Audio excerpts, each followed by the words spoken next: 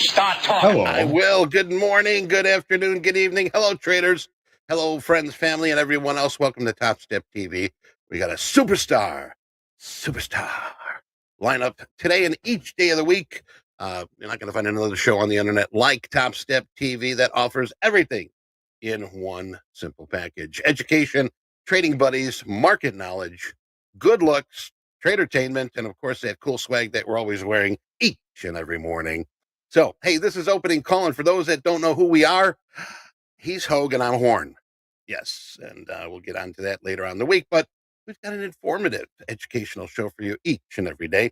We're going to be your trading buddy, your trading mentor, your newscaster, fellow trader, good friend, neighbor, the guy who we know as Tim, who's from Boston, even that voice in your head that keeps telling you it's better to fail in originality than to succeed in imitation. Think about that one. Think about that one.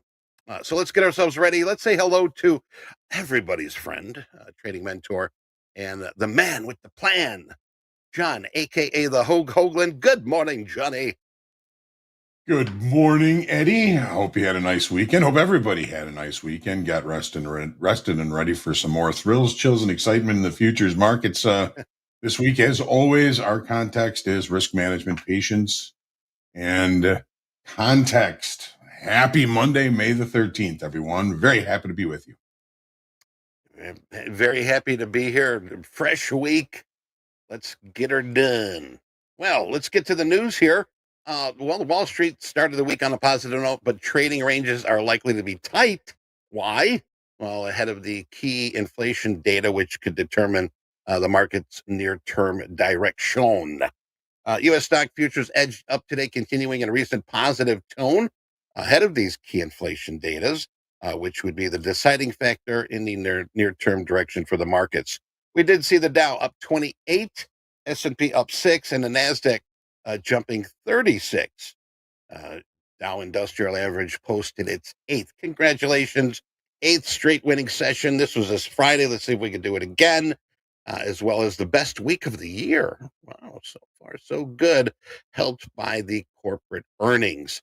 Now, over 90% of the S&P companies have reported results as of Friday, with 80% of the firms beating the forecast. That's why we see the 8th straight great session. However, yes, there is always a however in trading. Gains are likely to be limited as investors await the release of the April consumer price data on Wednesday. Analysts do expect that the underlying inflation has risen 3.6%. That is a year-over-year basis. Biden administration. Oh, by the way, make sure we remember this. I'm sure we will. Gosh, there's going to be plenty of Fed speakers today. John will mention those, but Uncle Jerry will be with us on Tuesday, which is tomorrow. The Biden administration could announce new Chinese tariffs as soon as this week, targeting industries that are the strategic importance as well as national security areas. So that's going to be this Tuesday also. So we'll keep our eyes and ears open to see whatever we can find coming off hot off the wire. John, what else do you got for us? Well, all right. As far as economic information here this morning, it's a little bit thin today. We do have Meester and Jefferson currently speaking as we speak here, seeing some things coming out on the wire that they're speaking about right now.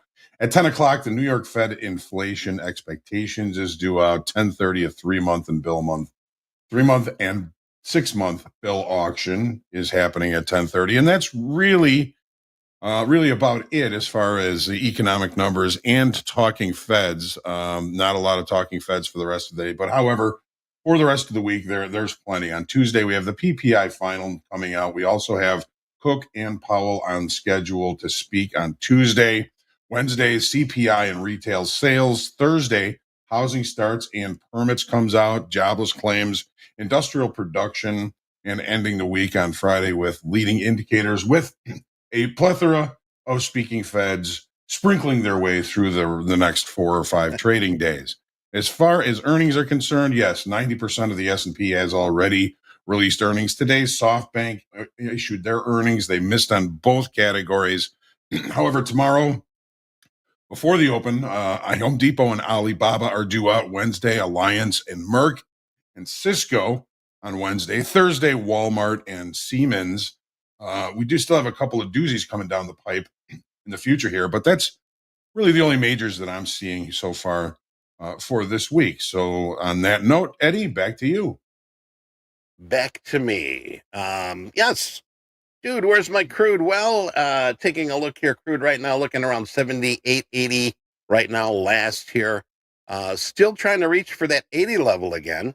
But crude prices we did see edge slightly higher here as the inflation data from China. Sentiments were also fragile ahead of key U.S. inflation readings this week.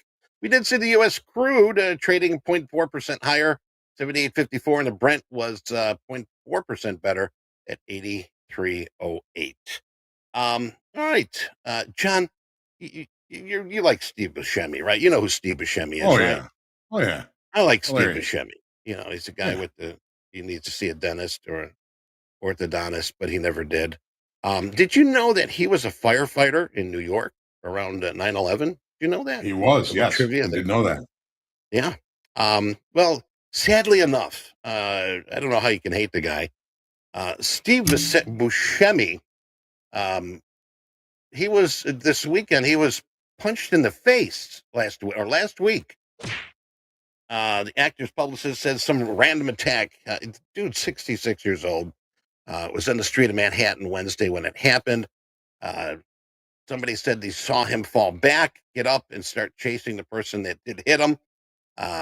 But right now, the assault took place, confirming without naming the actor, but I guess it slipped out. But the attacker fled. No arrests have been made. So if you are that person who did hit Steve Buscemi, shame on you. Shame Hmm. on you. Yeah, poor guy, but well loved actor. All right. So speaking of well loved, we got our good friend James, who is well loved by many, and he's got our tip of the week. We got a tip of the week here is have a clear mindset. Now, let me just say that's the first thing that you should be checking on each and every morning.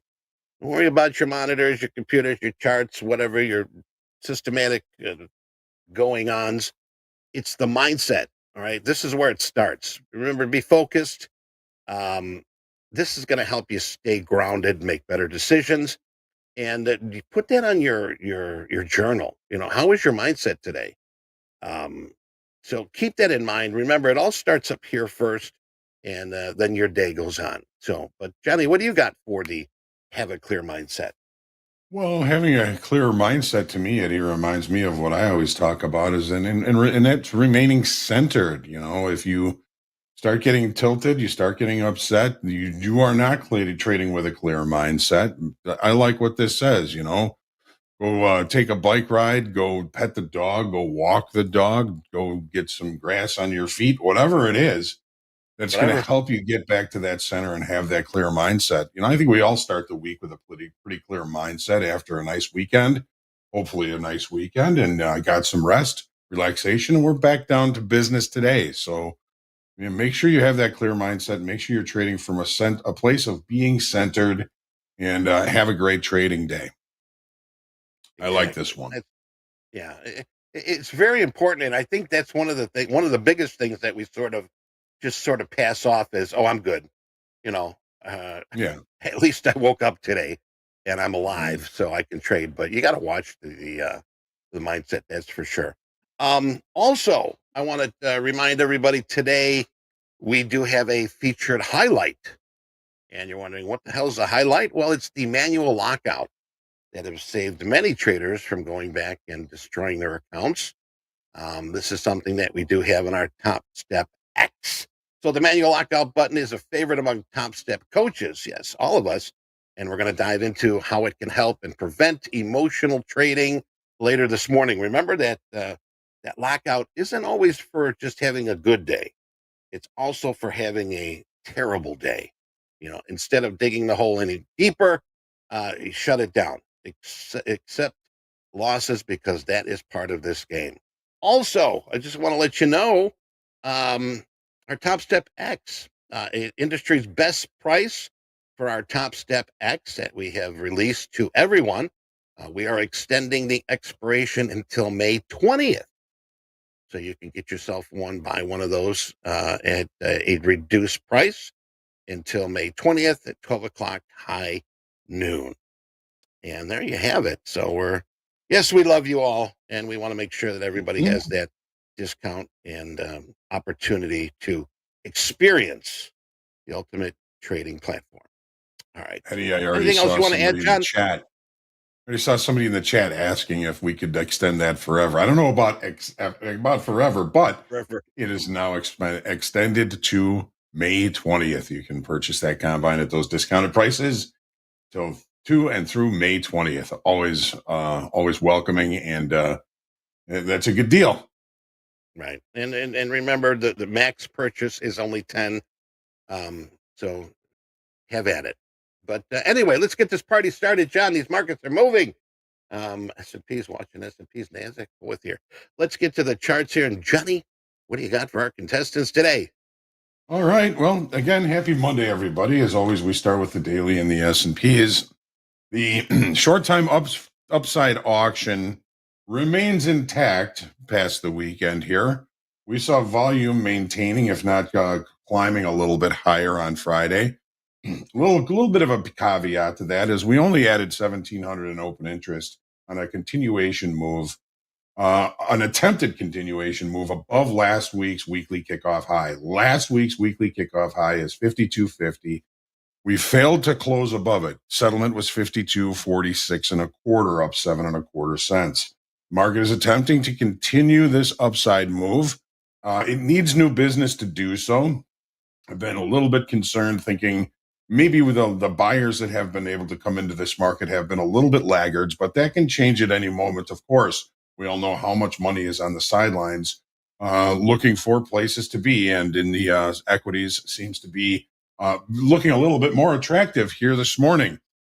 My question was, is the auction tiring? If we can't take out the high of last week and maintain some pretty meaningful participation up there, I might still be thinking that, but I'm not looking for any longer time frame adjustments in inventory until we get up near 52.96, this week's current weekly kickoff high. Take a look at the 30-minute chart now.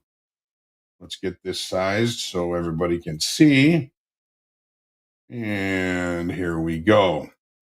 So Friday's activity was to the downside. That leads me to believe that we may have brought in some new shorts instead of value being higher. The overall move on Friday was to the downside. So we think we've got a few doubters in here, and those shorts are currently taking a lot of heat. Overnight inventory is to the long side, that 52.50 weekly kickoff high, which acted as support early on Friday. Once it broke, acted as resistance. Last night, once we got above it, it acted as support. We're heading towards last week's high as we sit here prior to the open. So we've got some pretty long overnight inventory. If we are able to open with a gap rules will apply. In other words, if we can't close the gap or only close the gap relatively, and I'm talking about the session gap, not the settlement gap. If we can open with a session gap and can't close that session gap, I don't see any reason why this market can't continue higher, depending, of course, on what these talking feds are talking about. We haven't had much of a chance to look at that yet. But, the market seems to be continuing its grind to the upside. And when there is no bad news, the equities have a tendency to grind to the upside. So the overnight inventory is long. Whoops, I just did move that, didn't I? Here we go. Let's bring that back down to 50 where it belongs. So overnight inventory is long. Yesterday's high, last week's high is going to be somewhat pivotal for us to see if we can get above it and hold above it, or if we hold back and come back into range and into value. If we do come back into value high is 52.49 half. Value low down here is 52.3675. And the naked point of control, TPO point of control, is down here at 52.43 even. So if the market does come back here into range and into value from yesterday, there's some pretty decent levels for price to try and get to, or opportunities for execution. The profile on Friday was a normal variation day, extreme. There are a couple of anomalies in there that I'll be keeping an eye on throughout the session today, especially during fast markets, to see if the market does revisit those. Those anomalies are 52, 50, 75. 52, 50, 75. Hey, that's last week's weekly kickoff high. 52, 36, 75, also within the Friday's range, would be an anomaly that we might look for. And there's another one considerably lower at 5186.75. I would be surprised to see that today. Take a look at the NASDAQ now. All right. So the 6-day tear in the Dow. Reading some articles, there is some speculation, and probably some good speculation, that the reason the Dow has been so strong is there's been some question in the tech sector with some of the earnings and all of that, and it seems that though the investing public has been more interested in more solid stocks and dividend stocks. So that, I think, is one of the reasons we've seen the Dow so much stronger than the other equities. Anyways, the short time upside structure in the NASDAQ is intact. Volume maintained from Thursday to Friday. Again, a little concerning because we only added 500 in open interest on Friday. Friday was a bit of I would say, a snoozer as far as inventory adjustments are concerned. But I do like the fact that downside increase in open interest did come on the sell side, on the short side. So we're still kind of viewing this as maybe some laggard buyers up here, but if we continue to try and pick tops in this, the short time frame certainly has the ability to bring us above last week's high, 18,348, and for a test up back up near that all-time high, the weekly kickoff high being 18,550 this week. Take a look at the 30-minute chart. And here we go. So overlapping the higher range and value on Friday, but I would say that the major move on Friday was to the short side. So any increase in open interest I'm viewing as some new shorts in this market, and those new shorts, again, like the S&Ps, are currently being squeezed as we do have some overnight inventory to the long side. Are we seeing laggard buyers up here? Are we in a kind of a digestion area for the session today? Only time will tell. But if we're looking for opportunities, it looks less like there's going to be a gap higher in the NASDAQ than in the S&Ps. We've got, the market opening in range, but above value. If we do get into value high is 18,267, value low 18,207, right down here. So if we do kind of come back in there and accept value from Friday, we could see the market come all the way back down to that 18,207 area. Point of control from Friday, TPO point of control is 18,241. Right about here, there's the volume point of control, very close to the volume point of control. So opening in range, outside of value, overnight inventory to the long side. If there's going to be a gap close, it would be a settlement gap close here in the NASDAQ. Keep your eye out for maybe some of those overnight longs that are holding those long positions, but in very weak structure and weak hands. Which could see a pullback back to that settlement level, which would be kind of a tasty level to look for an opportunity. The profile from Friday, normal variation, neutral day, excess on both sides, in range, outside of value. Might be leading us to some decent opportunity. Take a look at crude oil now. Crude. All right, so we know crude is in rollover, probably somewhere near the end of the week, Monday, if not Thursday, Friday, if not Monday. We'll be moving into the July contract, but again, not yet. We have the head and shoulders pattern that has a target of $73. Market has been struggling to get there. We had a pretty decent pullback on Friday that took us almost back to the neckline, which is weekly kickoff high, which remains this week at 80.30. That's basically the neckline. We got pretty close to it, and the market came off pretty good on some pretty decent volume, especially during rollover. And we added 4,600 in open interest. Now, that open interest in volume is a little bit blurry because, again, it's in rollover. And rollover has a tendency to create range bound activity. While you're looking on this daily chart, what do we have? Well, we put in a range high on Friday, we put in a range low on Wednesday. We're in a rollover range. So I'm really looking for this market to kind of maintain the extremes through rollover. It doesn't mean it has to happen. And as everybody knows, with the current geopolitical situation, the whole structure, the whole fundamental of crude oil could change in a heartbeat. So just be cautious. We're in the middle of the range.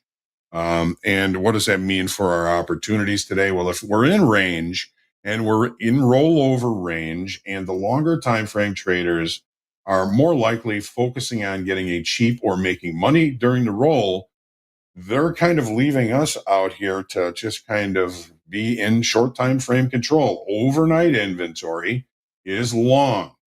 The market put in a double distribution trend day on Friday. In other words, there was a distribution of time and volume at the high. The market left that, drove lower, and put in a lower distribution of time and value below.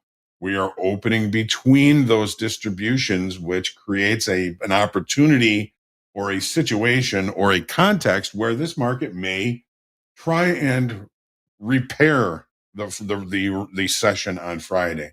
It may try and get up to an assumed point of control in the upper distribution, and or it may come down and get to an assumed point of control in the lower distribution. This is basically a profile thing. It just puts the market in context. So anywhere between those two, anything I take, I'm going to be see money, take money. See money, take money. Once we establish some sort of structure against the high distribution here or against the lower distribution here, then maybe I can look for some bigger opportunities. But the market is poised for repair. In other words, down to this point of control, down to an assumed point of or up to an assumed point of control here, or both. That would be a pretty decent range for us today. So there was a double distribution trend day to the downside. Opening between the distributions lends itself to potential repair. Potential repair. John, the upper distribution, I would say that the upper point of control would be somewhere up around 79.60, 79.70, 79.60 to 79.70. This would kind of be the area that I would look for a point of control reach if the price gets up there. Point of control down here we know is 78.40. Good question, John. Thank you. All right, so gold. All right, so I'm going to get this a little bit further out there so we can kind of see a little bit of context of where we're at. Big up move, rest. Big up move, rest. So the balance area that we were in last week, on Thursday we broke out of it. Did we see really good participation or continuation above this area of consolidation? No. As a matter of fact, on Friday, we saw a loss of 9,000 in open interest, while volume remained relatively solid. But we've got another area above here that's going to be sticky. This is a demand zone that is going to be tough to get through. So it kind of makes sense to me that if there were longs, they took profit on Friday off of some of those. The short time frame balance break, disappointed. I'm giving it a D for a continuation on Friday. That's not good. That's not healthy for an upside auction. It seems the market is really ready to just kind of create a larger area of balance here, which will provide us some decent opportunities. But we have to remember we're in range bound trade, and we lost 9,000 in open interest. We may be facing a brief period of short time frame control here, if you will. Take a look at the 30-minute chart. When I look at this chart, there's so many weaknesses in structure, mostly below market, but still some above market. So what are we looking at today? Well, here's the range from Friday. Overnight inventory was short. Overnight inventory already kind of reconciling, but we've opened in a gap. We've gapped lower inside of a previous gap. What did we do on Friday? We gapped higher inside of a previous gap. I'm kind of viewing this gap as filled now, relatively close to being filled. To me, that's close enough for rock and roll. Are we just going to fill this gap now? We also have the possibility of repair, point of control, 23.74.20 above, 73.37.30 below. The market could fill this gap, trade to either or both of these points of control before finding any kind of directional moves after that. Ladies and gentlemen, I hope that this helps you put these markets in context. Make sure you take your deep breath and remain humble, creative, grateful, centered, and please remember always to pray for peace every day. Let's get down to business.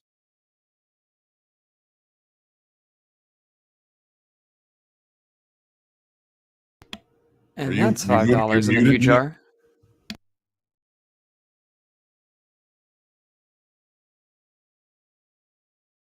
I don't think he's muted. I think he's off.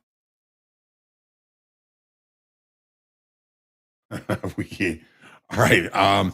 Well, ladies and gentlemen, we are going to get ready for fast markets. We've got Andre, we've got me, we've got Deeyana, we've got Nick4aTick. Join us. Yes. I'm going to meet Eddie at the coffee maker right now, and we'll figure out what's going on with his mute. I guess you're back. I owe $5. Yes, coming up next, Andre, Hoag, Deeyana, Nick4aTick, Dolby, Peter Tuckman. We've got TopQuiz coming up at 11:45. JD and Hoag, Mick and Jack. We've got the Strategy Lab, Rob, Hoag, and Anne Marie. And end the day, yes, dynamic duo, Andre Dolby, Zach Anthony. And don't forget, also, folks, we're extending our discount for another week for the Topstep X as requested. So that'll remain at $19 for the 50, 69 for the 100K, and $119 for the 150K. And that's going to expire Monday, May 20th. And Johnny, I'll meet you at the coffee machine. We'll be right back.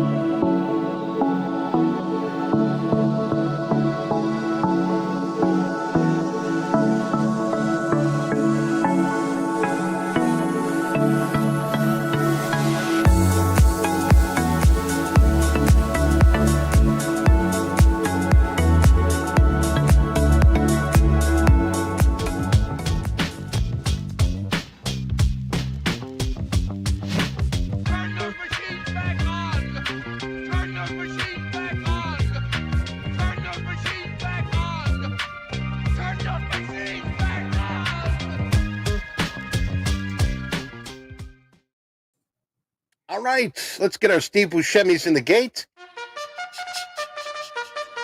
All right. And Andre, good morning, my friend. And good morning, everybody else. All you, Andre. Good morning, Eddie. Welcome, everybody. Welcome to TopstepTV. This is Fast Markets, making his maiden appearance today. In the left corner there, Nick4aTick, a.k.a. Nick T.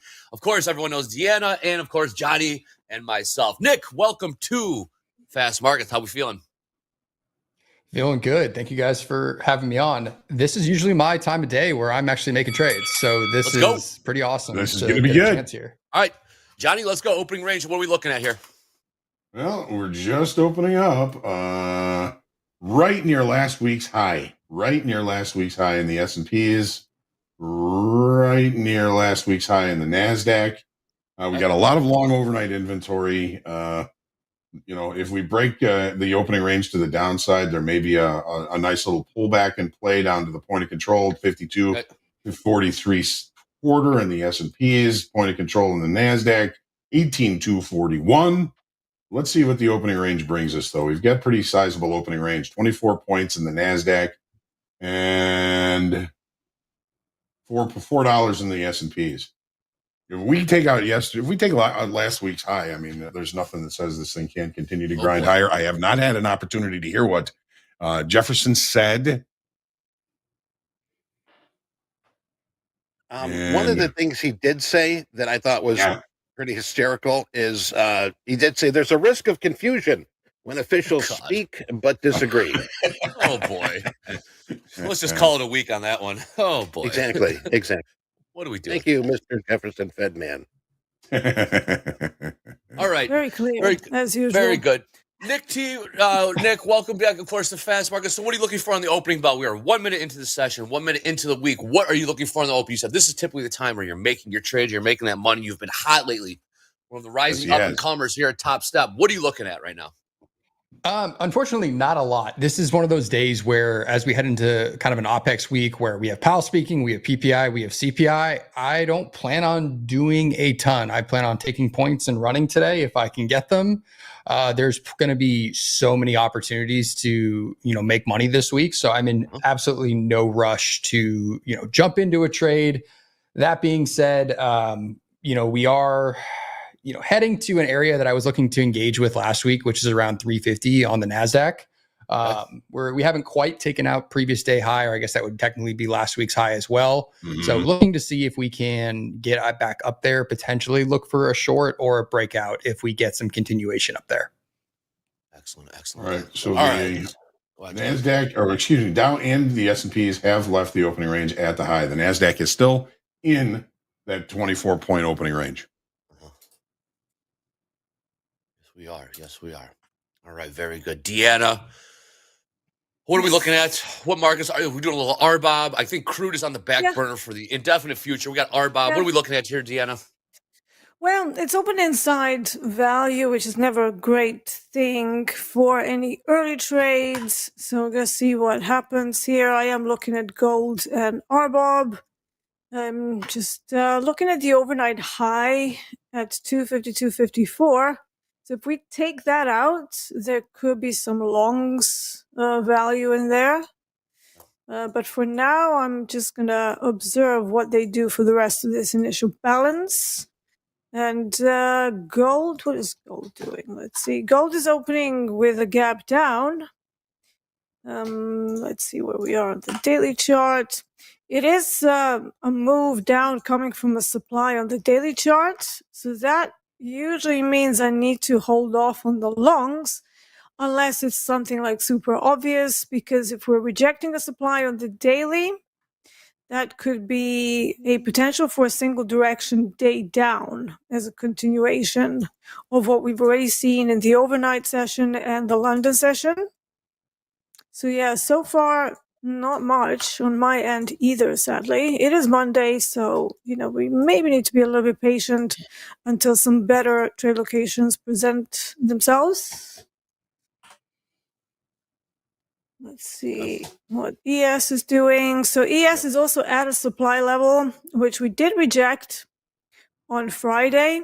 So if we get involved in any longs, we need to be mindful that there could be some time added on the longs, because there's a lot of sellers probably still interested in this area purely because of the low risk trade location, chart location, if you will. But because it's an equity index, I wouldn't be super surprised seeing it go up. We have some conference about open AI, which might push things along, but not until later. So, so I'm going to wait for a while. You got the S&Ps and the NASDAQ trading back down to VWAP, which is tilted to the upside, but it seems like they're attempting to get a settlement gap close here. Mm-hmm. Yeah.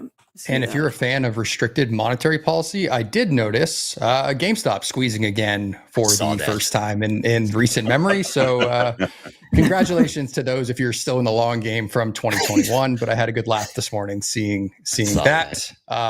So enjoy if you took along in that last week. Oh, I saw that, Nick. I thought we put that whole thing to bed, but of course not. Roaring Kitty back at it again, and GameStop seeing a pop. So Reddit very restricted. Reddit bros. As you can see. Yes. Yeah. GME to the moon. Yes. Smo. Yes. We are hey, I'm Reddit back. bros are. Yes. Leave me some meat on the bone for the news at 9:15. Got it. Thank you. Gotcha. Let's get back to these markets. We did bounce right off VWAP there in the S&Ps and NASDAQ. Nice little bounce. Crude saw a nice pop off the open, up about 30 cents or so, I'd say. Gold not doing a whole lot yet. And of course, as always, Dow just doing its own thing in the corner by itself, because that's what Dow does. Eventually, they'll start trading together. Go ahead, Deeyana.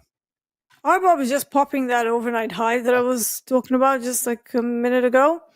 That could be my sign to test the long out, just as I dip my toe into the water. So let's see what happens with that. So I'm just going to try a little long, just the one lot in RBOB. Let's see if they have a little bit of power behind that move, and if not, then I'm going to bail.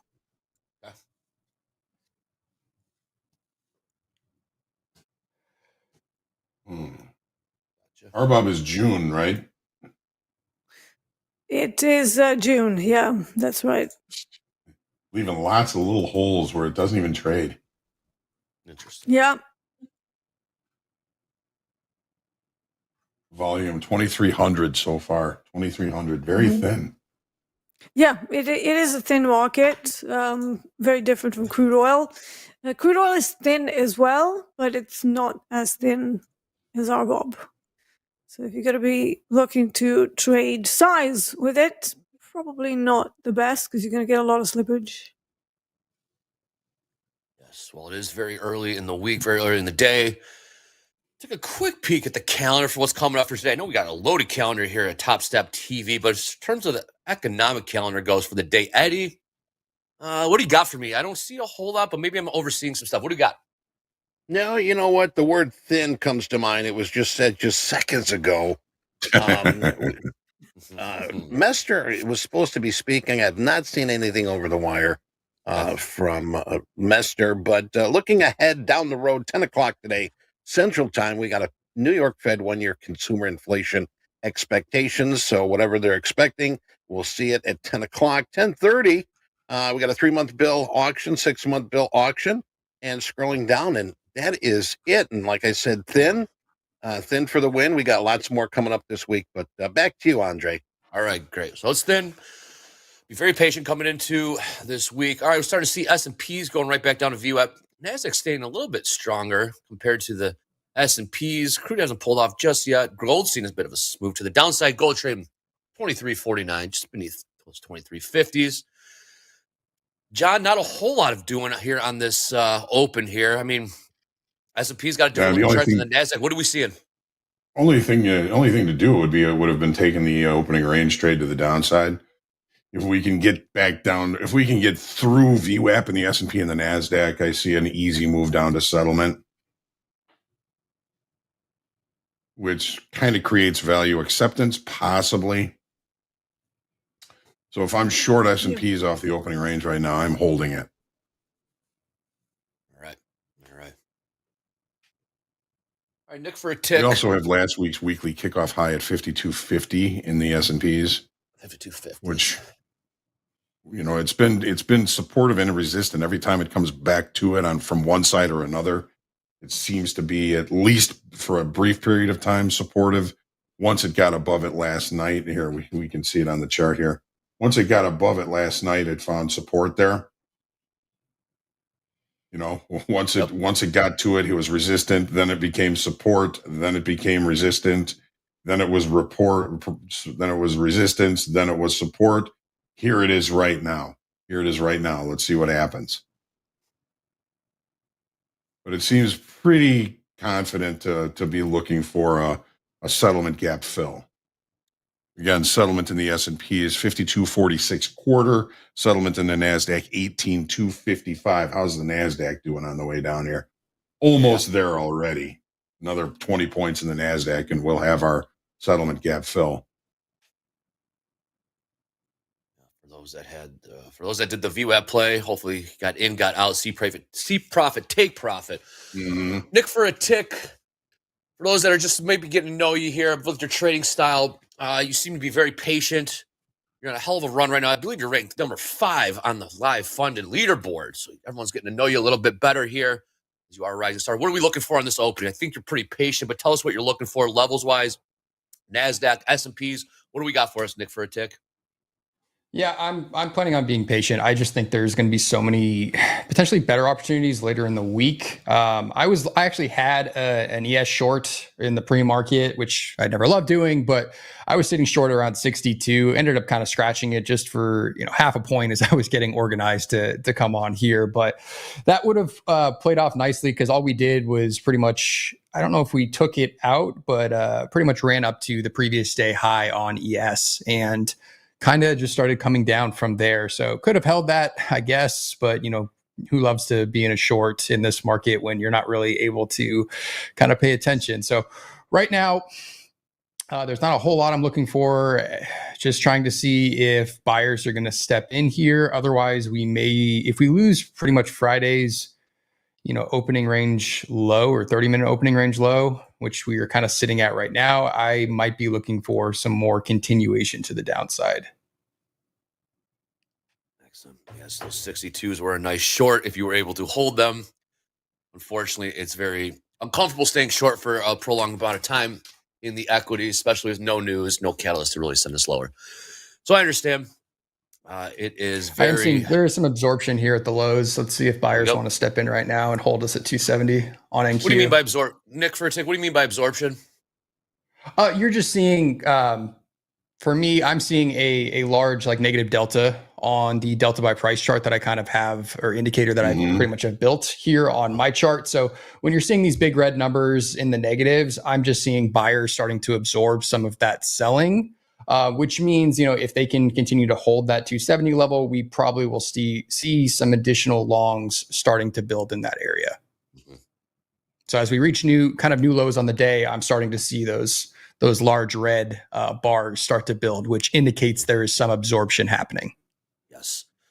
Essentially, the sellers are getting exhausted at that, are starting to get worn out a little bit at those levels, and the buyers are saying, "Nope, we're not going any lower." John, take a look for us. Yeah, that's a good look. I mean, overall in the session, S&Ps are negative 3,200 delta, NASDAQ negative 1,800 delta, Dow down 121 in delta, but you can see that the volume bubble at the bottom there is supporting price. And, Nick, I'm not sure if you're a profile guy, but value high from Friday was 18,267. That lines up nicely with that 270 level where you're seeing a lot of that absorption. And we're looking for, a rejection of value from Friday at this level. If it holds, great. If it doesn't hold, then we look at value acceptance, which could take us down to 18,207. But right now, it's not looking much like there's much acceptance inside value. If I'm short off that opening range trade, I am lightening up down here. Ooh, okay. Let's see. They're going to make another attempt here. Okay. I always got to try and leave a runner on. Oh man, 14 minutes into the week, and we're talking about what if we had a runner. I love it. John, we got a question here from David Lester II, not David Lester Jr., but David Lester II. Can you touch on delta and what positive negative delta means? Let's just get it out of the way for the day. Let's get right into it because it's very important. We use it a lot here, and we do talk about it a lot here on TopstepTV. So, John, let's do our little delta crash course if you don't mind. Okay. All right. So delta is really simple, and there's lots of different ways people use it. I use it from the open of the regular trading hours only. So when I say that the S&Ps is negative 3,300 in delta, that means sell market orders have hit the bid 3,300 more times than buy market orders have lifted the offer. if you see that as more aggressive selling, well, it's been congruent with price. Price has been going lower with the more aggressive selling, which is typically what's going to happen. What I look for is divergences in that. If price keeps moving higher with increasingly negative delta, that tells me that there may be a longer time frame presence in the market that is accumulating longs and accumulating longs. They're not letting the more aggressive sellers move the market very much to the downside. They're holding it, which is what we suspect might be happening near the lows here in the S&Ps and in the NASDAQ, because as Nick pointed out, we're seeing some absorption there. So we're seeing some buyers coming in that are taking everything that those aggressive short time frame market order sellers are hitting. And if they can't continue to push price lower, we may have found the level where longer time frame buyers are. We're kind of peaking down through those levels now. We're coming back into value, but delta is, it's simply the number of contracts that trade on the offer. Every contract is +1. Every contract that trades on the bid is a sell market order, and it's -1. You take the positive, subtract the negative, and there's where your delta comes in. So you can get an idea of whether your more aggressive traders are actually able to move price or if they're not able to move price. So far, they're able to move price.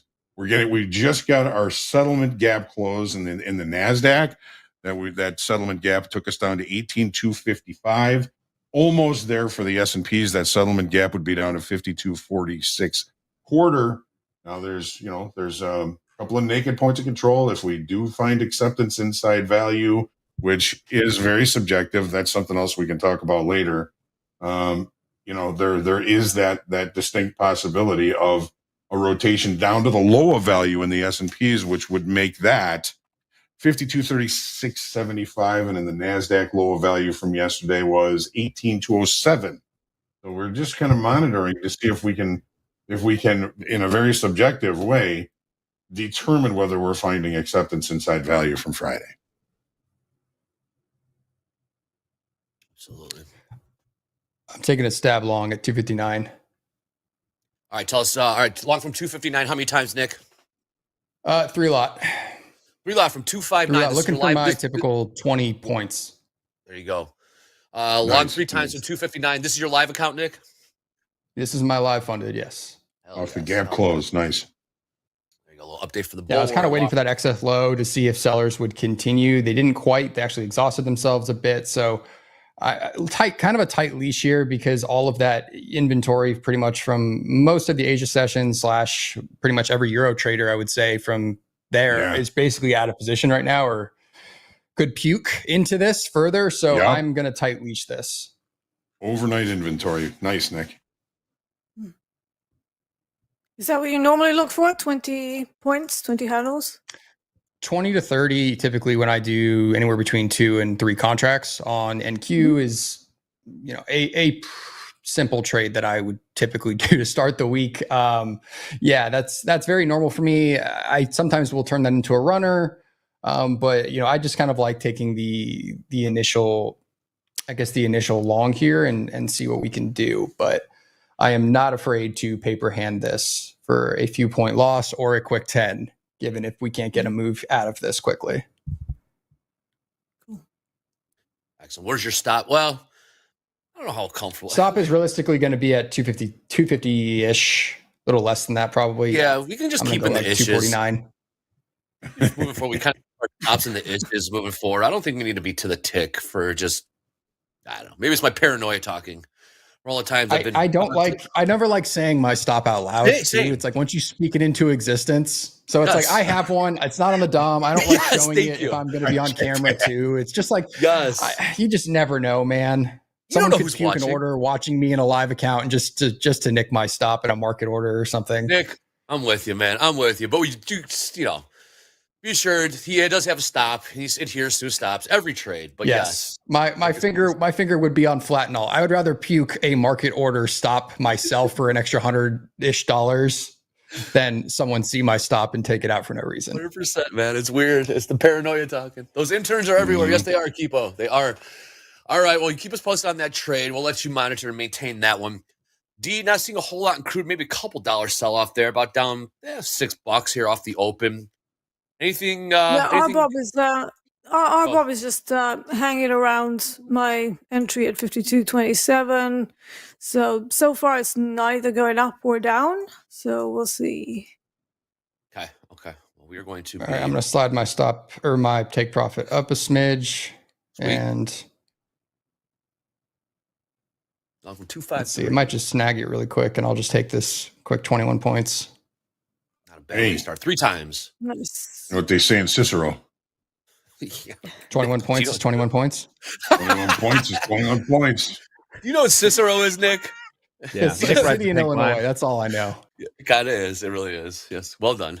Well done. That's all I got. I mean, I'm from That's all you from need. California, and I've lived in Texas for longer than a decade. So I know the reference. I don't really know the reference. All good. All good. You get it. You get it. Gold seeing the sell off continue a little bit. Trading 2346, 2,346. Nasdaq saw a bit of a bounce as Nick was able to get in there and catch it. To the upside, we'll see if and when he does get out and covers that trade. S&P's catching a bit of a bounce here, trading 52.50. That price, man, we've been seeing that price an awful lot lately. Last week it was 51.50. This week it's 52.50. Again, Nick long from 253 3 times, right, Nick? 253 long 3 times. 259 3 259. times, and about to, let's see. NQ. Yeah. Oh gosh, I was trying to get out. All right, I'll let you maintain your trade. All good. All you need to do is say that trade once, and we'll catch it from there. I'm not going to bother you. Want to trade that down? I'm long a 3 lot from 259. Thank you, sir.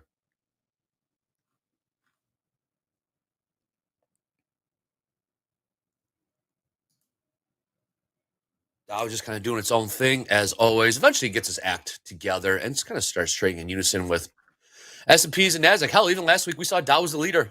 Dow was leading the way to the upside a couple times last week. So we always got to keep an eye on those big three: the Nasdaq, the S&Ps, and the Dow.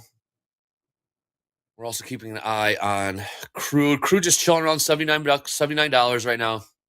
Not a whole lot going on there. RBOB, D.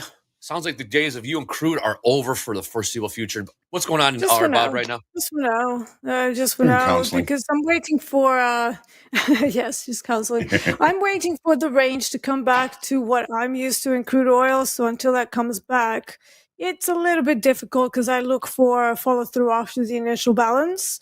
And crude oil has maybe a couple of days in like every 2 weeks where it does a really good move, and then it just goes back to 100 points. So it's against some of the parameters that I look for in products. So I will go back to it when the ranges increase again. But until such time, I'm going to stick with another energy product. So again, it's a very similar product to crude oil, thinner and yet much bigger range.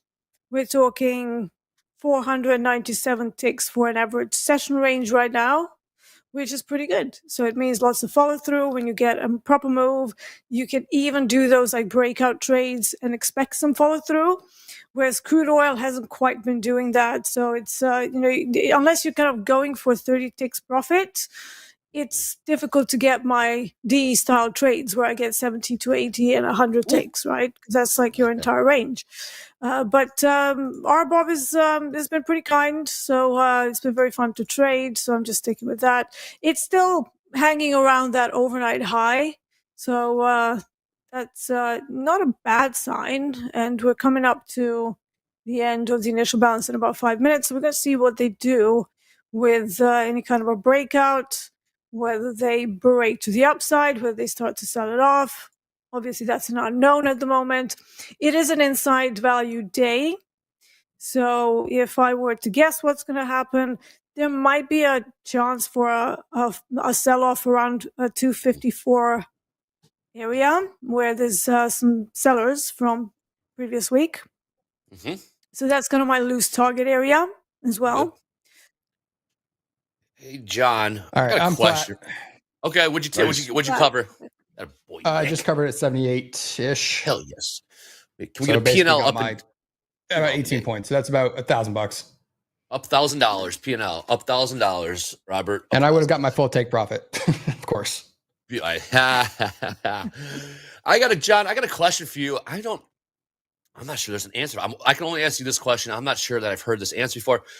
From M4U for me, he has a question. I've asked for years, never got an answer. Level 2 data shows us non-hidden limit orders. What data service allows traders to see stop orders in the market? Does that exist? Because I'm not aware that it does. I don't think so. It does. It No. does. Okay. Okay. Would make it too easy. Yeah. You can see Yeah. everybody Okay. stopped. It's like, Yeah, might as they well know say where to get game in. over, right? So I think where it comes from, this is like 50% conspiracy theory, but I think it feeds into the idea of like, you know, how Robinhood sells order flow to Citadel. Yeah, yeah. I think people just basically make bad trades and then blame it on the Goldman interns. Yeah. Okay. As It's usual. not too hard. Yeah. Yeah, it's not too hard to guess It's like where they the took stops my are. stop. It's like they It's took not. my stop. No, you placed No, your stop the in a Fed very watches my obvious levels. area, right? Yeah, yeah. The Watches Fed my- watches. That's it. That's the one. Yeah. Where's my Okay. I didn't tinfoil know hat? that. Hold on. Well, Nick loves the tinfoil hat. We'll get into conspiracy theories later. The VIX is not real. Nick, we'll talk about the VIX not being real. Netflix to zero. We got all sorts of conspiracies we can touch on later if there is a lull in the market. Roblox Nice to opening zero. trade. My few other companies that I would just like to see to zero eventually. Yes. All right. We Oh, are. that was a nice great little- out, Nick. Yes, Oh, it was. really was. You know, it's funny. We were Yeah. sitting just above point of control on the day at around 377 and just couldn't, or sorry, 277 and just could not clear above that. So that was a good out. It was like the perfect out. Looking at my 5-minute chart here, that was right at the 200 session moving average on the 5-minute chart as well. Beautiful.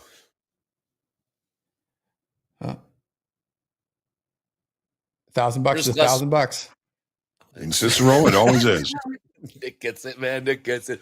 Ernest Gillespie in the chat here. Random question, but is there a timeline or estimated release date for Topstep X mobile app?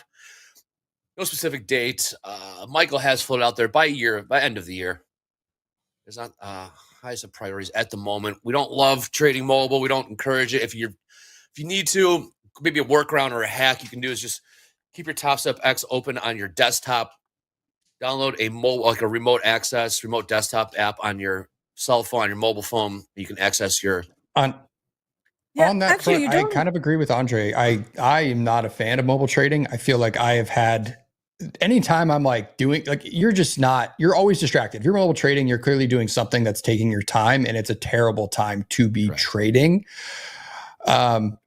Yeah, I mean, I've had friends who have said they've been mobile trading before as their, Crazy. wife is in labor. It's just a terrible decision, people. Oh, my goodness, That's no. what you're Bad doing. idea. It's just To be fair, there's nothing else to do, so I kind of get that part. Oh. You know, what's the man to do when the woman is in labor? So, that's all right. Sounds like- But if you're sounds really busy, if you're like on a Zoom call or something, and then you're mobile trading, probably not the best idea. So I'm with you there, Nick. But if you need to walk away from the platform, like, for example, I've got a house, so there's like, obviously stairs and stuff. Sometimes I have to go downstairs to get the packages or to let the dogs out. I do have Google Remote login into my actual desktop. Beautiful, That's actually beautiful. been pretty good for me. So you don't even have to download anything. It basically just goes into .NET, and then you can just access the whole desktop from Google Chrome. So it's it's a pretty cool feature of.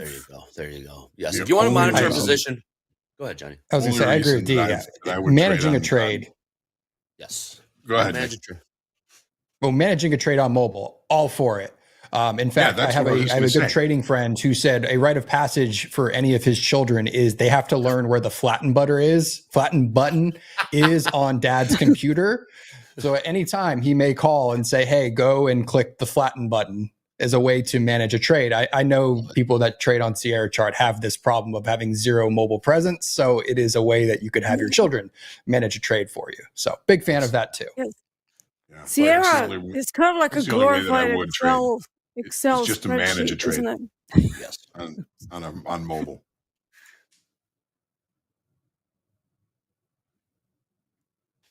Flat and butter. Yes. Uh-oh. Yeah, GameStop. flat It's butter, going in the glossary. Uh-oh. GameStop Is halted. still, yeah, they GameStop halted. Okay. Incredible. What is going on? What else is new? We're back. is- We are back. 2021 is here, back. people. We are finally back. But yes, that's hilarious. Your buddy's turning his kids into trading clerks. Everyone needs a clerk. Yeah, there you Yeah. go. Why not have them live with Yeah, you? it's like the '80s stockbroker days. You got to actually get on the phone and call the guy to get out of a position. Listen, kids, Daddy needs to get flat. Daddy needs to get flat. Yeah, just for your kids. Yeah. Your college Great. fund is Great depleting. use of Click flatten. Yes, your college fund is going out the window. It's too good, too good. Well, we're starting to see crude make this one's for who? Crude making new highs. New highs 79.22. RBOB following. There you go. Does the relationship between RBOB and crude, Deeyana, would you say crude leads, RBOB follows for the most part, or how does that relationship work? Yeah. There is a correlation. I wouldn't say it's like a factor of one, so they're not like going in unison. But there are certain days where I noticed that roughly there's a directional thing that happens. But if you're going to be watching crude oil levels and then trying to use those on RBOB, probably not the best choice because they are independent products to a degree, but obviously because they're both energy products, there is a correlation there. So I wouldn't be doing what I used to do with ES and NQ, where you're looking at an ES level and then sort of using that to maybe position yourself in NQ at certain times. Right. But there's certainly value at looking at both. But I've noticed while crude oil was having its very quiet period of like 3 months, RBOB was moving irrespective of whatever crude was doing. So crude was like very locked up and RBOB had beautiful trending days. So, take it with a pinch of salt. And some days it's useful, other days not so much. So much. Maybe it's more of a co-integration rather than correlation, I would say. Co-integration. I like that. I like that. Oh, the trolls are back. The trolls are back. Are they? Oh, Okay. You cannot shake them on a Monday. Just been salivating all weekend. Couldn't find anything to do this weekend. I said, damn it. Yeah, on this Monday. they're just jonesing to come on and troll us. Oh my goodness, 48 hours off. Just could not contain themselves. Finally got the chance to get back on. And they gone. Get it all out. They gone. Adios. Sayonara. I hope they Good were vibes nice only. to their mothers at least yesterday. Good call, Jack. Shout out to all them. Happy Mother's Day to all the moms out there, grandmas. All the women out there that made this whole thing possible. But yes, don't troll Jack. mom. Yeah, don't troll mom. Exactly. Mom didn't raise you to be a troll. Mom didn't raise you to be a troll either. Come on now. Come on. It's Good Vibes Monday. Weather's finally turning here. It's been incredible in the city of Chicago. Hopefully where you are right now on this globe. All right. Well, we did gravitate right back to VWAP here in the NASDAQ. I got VWAP anchored at VWAP at 18,289. We are just right there. John, we are seeing some movement here. Yeah, we're seeing some movement here, John. I wouldn't say it's that quiet of an open. There hasn't been too much opportunity, but how are we looking here on the profile moving forward? Well, I mean, it's looking like we have value rejection from Friday. So as long as we can stay above those value area highs from Friday, and that's 52.49 quarter in the S&P, 18,267 in the NASDAQ. I'm looking for this market to continue to rotate higher. NASDAQ is already back above that. All roads lead to VWAP. It's already above that. It's already above session VWAP. That S&P is not quite there yet. Just a quick second here. Right at VWAP and session VWAP. They're right in the same spot. We can, if we can hold above that, if we get above it and hold that, I can see us continuing to rotate higher through the day. I'd like to see us test Friday's highs. What about the overnight high? Friday's high are exact in the S&Ps. That's weak. Overnight high in the NASDAQ is pretty much our session high today. Regular trading hour session high is a little bit higher than that, 18,348. But I don't see any reason, and that's all kind of confirmed by Nick's thought that we were seeing some absorption on those lows back near value high from yesterday. I'm quietly staying patient here because I don't want to do anything here in the middle. I'd like to see some sort of information on one of the extremes of the initial balance. Mm-hmm. Nice read. Someone in the chat is asking what is a tick value for RBOB. It's $4.20. It's a little bit of an odd number. Yes, it is an odd number, isn't it? Yeah. Shout out to Yeah. Eddie. Shout out to Eddie. Yes. Shout out to Eddie. Yeah, 420. Shout out to Eddie. $4.20. Oh, quick look at the tilt. We even talked about our beloved tilt. That was one of the features of the day last week with the public release of TopStep X. Take a look at tilt. That again, that is the aggregated sentiment of all our sim traders here at TopStep. We're talking about thousands and thousands of accounts. And currently we got gold here showing a 70% long bias. S&P showing a 69% long bias as well. And NASDAQ showing a 75% long bias. YM showing 50-50. And gold showing 70% long. So we are starting to see some leans here, if you will. But yeah, what caught my eye, 72% long in the NASDAQ. I guess with that being said, John, can we get a Delta update? We're about 35 minutes into the session. So we got a little long sentiment here in the tilt. What are we seeing in Delta? 2,700 negative in the S&Ps, 2,100 negative in the NASDAQ, flat in the Dow. Thank you. Okay, so Delta is showing the negative. Tilt's showing long bias. Interesting. We'll keep an eye on that as we proceed here. Nothing really popping just yet. Kind of holding pattern. S&P's hovering around VWAP. I got S&P VWAP at 52.53. Dow's just been chopping around a little bit, kind of in a range, kind of not looking at the 5 minutes. It's kind of working itself out. Crude just kind of drifting higher, new highs. Hoop, shout out to Hoop. Now $79.28. We're 4 cents beneath that, trading 24s. Besides that, I'm in a holding pattern. D, no trades yet? Did you trade London session? Yeah, I traded DAX, but it was just like slight loss on that one. I was right. Hold on, I was long from 188.58, and then it never really kind of got there, so I killed it around 188.47. So it took about 11 ticks drawdown on that one. Beautiful.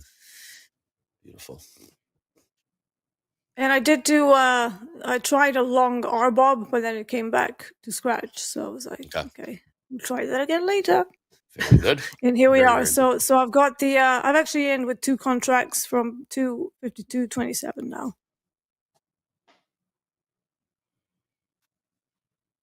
Seen a whole lot here. We'll keep an eye on how this NASDAQ tilt plays out. Again, we saw a high at 75% long, currently at 74% long in the NASDAQ, here in the middle of the range. Kind of an interesting spot for somewhat of a heavy tilt. See how that plays out. We are in the middle of this range, and we see a 75% long bias, but we do have a negative Delta at minus 2,100. So kind of maybe some conflicting forces there. Again, Delta are live traders in the real market. The tilt is simulated traders here, TopStep only. So, of course, take that with what it is, but keep an eye on how that plays out.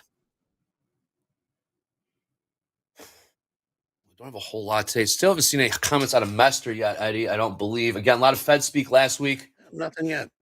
Yeah. Okay, very hawkish tone out of the Fed speakers last week, especially Kashkari coming out. Not a voting member, but he's still banging that hawkish drum, kind of putting the one rate cut proposition in question, I would say. I haven't looked at what the odds are for a rate cut in December by year end, but definitely diminished those a little bit. I'm sure Jack might could take a look at that. Take a look at the 10-year yield. If you could take a look, I appreciate that. Take a look at the 10-year yield. All right, beneath 4.5%, 4.47% on the U.S. 10-year. So we're seeing that come off. A couple weeks ago, we did see a high of 4.7%. That has relaxed a little bit. John, yeah, it's been What are holding the right around there, implications of that? 4.5. What are the implications of that, Andre? of the 10-year? Well, it's basically an indicator of where when we saw this. Thank you, Jack, my man, my bond man over there. But yes, when we saw those hot CPI and PPI readings a couple weeks ago, we saw that yield spike big time. What do you got, Jack? The implications of the 10-year rate are essentially that the higher it goes, it's going to have a huge drag on stocks that aren't making money now. So if you think about the tech sector or the unprofitable companies that's future earnings are being discounted by that, hello, all my Goldman interns out there, is they're going to get nailed when that goes up. When it goes down, they're going to be very sensitive the other way. So that's some of it. There's a ton of implications of the 10-year yield. I mean, obviously mortgages, everything else, but yeah, that's all I got for now. Appreciate that, Jack. I think we'll be Checking back in with you here in a couple minutes for our news pack, but thank you for jumping in there. Jack has a disproportionate love for bonds and bond yields and everything bonds and fixed income. He is also a treasury fixed income spread trader. So we'll see if he can get into that a little bit later. All right, Nick, what are you looking at over there? I see you've been keep looking at your screens. First of all, Nick, tell us about your setup. How many screens you got? What are you looking at? What are we working with over there down in Texas? So I've got an interesting setup. I have a nice little L desk here, but I use my Mac that's got Trading View and a few other things on it. So right now I was just literally looking at something that I call my garbage indicator, which is a lot of high beta, meme type stocks that typically when they are bid like they are following GameStop today, you see a little more risk on behavior or risk off, where we're just kind of bidding nonsensical high beta companies for whatever reason. And then you see the Mag 7 showing a little bit of weakness today. So I was naturally looking at tickers like ARC and Carvana and Nikola, Peloton, and a few others, AMC even following suit to what GameStop is doing. And it gives you a little flavor of the way we are starting this trading week. As opposed to bidding any sort of value. Actually, speaking of value, is the Dow actually bid today, or are we showing some weakness? YM is up. Okay. But yeah, so I have Trading View over here, which typically will show my tickers and a few other charts that I have built on my 4-hour and my 5-minute chart over here. And then I run Motive Wave on a PC on the other side of my desk. If you see me kind of moving back and forth sometimes, that's typically why I am kind of running a dual setup, and it works for me. I enjoy having my actual trading platform itself kind of running completely by itself, so that nothing else is taking up that RAM, even though I have more than enough. I like to just make sure it's completely independently hardwired into my router, so there's no issues as far as being in a trade and then your connection dies or your platform freezes because you're running too many programs. Love it. Okay, are you sure you're not looking at those high beta companies just for amusement? Because I really am. I've never been a fan of, I wish I could say I got rich in 2021 off these kind of garbage organizations that realistically, as the 10-year, as Andre was just describing, it was teetering up, should have a very large impact on their earnings. I wish I could say I made a lot of money on those type of, companies just longing call options and things like that. But I didn't. I had no idea to jump into some of those. So unfortunately, I almost hate watch them. Day in, day out. But it really gives me more of a perspective of is when high beta is being built, there is no sense in not just looking for longs, because you'll get blown out of the water. So when you see things like GME and AMC getting bid, it is a good time to either just stay flat and just kind of watch and wait for the right short, or just join into the fun. As stupid as it sounds, the market can be irrational longer than you can stay solvent. So don't be the first person trying to short those unprofitable garbage type companies, because you will get blown out in short squeezes like this. Yes, you will. That's my 2 cents. Love it. Love it. Shout out financial advice. Shout out to MDB64. There was a 700 lot in the S&P, 700 lot on the 52 offer. Trade out all 700 times. So I saw a 500 lot trade on the offer there. So 52s trade 700 times on the offer. Keep an eye on how that plays out. John, we're just kind of in this holding pattern right now, which is okay. Yes, we are. This 290 level on NQ has pretty much been the point of control for as long as I can remember, going back to the majority of this year, it seems like. Yeah, going back to at least February, it's pretty much been the point of control on NQ. Excellent. Good stuff here. Good stuff. We got crude pulling off those highs, about off 16 cents. Again, the highs were 79.28, about 16 cents off of that. Gold just kind of chilling. Hey, D, if you don't mind, let's take a peek at gold real quick. We haven't showed gold that much love. Gold was the star of the show about a month ago. We were seeing $90 ranges in gold. My goodness, that was amazing. Yeah. Now we're looking at $12 ranges. Last week, I think we saw $17, $18 range, $90 ranges back in April. It was mental. But here we are back to a tighter range. How do we attack in gold? What are we seeing over in gold? Well, gold went through a period of higher volatility. Obviously, it was pretty fun. Now we're kind of settled into a 250 tick range. I've seen it have days going like 500 ticks, which is very unusual for gold, probably because of all the geopolitical risks that we've had around the Middle East and everything. So gold does that at times of crises, let's call it. Now, I mean, this is still a pretty decent range, but if you're someone who likes to scale stop losses depending on the volatility of the product, maybe this is the time to go back to those slightly smaller stops.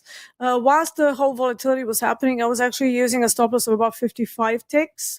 And now I'm kind of back to using about 30 to 35 ticks, and that seems to be pretty sufficient in these sort of ranges. So, yeah, I mean, gold has been very, very fun to trade. We're still in a range. Like the way I'm looking at it on the daily chart, there is a range established between 22.84.5 and this all-time high at, well, almost 24.50, let's say. So that's, that's one hell of a range, but it's... if we say that the range is going to hold, then all we're looking for is for the price to keep bouncing between these established supply and demand areas.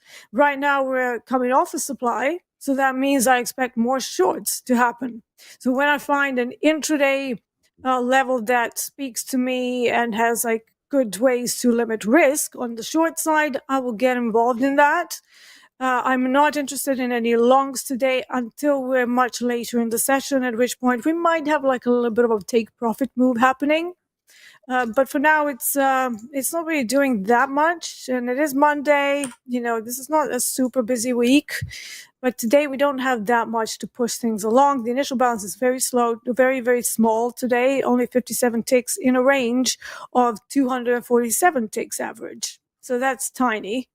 So if you're looking for any kind of failed auctions, that's not good because the profit target is not there. And then on the short side, that would be something to look out for. But right now, I'm just not liking the fact that it's not really breaking through the London low. Yeah, that was London low, basically an overnight low. So for any kind of continued move downwards, I would want to see that London low at 23.44 get taken out and then to sustain the price below it before I do anything with this. Because right now I don't have enough information on the profile. But yeah, gold is still, it has a decent range. It's not as crazy as it was. But that does mean that maybe it's a little bit easier to trade because it's not going to be like NASDAQ where you put a trade on and it rips your face off. So this is a much better way to be. It's more zen, I would say. Excellent. Definitely more zen. All right. Well, we're starting to see some, I wouldn't call them random headlines out of Yellen. I doubt she ever speaks randomly and just off the cuff, but we are starting to see some headlines coming out of Yellen. Eddie, we got anything coming out of there? She always seems to speak. She's never on the schedule for at least the stuff we're looking at. She is random. She is random. I think somebody caught her at the local Starbucks and asked her a question.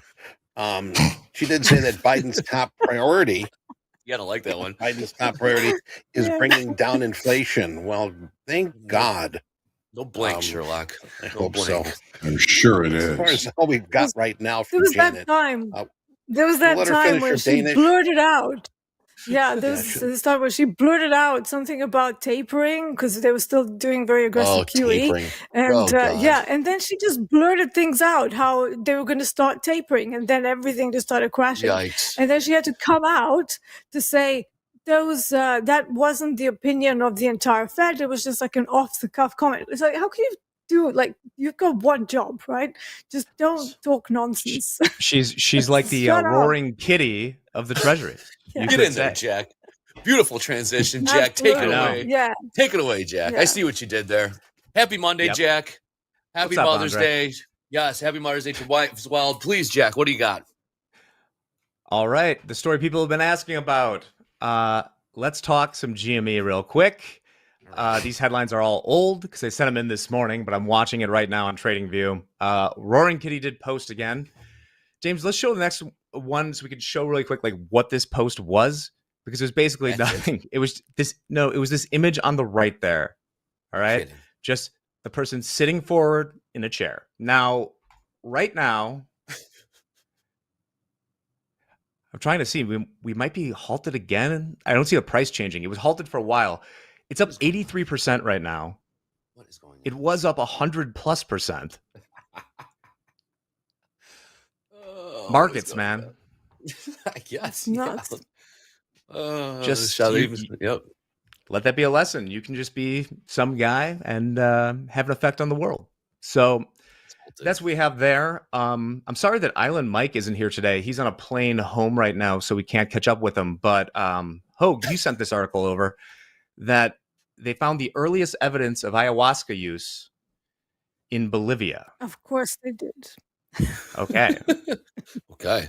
In a pouch. The reason that I'm upset Michael's not here, well, let's show first. They found it in a pouch made of, it's quite terrifying, 3 fox snouts sewn together. It's from about 900 AD. But here's the news for MP if he comes back on. James, the next picture is my Bolivian visa picture, which is still valid for 4 years. Wow. Wait. Look at Jack. That's Look you? at Jack. Right. Look at Jack. Yeah, this is me. Look at Jack.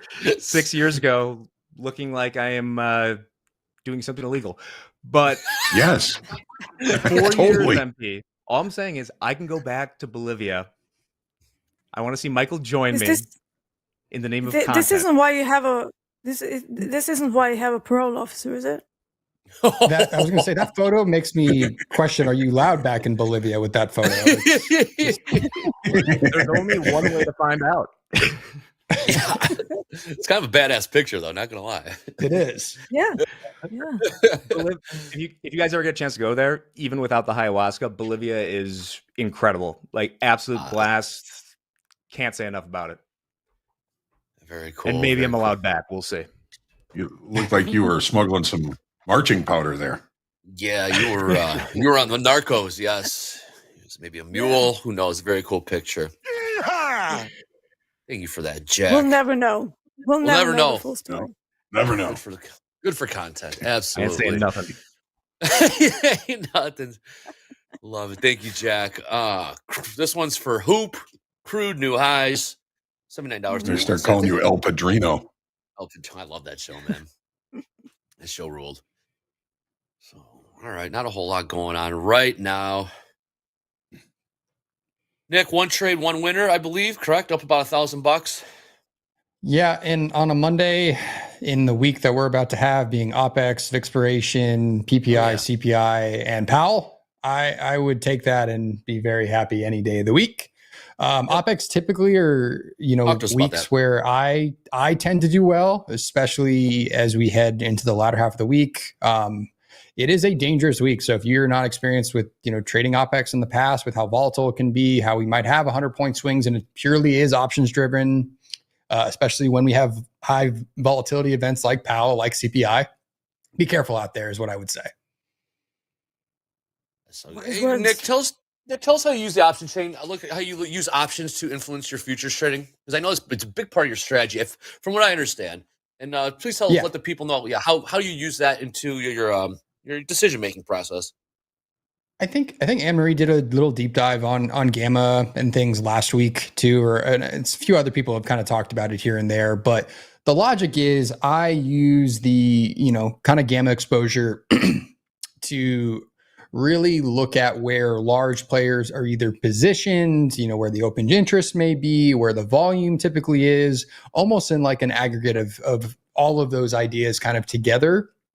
Just like you would look at, I think when we talk about large orders sitting on the DOM, on ES, for example, where we're talking, hey, there's a 500 lot sitting at 52.50, wherever it is. We just know markets tend to gravitate towards that liquidity. So it's the same thing with options. When you see these very large strikes that typically are at big round numbers, price tends to gravitate to them. And that is especially true on, options expiration weeks, as well as the weeks that kind of follow them, or the initial week right after expiration. Price tends to gravitate towards various levels as people position, reposition, and things like that. So I typically look at it not to create any sort of bias, but just to kind of guide where or if things start to move towards one of those strikes, the largest ones, which I haven't looked at for specifically for today or for this week rather. But I would imagine there's probably a large wall still sitting 5,100, probably SPX 5,000, and probably, SPX 5,200. So somewhere I would imagine we may ping pong around those areas, especially with CPI that may come in a little hot. You never know what Powell's going to say because he can move the market 5% without even trying. So like I said, I just use it to give me give me a good perspective of where very large players are positioned using options, whether it be to, remain gamma neutral or just as a hedge against their position or an outright, long or short kind of, boxed position that they are taking with spreads and things like that. So I don't really look too in the weeds of what it might be. I just see, a very large pool of options at a specific strike, and I use that to just guide long or short intraday. Good stuff. All right, Nick, we're about an hour into your Fast Markets debut. How do you think it's going so far? I mean, there's been I guess 2 moves. If you took the short off the initial open or the long off where I did, I just happened to paper hand it. I guess when Yellen started talking, and to be honest, we never would have taken out my stop. We were actually nowhere close to it. We didn't even get close to my entry, so I could have still just been riding trade long off whatever 259. And still been very happy. But, I'm that kind of trader though. This is the type of trade that I would have made, take my 20 points, get out, reset. And if I can do that twice, that's why I'm on the leaderboard and why I've done well. It's me taking, if I can take 40 points with 3 contracts, not oversizing, trying to throw up a 10 lot and things like that to fit 5 to 10 grand, like we see people typically behave with in the XFAs. In the live, that's a recipe for disaster in some way or form. So for me, scalping 2 trades, 20 to 30 points in a day, if I can do that, that's a $2,400 to $3,000 in a trading day, and that's outstanding. And that's how you build an account balance up the way I have. Sir, well done. Very excellent stuff. Dylan Butler in the chat says, Nick, good guy. A couple exclamation points behind that. So Nick, so far so good. So let's keep it going. How do you suffer from FOMO at all? Because I know that a lot of traders who are trying to do the same, they kind of do their 2 trades, they make money, and they're like, it's still moving, I've got to get in there. Do you suffer from that at all? I do. It's something I'm working on. When I was on last week talking to, Hogan and Dolby, I had talked about, if you look at kind of my trading report and my live account specifically, I have had some very poor decision-making days after having a good start to my day, where I think my worst in the last 2 months. And like I said, I'm trying to change this behavior, and I've been very good about it, I would say, in the last 30 days. But something as bad as I was up 7 grand and I turned that into a daily loss limit on the day. So a $10,000 swing, which is insane when you look at and you think back at, how poor of a decision that is to kind of keep trading and, getting in and out of volatile markets like that versus, hey, you're up, take it as a win, go do something better, has been kind of my mentality that I've been trying to live by since I am doing this full time right now. I don't have the luxury or the curse of a full-time job distracting me from markets or getting me away from screens at times. So for me, I've had to take the initiative to truly get away or to shut down my platform or go into, if I'm still itching and I still want to screw around, hey, go into a sim or play around in my combines, continue to kind of work there, but do it with smaller size. I don't need to, try to pass XFAs as quickly as I can anymore. So why not trade with the 1 lot or 2 lot in an XFA and just kind of, if I need some action, I can do that, still be working towards, getting those to a past combine, but it'll give you that little bit of, I guess, that itch to keep trading if I'm going to be still sitting at screens without risking losing my balance. So I'm still progressing towards a goal, which is another funded account in my back pocket, but I'm not potentially losing, the good things that I've done that day. Wow, Nick, good job. Hey, Nick, can I ask whoever is one more struggling with FOMO, listen to Nick, guys. This is a very good way to deal with it. 100%. What's up, Johnny? Nick, if I can ask one more question about these option walls, do you view them as magnets? Magnets as well as resistance at times. Like I Okay. think when you see, very large, like something at like, I think last week the biggest one was basically 5,200. So sometimes price can almost run from liquidity. Like we may start to kind of drift up there, but then I think you see them sometimes if you're looking at like Bookmap and you see those large like red bars that are a few, Mhm. let's call it maybe 5 points apart of liquidity that are stacked right around an option wall. You see kind of price kind of go up to it, and then it almost starts running from it without filling all of that liquidity. So you see it kind of act as, not necessarily a magnet, but like two magnets kind of, that opposite pole that they can kind of have each other, where they kind of start to repel against one another, where you see all that liquidity just almost scare the all of that reoffering of liquidity almost makes price kind of drift away from it as it gets closed, or we start to come up to those option walls and all of that starts hitting the book immediately. You see price sometimes run from it. Got it. Thank you. All right, we're starting to see a bit of a sell-off here in NASDAQ, S&Ps, and the Dow. Now, don't want to over-exaggerate these moves. Yeah, don't want to over-exaggerate these moves, but we are seeing a bit of a downtick there. Keep an eye on that. Real quick, I want to get back to everyone. I got a question for John, got a question for D, got a question for Nick as well. But JD is here with hot streaks, so let's get to those hot streaks. We'll keep an eye on these equity sell-off. We'll see if it's just a pullback or a sell-off indeed. JD, hit us with some hot streaks. Or get fined $5, JD. Or get fined $5. Where is my man, JD? We'll try that one more. Can you hear me now? I had to reconnect. Yeah, we can now. Yes, we can. Happy Monday, JD. How do we go? What are we looking at here for hot streaks? What's up, man? What's up, guys? All right, hot streaks, James. Let's see them. All right, to note here, Roberto back on the list after taking a couple days off to extend his streak to 19 days.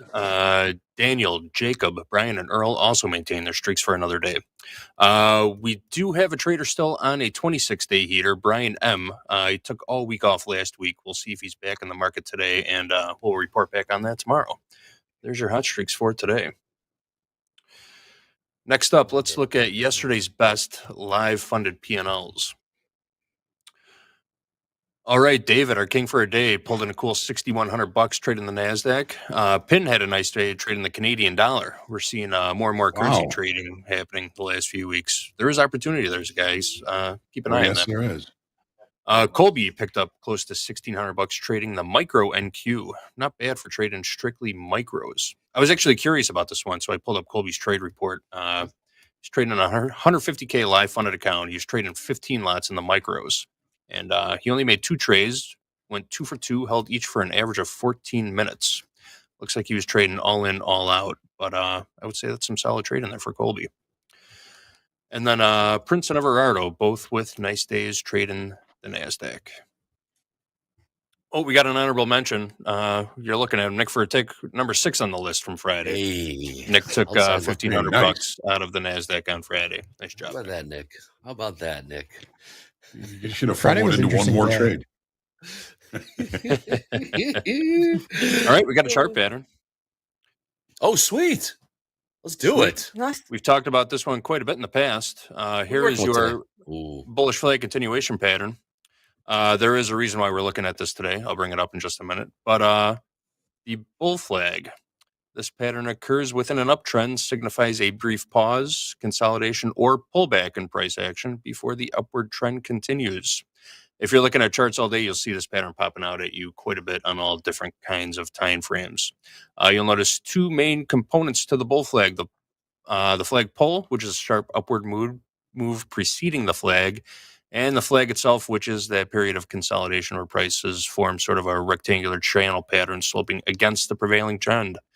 You can expect to see volume decreasing during this period as traders are taking a little breather after the initial rally. A few key points. The flag should slope against the prevailing trend, so downward. And again, volume you should see contracting as selling pressure starts to dry up. Shoot over to my charts for a second, will you, James? All right. Real life example. Now, we chose this pattern because of its relevance last week and its potential significance this week. So full disclosure, I'm not the one that really picked out this pattern. while it was forming, but I subscribe to a half a dozen or so different trading newsletters and publications, which I read on a daily basis. And there was an overwhelming consensus among these technicians that the S&P broke out of a classic, massive, giant, month-long bull flag last Monday. Maybe a week ago today. So right now we're looking at a 4-hour chart in the E-mini S&P 500 futures. We have all the classic characteristics. We have a giant flagpole, which actually goes back quite a ways here. Good stuff, JD. Massive flagpole leading up to this month-long bull flag pattern. We have our downward channel here, sloping against the prevailing trend. Started up at all-time highs here, right around 53.20-ish. And we put in this low here a couple weeks ago down at 49.60, right around there. The midpoint of this channel actually acted as sort of the lower trend line for the first half of the move before the extension lower. And we see volume kind of drying up as the pattern moves on, which is what we want to see during this grind lower, volume drying up. Looks like a textbook setup. We got a little spike in volume as we approach the breakout area, and then we broke out last Monday, and we're kind of diddling in the middle of a range right now, going back to mid-March. But if what a number of these technicians say is true, then the next stop for the ES will be new all-time highs, which we are not too far from. So massive bull flag in the E-mini S&P 500. That's what we're looking at today. Excellent stuff. So maybe another move higher here in the yes. Thank you, JD. We keep an eye on that. You got the guy that you've been sending it to me. One of them, yeah. That was definitely a base of reference, and there were a couple others, yeah. Won't mention any names on the air, but yeah. I share some of those newsletters with Hoag also, and I know a lot of you guys read the same stuff that I do in the chat, so we're probably all looking at the same stuff. Thanks, JD. I'll be back in a little bit with that leaderboard. Catch you in a few. Thank you, JD. Knows a guy that knows a guy. Yeah. That's how we do it around here. There we go. Without further ado, I haven't heard from a man, Eddie, about an hour or so, and that's way too long here on Top-Step TV. We need to hear from Eddie. A couple times an hour. There you are. Where are you at, Eddie? Right. What up, Eddie? Check this out. Yes, Topstep X. Our featured highlight today, manual lockout button.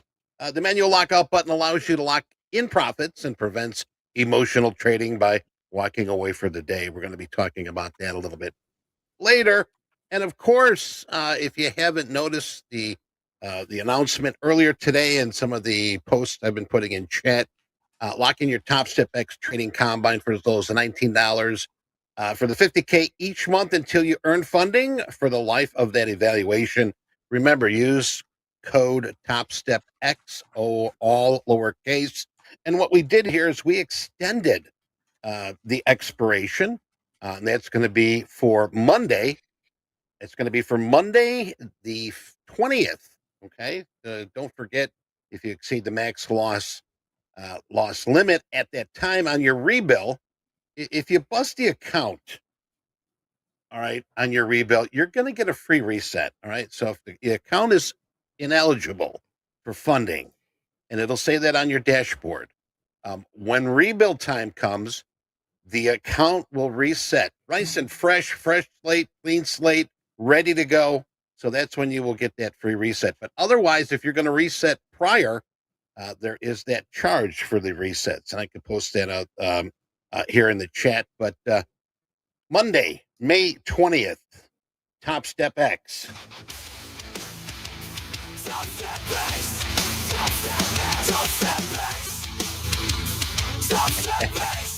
Wow. There you go. Back to you, Andre. Thank you, Eddie. Thank you. All right. Got the plugs in. Got that chart. D is in a trade. D, talk to us. Markets and trades come first. It's the same one. Yeah, it's the same one. I've been in it for like an hour now. It's a long RBOB 2 in one of my XFAs. So I went in at 2.5227, and I'm just waiting. It's in some profit. So we'll see whether there's some nice follow through there or not. Oops, dog's barking. We'll hope our Robert is good to you. Yes, I'm hoping our Robert is good to me as well. So yeah, we'll see if it kind of goes into another run up, because crude oil did leave some single prints behind, and it ignored the average daily range high. So we'll see whether this does a similar thing.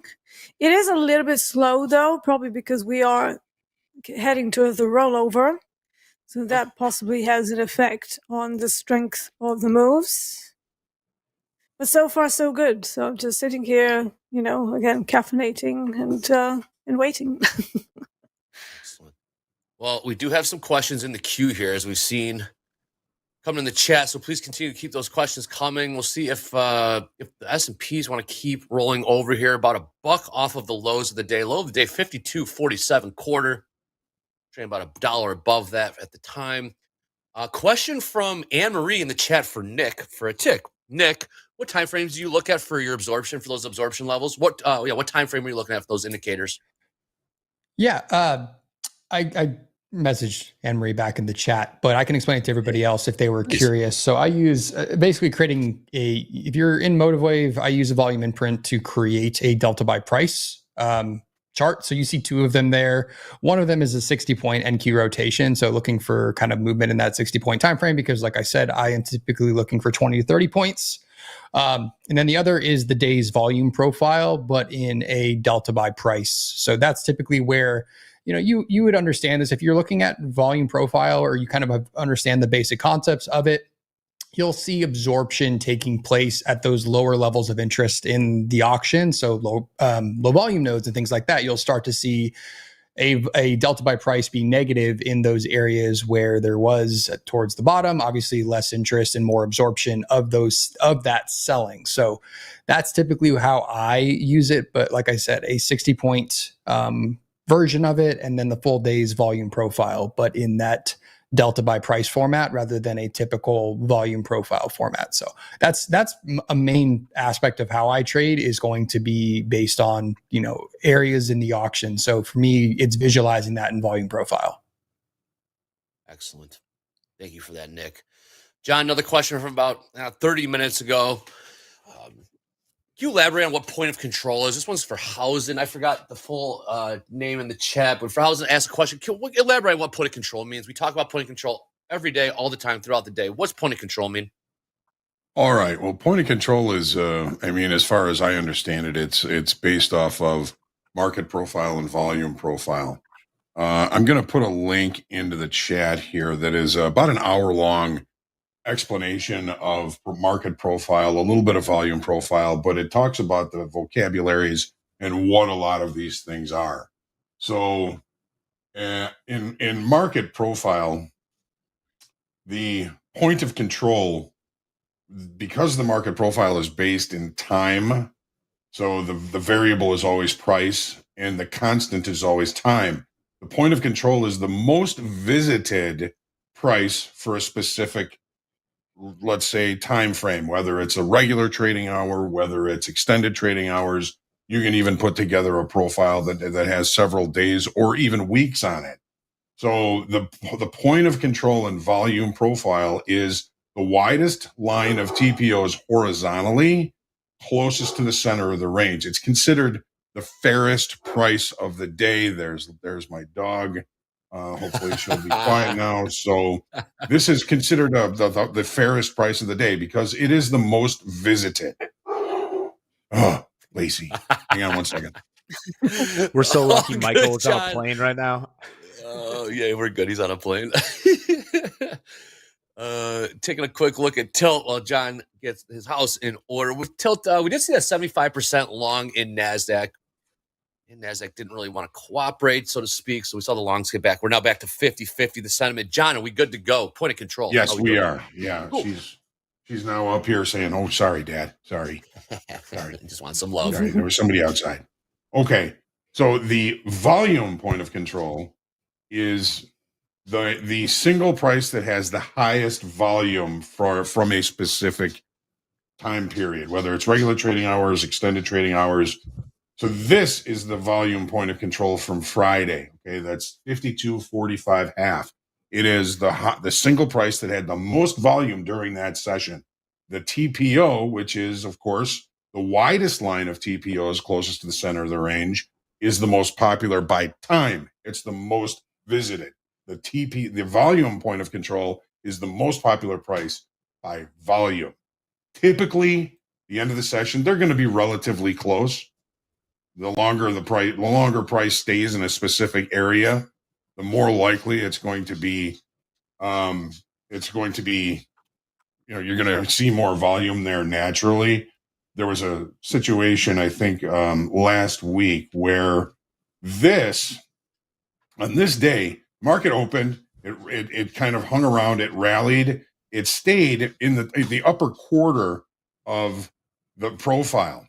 So where there was a hint was at one point, the volume point of control was 52.22. It was all the way up here, and the market was having trouble continuing to push to the upside. That is what I think Nick is looking at. Is this was an accumulation? Okay, there were some sellers up here. Price just held up there. Buyers were aggressive. They tried to push price higher. They weren't able to, and the market rotated lower at some point in the session. So that's what we were looking for. So that's one thing that you can use the volume profile for, is to recognize, hey, this market is holding up at these levels, but it's not continuing. There's a lot of volume here. There's a war going on there. It's quite possible that we've run into some longer time frame buyers up here, and eventually the market did rotate lower. So, these points of control are fluid. They're going to move throughout the day. And sometimes that movement throughout the day can also provide hints as to market generated information as to what's really going on in the markets. But the points of control, most popular places, either by time or by volume, they're comfortable levels. When we talk about naked points of control, those are points of control from the past that have not been revisited in regular trading hours. And those tend to be kind of visual targets and comfortable levels for price to revisit to see if there's any more business to do there. Yes. There you go. Ask and answer. If you like those type of that ask and answer, format here with John, keep in mind, you can always tune into group coaching. We'll pin the form to the top of the chat, but you can get more just like that with JD and John as a point of control. Anything you want, profile, all that stuff. You ask, he'll answer. That is a little sample of what group coaching looks like here at TopstepTV. That we'd have that in a couple hours. John and JD on the show or on that segment today. So if you like some of that, please tune in. Stay tuned in for something like that. All right, we're seeing a bit of a pullback. And I put that link in for the market profile masterclass. It's more of a beginner class, but it'll give you all of the vocabulary, the tools, the construction of the profiles, and some of the nuances that we use when we're in and around the market profiles. Absolutely. Excellent stuff. Yep. We'll have more of that for group coaching if you like that. There's more of that came from. The only thing really seen a bit is a pullback here in the crude, like we're saying. Dow kind of rolling over right now. Pretty quiet here in equities. Gold not doing a whole hell of a lot either. Crude maybe off about 20 cents, 30 cents off its highs, I'll say. Besides that, not a whole lot going. Nick, I got a question for you in the chat from about a half hour ago or so. In your trading journey, first of all, have you had an aha moment? And if you did, what was it like in your trading journey? What did it take? I mean, my aha moment was not like an epiphany or anything like that. It just was like, I mean, I'm just a true believer. If you want to be a short time frame trader, the only thing that is, I guess, the best education or the best way to get good at it is just going to be screen time. You just have to invest the time and the energy into prepping for areas in the auction that you are interested in engaging with, and just having a plan. So if you're just going to be, you know, if you're not looking at this from the mindset of doing this full time, the way I unfortunately am doing right now, then you most likely should be swing trading or be very picky about your entries. If you are working a 9 to 5 and you're doing this to make a little cash on the side, you just need to get rid of that FOMO. You can't have FOMO. You really just have to be like, no, I'm going to wait for price to engage here. I'm going to take a long, or I'm going to look to short at that specific level. And that's how you have to engage. Otherwise, you should be swinging on a longer time frame, most likely, if you are going to be doing anything outside of looking for long entries at all times. So for me, I guess the dawning moment came this past year. I mean, you guys, I guess some of the people in the chat probably know my story, but I was part of the kind of first round of tech layoffs last year. And so I was doing this as a way to kind of keep me busy and stay engaged in, a passion of mine, which was the financial markets, but was still actively interviewing, talking to companies, engaging with them. And it wasn't until I kind of was in a situation where I was strung along by a very large organization for about 5 months, thinking, an offer was coming and things like that. And it was when it didn't work out, it was just kind of like a flip switch to my mind being like, I have to take control of the situation. I have to be in charge of what I'm doing going forward. So for me, that was like, I'm good at this. I know I'm good at this. I know what I'm doing, at least in some capacity. And that's when I kind of doubled down, probably September or October of last year, specifically with TopStep too, and started having like monstrumental type success in just at a good time, when markets were highly volatile, as we were, at the end of Q3, early Q4 last year. And, the VIX was high and it was a trader's market. So I just naturally, put a lot of my energy that at the time was into finding a job, into preparation, into having a plan, into really understanding concepts that I knew of. I knew enough to be dangerous on like market profile and delta by price and these things that I use to kind of guide my trading, options, gamma, all of that stuff.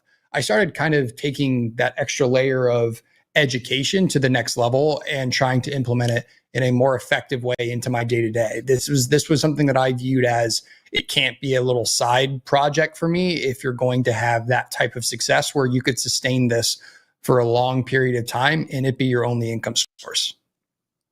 Excellent. Follow up to that, Nick. Follow up. At what point will you actually call yourself a full-time trader? What's it going to take to call yourself a full-time trader? Because it sure as hell feels like you are. Not going to lie. A mental shift for me, myself. I think it's something that I have to get over of, feeling like this is now the career path. Yeah. What's the hang up? Just mental, just label?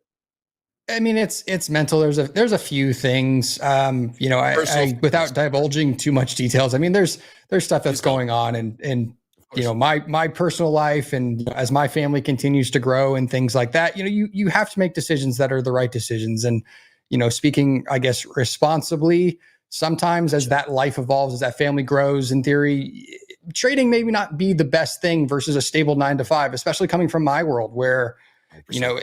Those Mag 7 type compensation packages are very nice. They're very safe. They're generous. There's stock options and things like that. And it keeps you happy. It keeps the family fed. It keeps, you in a very safe position to make, financial decisions, which is the only reason I was able to even start trading full time as I was looking, is because I had built up such a nest egg from working in that life in the past. And it just allows you to, to just save and make the right financial decisions, as opposed to, having to do this when your back is truly up against the wall and you have truly no other source to make money and you have no savings and things like that. I was blessed in the mindset of, I had that nest egg and financial choices that I have made over the last decade that put me in a position where I could do that for a little bit and see if this could work. I know that's not the case for everybody, but for me, I mean, I know I have support from family, friends, colleagues in the space. They're like, no, Nick, you could actually do it. And I think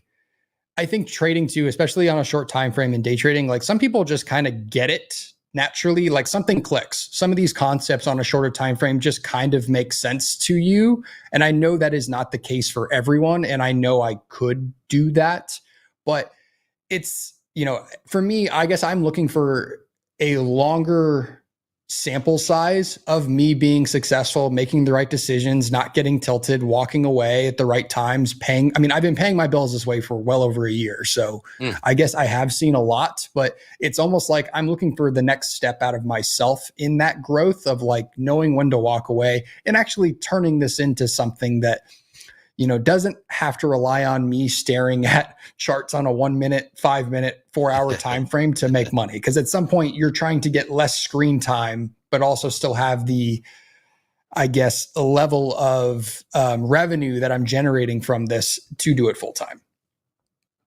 Great answer. Thank you for being so candid and transparent. It is a journey. It's a big step. It's a big step. Yes, there is safety in those benefits. Of course, health insurance, your family growing, completely understood. Clearly you have some talent for this. So people have been very interested in following your journey, and definitely will keep us posted. Yeah. Thanks for joining us here on Fast Markets. Nick, so it's hard, especially when you got a family, you got people depending on you. You know, God bless you that you had enough savings to kind of make this work. You know, feeding myself and my family for 30 years off of this. It's scary, but it's so worthwhile. There's a lot of good times, a lot of bad times, but Nick, you've got this, man. You're in a really good spot. You're a really good trader. You know, I am confident that you're going to go a long way with this. Thank you. I appreciate you guys saying that. Yeah, it's definitely, it has been a journey. There's no question. And like I said, I know I'm good at this. I know I can continue to do it, but it's also, in a weird way, it's that confidence. And, you know, we talk about this, I think, just about every time I'm on, but there's that mental side of this game. There's like the side I'm trying to master about myself more than anything before I'm all in. But in a way, I feel like I am kind of already all in this. Otherwise I wouldn't have, I think, dedicated as much time. I would have went back. I would have taken a job for the sake of taking a job, to stay safe and feed a family and do all that stuff. But there's something about this that keeps me coming back, and it's not the addictive gambling mindset of it. It's more of the challenge that you face with it every day in, you know, having to learn, markets are constantly evolving too. I mean, when I started, I would say actively trading in like 2019, like, you know, not trading futures because that was more recent, but even then you see how the dynamics in the market have shifted from, you know, 2018, 2019 to where we are now. It just, you have to constantly have like a beginner's mindset and constantly be looking for more education, new learnings, not necessarily what's like trendy or what styles of trading, you know, are working, but it's like adapting your strategy for the changes in market dynamics. And that can happen. I mean, we saw the boom in 0 day to expiration options in the last, you know, year and a half. And so just being able to adapt your trading to that is a big, I think, turning point for people. If you were a shorter time frame trader, is now you have things that are just wedging us between two price points or causing more erratic moves in the last 15 minutes than they would have in the past. Excellent stuff. Okay, so Nick, you just talked about the mental side of it, the mental hurdles. Here in the chat, we've got Charles Chapman. Trading is 20% fundamental and 80% mental. Guess what the tip of the week is here at TopStep and TopStep TV? Have a clear mindset, right? After trading day, make sure you get your mind in order to get back to trading sharp and smart. We're focusing on the mental this week. It's probably the biggest hurdle we got in this trading. So with that being said, Eddie, how are we focusing on the mental here at TopStep TV this week? What do we got? All right. Yes. TopStep tip of the week, mindset. And this is something that I firmly believe in being so very important. This is the number one thing you got to check off on your checklist each and every day, even on the weekends, even when you're not trading. But as you mentioned, and as Nick sort of set us up for a great segue here, this week we're focusing on strengthening our mental game. We've got, I mean, these guests are big. We got two big guests coming on to Heavy answer hitters. questions live. And I know you're going to dig this. yes, Dr. Ginny will be on tomorrow, 12 p.m. Central Time. Dr. Ginny Cristerna, you've heard her before, and if you were with us, she was on Squawk Radio many times. We're dropping a form in the chat where you can submit your questions. I'm going to post that right now, but make sure you get questions. Ginny is a total professional. We love her very much, and she helps so many traders. And this Thursday, All right, this Thursday, Brett Steenbarger. Yes, I'll repeat that. Brett Steenbarger is going to be with us live this Thursday at 11 a.m. Central Time. And we're going to share a form for him tomorrow so you can submit your questions early. But talk about All-Stars. There it is, Johnny showing the book. There it is. And Brett Steenbarger will be with us Thursday. And tomorrow, Dr. Ginny Cristerna. So I tell you, when we say all-stars, superstars, any stars, we've got them here at Topstep TV. Back to you, Andre. Hell yeah, Abby. We bring the heavy hitters Tuesday and Thursday. We're really going to focus on the mental. So we do here, tip of the week, have a clear mindset. Beautiful setup there, Nick. I bet you didn't even know you were setting this up as we were doing it behind the scenes while you were talking. That's what you do for us, Nick. You don't even know. You're just a natural. All right, let's do a trade recap. They don't tell me things. No, they don't. We just let you flow and we feed off of it. You're good like that. So you'll be back That's here fair. on Fast Markets. You do the work without even knowing you're doing the work, Nick T. Appreciate it. All right, let's go back to Deeyana. Let's get an update on that RBOB trade. You were long too. How are we looking over there in RBOB? I'm still long. It's slightly underwater, but I'm still waiting to see what happens around this 1 hour demand area that we created. It is a slower day. It's Monday, so there's not that much happening. So I'm just letting it play out. So nothing really much to report. It's okay. That's okay. That's part of it. It's just kind of rather slow Monday. The open we had some movement. After that, trade of the day was Nick4aTick buying those 59s. You bought 59s in the NASDAQ, got out around 79 or something like that ish. But 19 points. Basically 20 points. Very well, very, very well done. Here we go. Nick T reminds me of Max Homa, the golfer. Nick T, do you know who Max Homa is? I do. You remind me of Max Homa. I'm a golf fan. I've been trying to follow it more this season. Yes. I did see Dallas local Scotty Scheffler still isn't back, unfortunately, which it's just not the same. I know Rory won yesterday, but just not quite the same tournaments without him. I know he's still at home with a newborn, so good for him. Congratulations. But yeah, it's always fun when those fields are at their best. It's just more fun to watch. Absolutely. So appreciate that. Come up here, top of the hour. We did have I don't know if that number came out, Eddie. I was New York Fed survey here. What was it, inflation inspection? I don't have it. It did come out. What do we got there, John? Well, previous was 3%. This came out 3.3%. This inflation ain't going away, is it? We got no. We got but inflation. It's transitory. It's transitory. Boy, they really should not have used that word, man. My goodness, that's going to stick with them forever. We'll be able to shake that. All right, here we go. We got new lows in the S&Ps, maybe off this inflation number. Expected 3%, actual 3.3, or I guess it's just a survey, but we are seeing a bit of a downtick here. Dow as well.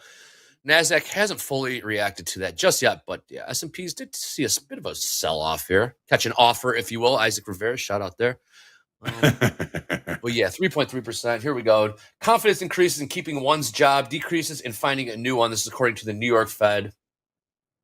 Nothing that market moving. We'll see though. John, we got a bunch of. What do we got this? We got inflation numbers this week. We got Powell this week. So we're keeping it light and tight. What do we think, John? Well, the big numbers. Well, PPI tomorrow, CPI on Wednesday. Some housing information and these usual jobless claims, Philly Fed on Thursday, misleading indicators on Friday. And there are talking Feds peppered through here, throughout the whole week. I don't really see much on Tuesday, but I see Kashkari on Wednesday, Meester and Bostic, on Thursday. I believe we do see, let me double check here. I think we have Powell actually speaking on Tuesday, 9 a.m. Central. We got Cook at 8:10, Powell at 9 Central. I believe that is Tuesday. Yes, it is. On Wednesday, no real talking Feds early, but we do have, again, Kashkari at 11, Bowman at 2:20. Those are all on Wednesday. Just kind of keeping an eye on the Feds here because they do seem to have a lot to say. Thursday, of course, jobless clams. I'm not really seeing too much. We got Barr at 9, Parker at 9:30 on Thursday. Meester at 11. Bostic again at 2:50 on Thursday. A lot of talking Feds. Waller speaks at 9:15 on Friday.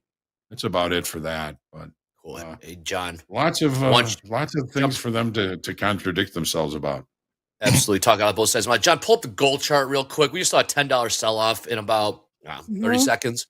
Oof. Go pull up gold, see if we got any levels here. I'm looking at the Topstep daily levels here, and we're trading around 23.42.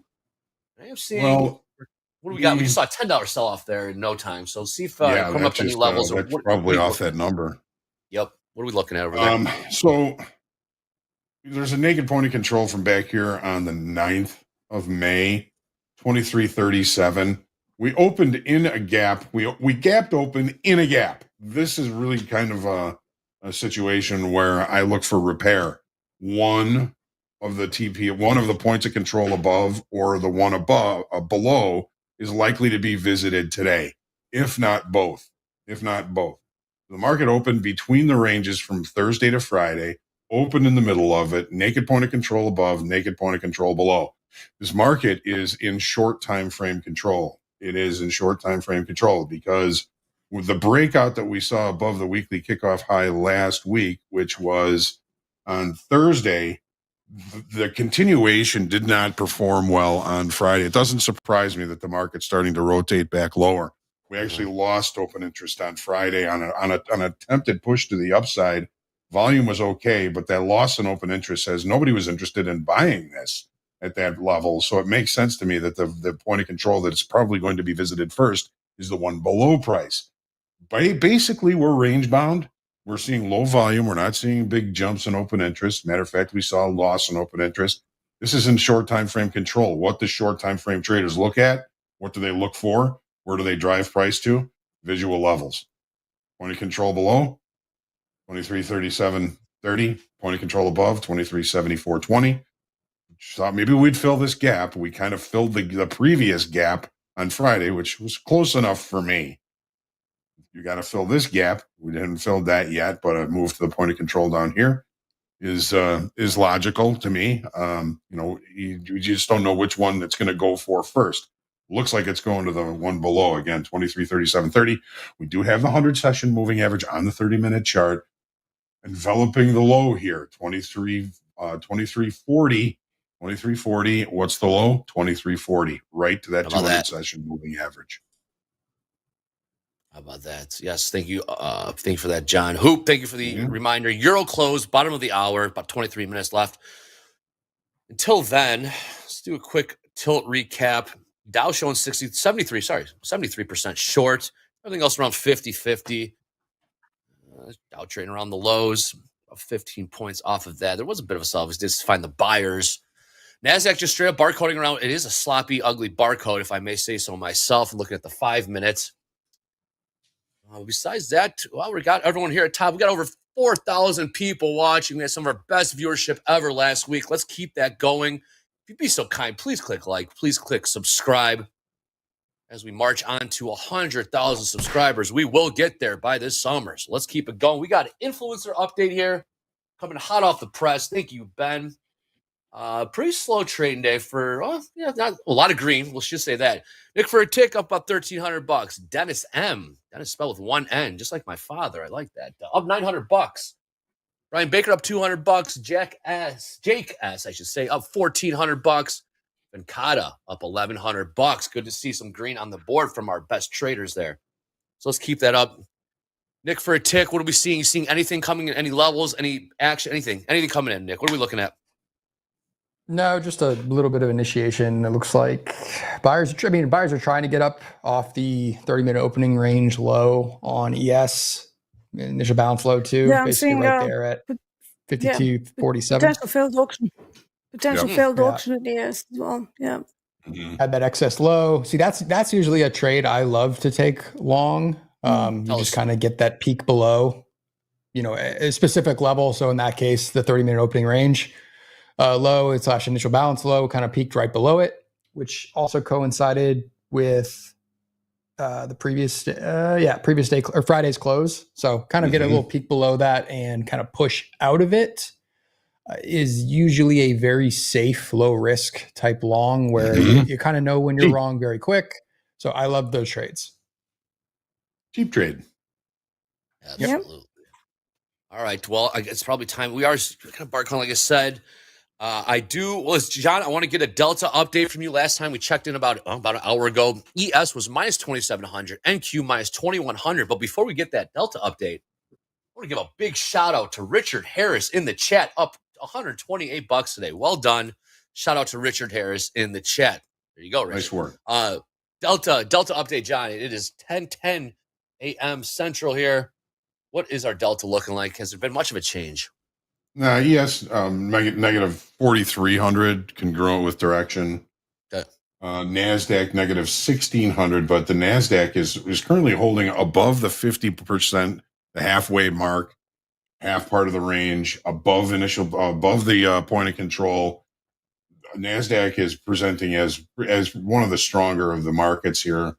And the Dow negative 350, price just kind of hanging around the center of the range.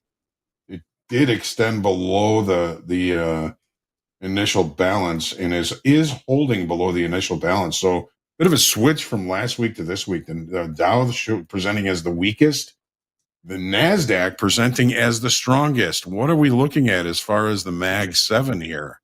Thank you, John. We've got Apple screaming to the upside for the entire session here. Amazon just kind of coming off some recent lows. Meta coming off some recent lows. NVIDIA put in a low, but it looks like it's really rejecting those lows and heading back to the upside. Those are the four that I've got on my charts right now. Awesome. Look at that So Delta Apple update on really the Chiron. Yeah. Apple really the leader here this morning. I mean, when you take away GME, yeah. Let's talk about GME right now. My God, CNBC's even fixated. I got friends that don't even trade that I saw. Yeah, I do too. In a group chat here, and they're talking about Roaring Kitty. I'm like, oh my God, this is really happening again. It's really happening. Like I said, it's 2021. We are so back. What a time to be alive. Absolutely incredible. Hey, but yes, Jerome Powell, the monetary policy is sufficiently restrictive. I'm going to say that with a straight face looking right into the camera. It is restrictive enough. GameStop up 80%. Oh boy, how do you can't make this stuff up. Hey, we had a poll here in the chat. If I was a Fed member and you see this, like I'm sitting there screaming like, why not 100 basis points up? Like, why not? Because clearly there's plenty of money in the system. Yes, there is. You can't make this stuff up. Nick's got that's my MP rant for the day. I love it, Nick. Anytime you feel like ripping, going crazy on meme stocks, you always have the platform here. We had a poll in the chat. Who trades gold and who trades silver? Over 500 votes in about a couple minutes. Boy, good stuff. Good interaction here. Gold, 33%. Silver, 1%. Both 7%, mostly. 59%, neither. That might be something worth taking a look at. When gold was rocking and rolling, it's definitely the place to be. I saw crude catch a bit of a pop. We want to call it a pop. Maybe 12-cent little pop there. Anything happening in RBOB, or RBOB just chilling right now? It's rotating up and down. So I have a rule where I cannot take a trade off because I've done so much sort of jumping in and out of positions for no good reason. So one of my objectives is to stick with the trade. So find a level and stick with it, basically. So is that impatience at all? Is that impatience at all? It wasn't impatience.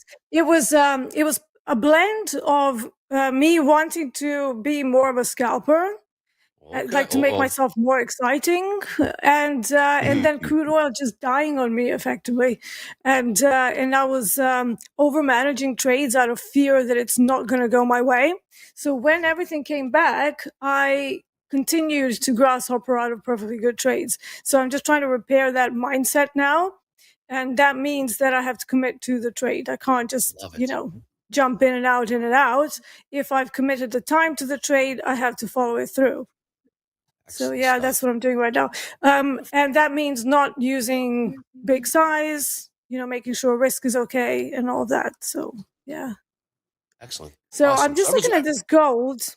Yeah, I'm just please. looking at gold. So it has hit the average daily range low, but I don't want to. I'm actually looking at the price, ignoring that.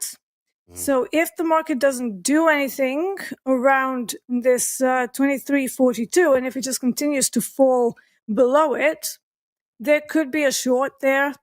Alternatively, if we retest somewhere a little bit higher, I would be interested in shorting that at some point. But I do not want, I don't want longs today because of the way the daily chart looks like. So we're basically coming off that supply. And if we ignore the average daily range, that will mean we have a potential for a single direction day downwards. And I don't necessarily want to fight that. So I'm watching that right now. Everyone's trying to improve themselves. Some of the most experienced traders here always trying to improve themselves, always trying to work on their game, always trying to expand their trading arsenal, which is really great to see. This is what we're here. I guess, of course, the emphasis, the tip of the week is we're working on our mental this week. We're bringing you some of the best and brightest minds, the mental coaches coming up Tuesday and Thursday. We're locking them in. Dr. Ginny's going to be here every other week on TopstepTV. So we are always going to be working on our mental from now into foreseeable future. With that being said, we are right on schedule today. Boy, the buses are on schedule here at TopstepTV. JD, what do we got? What do we got for our leaderboard, JD? This is one of our favorite portions. I know someone on this panel is going to be very, very interested to see this top 10 leaderboard. JD, what do we got? Yeah, give me 1 second. I am just updating the XFA P&Ls real quick. Give me cool, 30 seconds. I'll be right back. You got it. You got it. So we are seeing just chopping around here in the 5 minute, looking at gold. That long off 47 though would have worked very nicely. If you took it in the chat, congrats. S&Ps? Yep, absolutely. Yep. Took a look below. Couldn't Failed see. auction. Okay, is that a failed downside auction? Yep. Is that? Yep, it is. Yep. Well, there you go. Textbook. Boy, lots of textbook stuff playing out here. It's TV. coming from the value area as well, which is usually a good thing. Yeah, we got a poll here in the chat. Trading Journal poll suggestion from chat. Which one? Question mark. This is very word. TraderSync, TradeZilla, TradeViz, other. I'm not exactly sure. Click whatever. I don't know what this one means. All right, you guys ready for this? Hit us, JD. Hit us. All right, here are yesterday's XFA P&L leaders. All right, Felipe is our king for a day. Felipe pocketed a cool 17 grand trade in the NASDAQ on Friday. And the rest, Kaichun, Raphael, Joseph, and Quentin, all with nice days trading the NASDAQ. Joseph and Quentin actually made it onto the leaderboard after their performances on Friday. We're going to see them again in just a second. All right, here is the bottom half of our leaderboard. Okay, Joseph B., new to the list today. We just saw him on that XFA P&L list a minute ago. Joseph jumps into 6th place after spreading more than 30 grand across 3 XFAs on Friday. Big day. Sean C. is back. Sean has been in and out of the leaderboard all month long. He was in 12th place on Friday, moved back into 7th today. Simon took a small drawdown on Friday, fell from 7th down to 8th. Isaac also took a small drawdown, fell from 8th to 9th. And Raphael rounds out the bottom of the list. Raphael made his debut on the leaderboard last Friday when he jumped from 270th place up to 4th place after a massive day trading in 3 XFAs. He did take a drawdown on Friday, but he's still hanging in there. We actually have 2 Raphaels on the leaderboard today. But let's see that top 5 now. Eddie, you there? Uh-oh. Okay, let's just do it. All right. I'm here. Oh, there. Too late. They're already up. Find it from the bravest knights in the land to join me in my court at Camelot. Wow.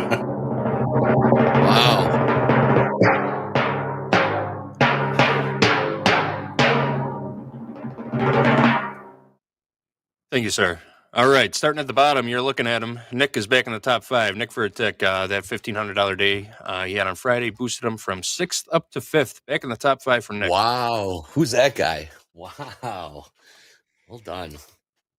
All right, Raphael S., who we just saw on our XFA P&L list a few minutes ago, popped into fourth place after a huge $40,000 trading day spread across 3 XFAs on Friday.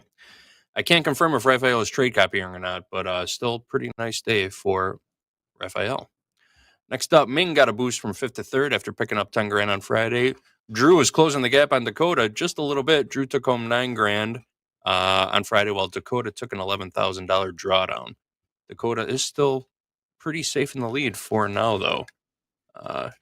Just about $150,000 account balance for Dakota. There is your top 10 list for today. Nice. Hey, Nick, is this the highest you've ever been on the leaderboard? No, I think I was number 2 for a while, but had to pay the Really? bills, so you start taking payouts out of those XFAs. It's all right. That's good. If that's the reason why you went down the leaderboard, it's the best reason to go down the leaderboard. Absolutely. I mean, I don't mind falling up and down it. It's No. at least in the current state of the way I have to trade to survive and pay my bills. I mean, I will probably continue to bounce up and down off of it. Just for clarification, guys, I'm gonna put the leaderboard back up real quick. So that number, so just take Dakota for instance, 149,664 is total account value. So that includes current account balance and all payouts taken. So the number on the leaderboard is all-time payouts and account balance. So keep that in mind when we're looking at that. So the only thing that moves that Overall number, earnings. yes, the only thing that moves that number up and down is P&L, correct? Yes. JD? Also, when you're transferring funds from XFAs to live accounts, there will be a gap while those transactions are taking place. So that could drop you down for a little bit also. Understood. Until Gotcha. those balances recover. That's it. Thank you. Good stuff. All right. Well, we got about 35 minutes left here on Fast Markets, opening Fast Markets for the trading week. A lot more coming up. Nick, 2 trades today. Am I right? Or 1 trade? Yeah, 2. I had that initial ES short. That also would have been very nice off 62 and a quarter, but didn't hold that one because I had to screw around with the camera and make sure my mic was working and all this other fun stuff. So TV, man. Sometimes you let your stops play out. Other times it's like, no, I don't need to be in a trade before the opening bell as I'm trying to go on camera and do all these things. Like, let me wait 10 seconds here and get back in if I can. Are your lawyer and doctor friends watching? Have they been watching this morning? I'm assuming. I mean, sometimes they working? listen to people smarter than me to start their day. I told them they probably should, because there are some better minds in this world, especially other traders that I've learned from. Other people that do a lot of really intensive macro stuff as well. So there are much more intelligent individuals than me, who's basically just an 8 pressing buttons. It feels like sometimes, compared to some of these people that have been doing this a lot longer than I have and have a much better perspective to start your week as we head into a very much event driven and Fed driven, week into OPEX here. Excellent. Very, very humble. The markets, yes, there are always someone smarter than us. As long as you know that, you'll be all right. You'll be all right. D, I want to come back to you. You've been in this RBOB trade. Not exactly a scalp as time keeps going. Still in it. Take us to it. Let's go to your charts. Tell us what you're looking at. I know not everyone's trading RBOB. Well, I'm looking at gold. So I am looking at gold. Talk to us. Potential short here, but I'm still waiting for the average daily range low to budge. So that's not happened yet. So I'm kind of keeping an eye on it. And RBOB trade, again, it's kind of not doing much. It's right in the middle of my entry and stop loss, well, slightly higher, but it's still sitting around that demand on a 1-hour chart. So I still have to give it time to do its thing. We have the Euro close coming up in about 7 minutes. So that might give it a bit of a wiggle. And sometimes that can shake you out if your stop loss is not at the right spot or whatever. But I'm going to just commit to the trade and, I've accepted the loss if it happens. And I'm just going to sit through it. But I am interested in a gold short. Now, for now, why? We failed to give a meaningful bounce from a level that should have given us a bounce. And that makes me think that my hypothesis about further shorts could be correct. So I am stalking the price to see if I can get in somehow. But for now, I'm not really seeing anything that I can confidently use. Let me just check something else. I mean, the only thing is that I've got a Renko reversal, but I don't like it because it's a little bit jumbled up here. I would like to see a more committed move away from this level. So for now, I'm still just waiting for gold to make up its mind. It's obviously dangerous to go into a short at an area of statistical average exhaustion. That's the mean average on the day. We do have a lot of space when I look at the average session range. So that's all the way down to 2330. So if I look at that as my profit margin, if I can get into a trade, I've got about 120 ticks space of room for my trade to actually work out. But I just need to make sure that it doesn't bounce from this area here first. Otherwise, it's just going to smack me across my face. Ouch, ouch. Ideally, I want to see some single prints left behind in about 4 minutes as well. So I'm just stalking that. If we do get a new low in ES here, I wouldn't mind seeing a rotation down back towards another level that I had, which is 52.33, which was kind of my gate to retesting all-time highs, is at least how I, for some reason, marked it on my 4-hour chart. I don't know why. I don't know why that level made sense to me a few weeks ago, but I just had it marked, and it seemed to work very, very well the other day as resistance that's a Friday and low. obviously now support. That's a Friday low, from what I can see. Yeah, it was. But for some reason, it was like going back a month or so. It just, there was some reason I had marked that level. I don't remember why, though.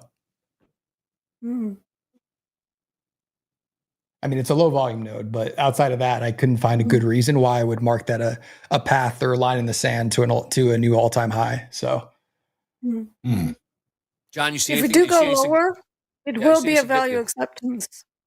Right. Yes. That's what I was just going to say. Oh, sorry. No, you got it. I mean, it's not really truly a failed auction until we get the next bar above this. Yeah, true. But, value acceptance takes us down to 52.36.75. Everything's a zone, don't forget. And that takes us pretty close to, yesterday's low, that kind of area that Nick is looking for a potential target.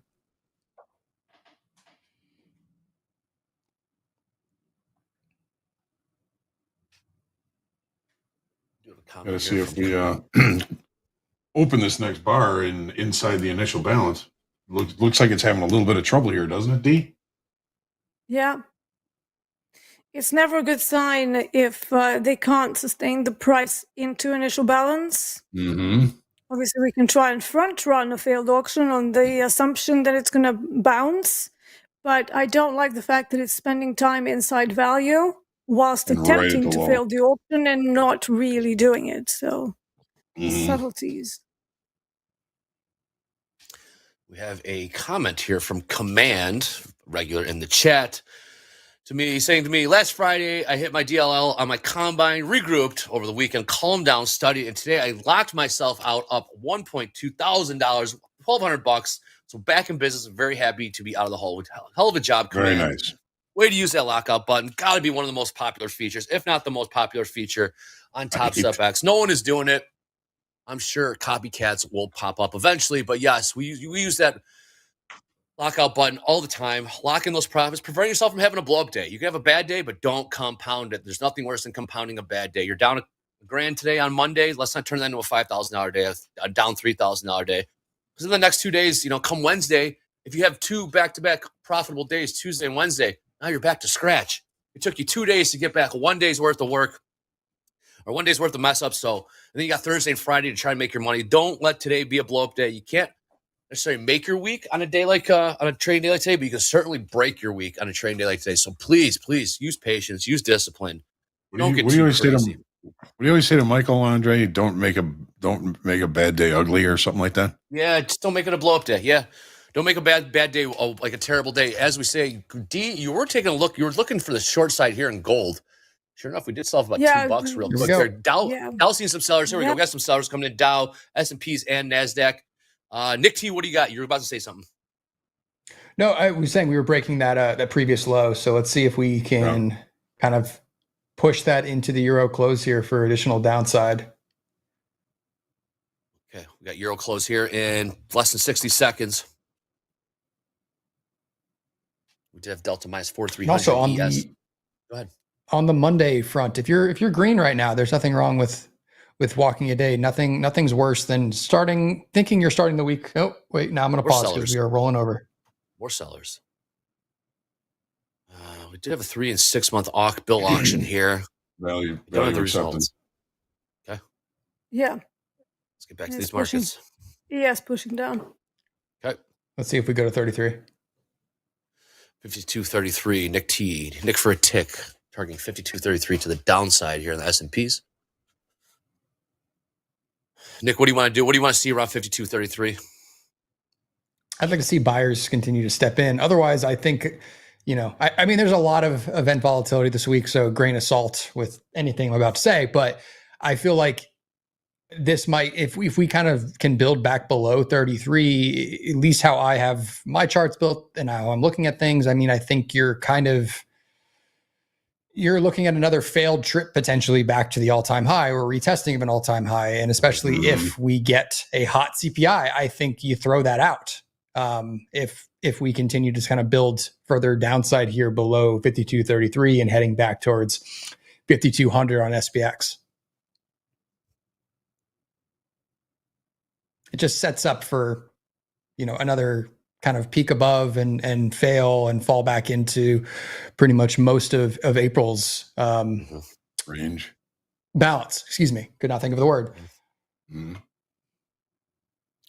John, that being said, I mean, Powell can move the market, PPI can move the market, CPI can. So there's just a lot of things that can happen this week, but not what you would want to see if you're bullish, is that's kind of falling back into last month's value. All right, well, European close just came and went. John, how's volume looking? I mean, we did, I don't want to come off the stop. Those are stops going off, rolling over, call it what you want. How's volume looking on a day like today so far? Well, equities. I mean, this break to the downside, the previous 5 minutes before the change at 10:30, and the push down after that. I mean, volume is increasing on the 5-minute chart here, so we're seeing some more participation as this market tries to push lower. Of course, we have no idea what's actually going to happen here, but we do have Delta increasing in negativity, negative 5,200 in the S&Ps, negative about 2,200 in the NASDAQ. Dow is still just minus 600. So the Dow. I'm looking forward to. I'm looking to see if we can keep price below the low of the initial balance, which is 52.47 even. And if we can continue to show signs of acceptance inside balance, because inside value from Friday, because that takes us down to 36.75, maybe we'd get a little bit better, stronger shot to it. But I think part of the issue is the NASDAQ is rejecting value from Friday. Take a look at this. Yeah, look at that. I see what you're looking at. Shows. They got absorbed right where I longed earlier at 58 3/4. Yes, they did. Hard absorption too, John. And I think John's about to touch on that right now. John, what are you seeing at the chart? I think all three of us are looking at pretty much the exact same thing. So, John, show them what we're talking about here. Well, yeah, I mean, we're not really showing signs of acceptance in value from the NASDAQ Friday. We've looked down into it. We're having trouble holding inside of it. We never did take out the initial balance low. The S&Ps are kind of painting a different picture here. The initial balance we extended below it is inside value. We had a pretty decent push down towards value low, but we weren't able to quite get there just yet. I want to see if we can, stay below the initial balance low for continuation back down to value low, which is 52.3675. Well, we'll see what happens. It doesn't look like we're getting any help from the NASDAQ. Dow. The Dow, I mean, the Dow is the weakest of them all. Initial balance low, continuation, more single TPOs, inside value from Friday, trying to get to the lower value from Friday, 39,582 would complete that move. And that, if we're going to be short any of them, it was the Dow that we needed to be short. Yes. The Boomer Index. The Boomer Index, the weakest of the three. For the time being. I got stopped out on the RBOB, by the way. I'm just seeing that. So that's minus 800 on that one because it was a 2-lot. Thank you. Robert, or whoever's working at minus 800 P&L positions. Yeah, that was definitely the weakest of the three. NASDAQ rejected that move to the downside very violently, not violently, but with some conviction, like Nick was saying here. All right, we got about 20 minutes left to know here. In the chat, does anyone actively trade the Russell in RTY? Great question. Very curious to know. And if you do, have you ever actually longed it, or do you only look for short positions in it like I do? Just to know why, Nick? A bit of a joke, tongue in cheek there. I got you. That makes sense. Here we go. No, the Russell is, Mr. if you're Flash. unaware, it's just a lot of unprofitable companies that would be highly affected by the 10-year. Here he is. Jack, very affected by the 10-year. Also, it's kind of a funny index in general because all the successful companies move out of it to a higher index. And so it's basically just, it's like having a sports team where your best players leave every year and you bring in new scrubs and get 2,000 of them and call it an index. So I know it. I can trade. I know people that trade it. I'm always like, it's just never appealed to me. But I know from a TA perspective too, it does tend to respect certain levels and things over. It just may be over the last couple years, like you said, because so many companies just kind of move out of it over time, and then it tries to find value again. It's hard out here in these Russell streets, man. There's no joke being the Russell here. If I wanted to trade a pig, I guess you just trade lean hogs. Yeah. Where's Coach Jay? Where's Coach Jay with the hogs? I think I saw him in here somewhere. That was a baseball team. They'd be the Kansas City Royals, John Jones. Yeah, pretty much. Pretty much. Yeah. Those American baseball fans, yes, you get the reference. I'm kind of pissed the White Sox are on a bit of a heater lately because I really wanted to see them lose like 140 games this season.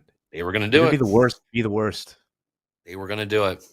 Oh my goodness! I mean, the Angels might make a run of that. So my hometown team just being completely wasting the career of Mike Trout. So super excited to continue to watch the perennial loser they've become. Yeah, he also had the best baseball player to ever put on cleats. We couldn't afford him and left. He left to the Dodgers. Who also may be a NASDAQ trader for all we know. Or at least his interpreter is. Right. All right, Dee. I'm trying a short gold here. It's very risky, guys. So this is not the best setup, but because it did ignore the average daily range low, and we did leave some single prints to the downside, I'm trying a short 2 contracts from 23.39.7. So I do need this to go fairly soon because it is a directional move and it's a breakout move. I do not want to see it go up to 23.41. And if it does, that's going to be an invalidation point because it's going to start eating up the single prints. There it is. Yeah. There it is. So John, when you want to go, ideal, but it is what's on the table. So she wants to go now. John says it's going to go now. Now. Yes, I love when you say that. Want it now. Now. Go now. Okay, so she's looking to take a short. She was bearish coming right into that. One of those. There you go. Yes. Dow has not seen much of a bounce as the NASDAQ did. S&Ps as well. Dow just kind of does its own thing. Maybe gets his act in order and starts trading Houston with the other 2 equities, but kind of his own thing. Also, John, we always say the Dow still gets the headlines even from all the international funds. You still, pretty much. Yep. Pretty much. I'm out. Out. And I'm done. Yeah, Yeah, it's not what I wanted to see. Yeah, it did not go right away. Touched the single print. That's me out. So that's probably going to be me for the day, actually. So Okay. yeah, we wait for tomorrow. It is a Monday. Yes, we are not going to crush our entire week on a Monday. You can be No. down a grand. You can be down a grand. You can be down a grand. You make that back in one trade. Either And this afternoon I am or down a tomorrow. grand, which is why I'm going to stop. Very good. That's good discipline. Yeah. Again, a grand can be made back first trade. There's tomorrow, this afternoon, but when you get in the daily loss limits, then you got to really get to work. You got to put string together 2, 3, 4 winning trades. Yeah, Nick.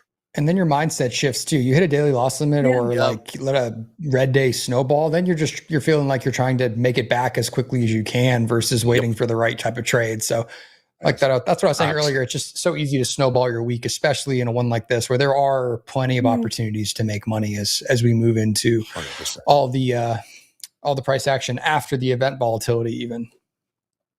Yes, absolutely. I think we got, Mr. Mike, Island Mike, no longer Island Mike. He is in the air on his international journey back to the States. With the spirit of him, his Series 3. Yeah. Wow. Jack, I'm told we might have a quiz question here. If we're ready, let's fire it away. If we're not, we come back to it. What's up, Jack? We do with a caveat. I'm running out of questions in this book that could be answered without doing some numbers. Calculator. Yeah. Do you all have like your phone on you? Because it's not hard math. This question is not difficult. But I do. Unless you're doing some beautiful mind stuff real quick, you'll probably need a calculator. Okay. Okay. James, are you ready to let this rip? All right. Here we go. Yeah, John, get that calculator out. Yeah. Remember, you need 70% right to pass the Series 3, and then you too can be like Island Mike, a professional broker of futures and futures options. So, James, let's see this question. A customer has longed one contract of lean hogs, that's 40,000 pounds of piggies, at 86 cents per pound. She invests $5,000. If the price changes by 2%, the percentage change of her investment is... What? Here's the thing. Rather than do this is going to be such boring TV, and this is why I don't want to show a bunch of these types of questions. Yeah. We can just talk through how you get to the answer, all right? Let's do that, yeah. Let's do it. So this is just a question about leverage, where they're trying to test the idea that, she invests this, the price changes by 2%, but it's going to have a larger impact on her account because she is levered. It's a futures contract. So if you multiply 86 cents per pound, now I got to get out my calculator. What a day. I need a calculator for this one. I'm not prepared. Okay. If you guys see a trade, please interrupt me because this is pulling teeth. Okay. 86 cents times 40,000 gets you 34,400. Okay. And a 2% change in that, you multiply that by 0.02, it's 800. And then 800 divided by her investment. Oh, shoot. I did it wrong on the air, I think. No, 16%.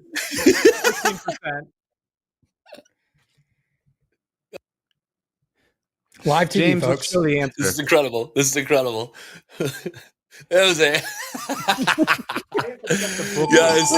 Misery. Oh, hell no. Dave trades, that's the math I did. We were wrong there, but yes. Oh, that was too funny. Yes. That's how you Series 3. That's how you Series 3. John's still doing the math right now, I think. Still getting to that calculation. Visually scribbling down with it. Some chicken scratch here. George, love that. Yes, that is great TV. That at least we put a smile on your face. How about that? Yes, we are seeing not much movement here. If we did pass the Euro close, sell off there. All right, I was right. I hit the wrong button on my calculator. I somehow got 800 out of doing that 2%. You multiply 0.86 by the 40,000 pounds. 2% of that is the move, and then divide it by 5,000, and you get to 13%. The number there, 13.76. Yeah. Yep. An incorrect answer on the Series 3. Yeah. You're allowed 3 of them out of every 10. You're allowed to get 3 wrong every 10. So there was one of them. Yes. $640 loss divide. There we go. Thank you, Des. There we go. We're getting some help from the chat. We can always trust our chat. Hey, looking at the S&P ladder right here. Real quick, Nick. Still doing that? We got a 650 lot bid here on 42s. 5242 bid 650 times in the S&Ps. S&Ps love to gravitate towards liquidity. And sure enough, we're seeing an order block. Some people call it paper. We used to call it paper. There's paper sitting on the 5242 half bid. 5242 half 600 times on the bid side. What's up, Nick? No, I was wondering if we were still doing math on the Series 3 question. I mean, if you want to, we can run. Spelling is next. Spelling and math is next. If we still want to do math, we can definitely do math. We'll get the chalkboard out. That's why I just push buttons, man. This is why I don't want to go back to the corporate world. I just don't want to do math anymore. Anything else? You remember math teachers back in the day are like, you're not ever going to have a calculator in your pocket growing up. Or when you get older, it's not going to have a calculator. I mean, Mr. Sakamano, yeah, that's not correct.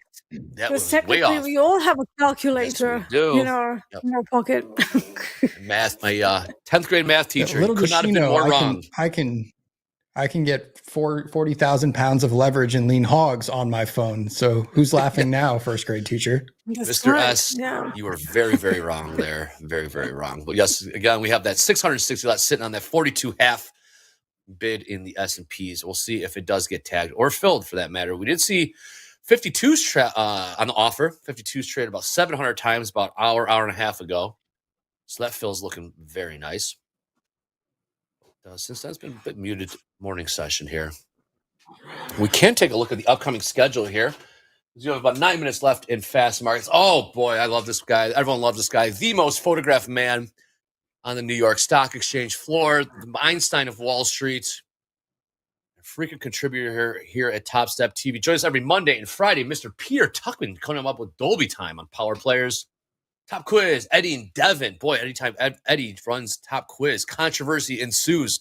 We'll see if that happens again today at Top Quiz.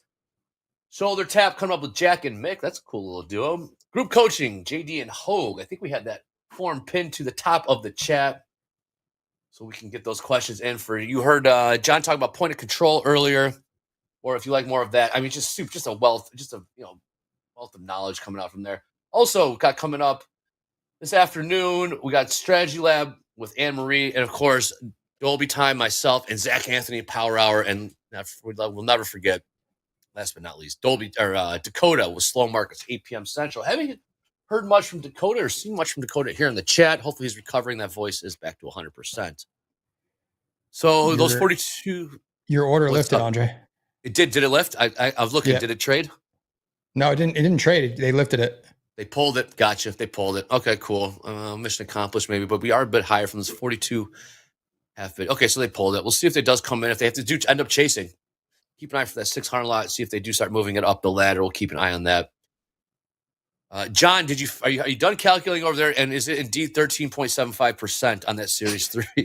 It is correct. What was happening, by the way, is like my phone's calculator was remembering a stored thing because I worked it out earlier and it was the right answer. And then when I did it there, it gave me not only the wrong answer, but one of the other options. So I froze. Oh, no. Oh, no. I knew when you said 600, there was something wrong. Yeah. I knew that too. I'm going to go hide in shame. I'll see you guys later. Don't go hide in shame. Hey, if you want to get Jack back out from hiding in shame, please click like, please click subscribe. Make Jack feel a little better. He had a little slip up. It's Monday for everybody. We're going to ease into this week, just like Nick T did. Up a cool, what are you up, $1,100? What are you up over there, Nick? 1,300. Oh, correction, $1,300. Get it right, Andre. Get it right. It's respect.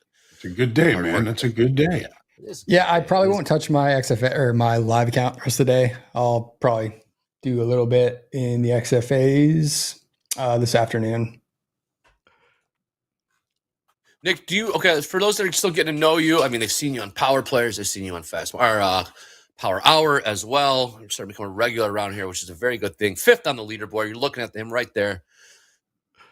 You primarily just trade ES and NASDAQ, Nick? Anything else? crude, Dow, anything I mean, else? every time I trade other things, I get frustrated. I mean, I've traded gold. I'll trade CL every once in a while, but you know, you get, I guess, good at reading price action on specific things. And I'm a firm believer. I mean, yeah, you can do TA on just about anything, and you know, some things trade that technically, but when you're kind of more of a, you know, price action trader, just you get comfortable, I guess, with the way on NQ, like the way the DOM moves and things like that. You can kind of get a better feel for it. So I have just had success there. Every time I trade CL, I just get frustrated, and because I'm usually wrong for some reason, or it just happens to be a day like, I don't know, whatever it was last week when it was down like 3%, and I just kept trying to like long it at areas that made sense, and then it would just drop another, 30 ticks. And so just getting frustrated by it. But primarily, yes, I am just a NQ ES trader. Gotcha. Yep. Stick to what you know. All right, D, moving forward. How do we, so what's your mindset going into tomorrow? Now you didn't hit your daily loss limit, you're I guess call it your personal loss limit, or else you're just not seeing it today. So how do we it's more a number of trades. To me, it's more a number of trades. So yeah, I split my day into sections, and then I sort of aim to do about 2 to 3 trades per each section. What do you mean? If I'm over 9 trades for the day and I still haven't managed to make any cash, then that's it. Sometimes it's earlier if it's very slow, like looking at RBOB today. It did fail the auction, but it kind of didn't do it from any super relevant levels. And this is why I was looking for a slightly more of a push to the upside, which might still happen into settlement. But then it's going to be more of a neutral day type. And that modifies my target. So rather than going all the way to my original target, I would be looking for the middle of the profile as my take profit on the potential longs. But I don't think I'm going to be touching that, at least not on that XFA. I didn't trade my live today. They're doing some like maintenance on my live account. I think they're like transferring it to a new data feed or something. So I still have that. So tomorrow I might be going into the day where I'm going to be looking for more movement rather than just getting a relatively small initial balance that we had on RBOB. I will be looking for more follow through outside of the initial balance if we can get it. Today has been painfully slow for this particular product.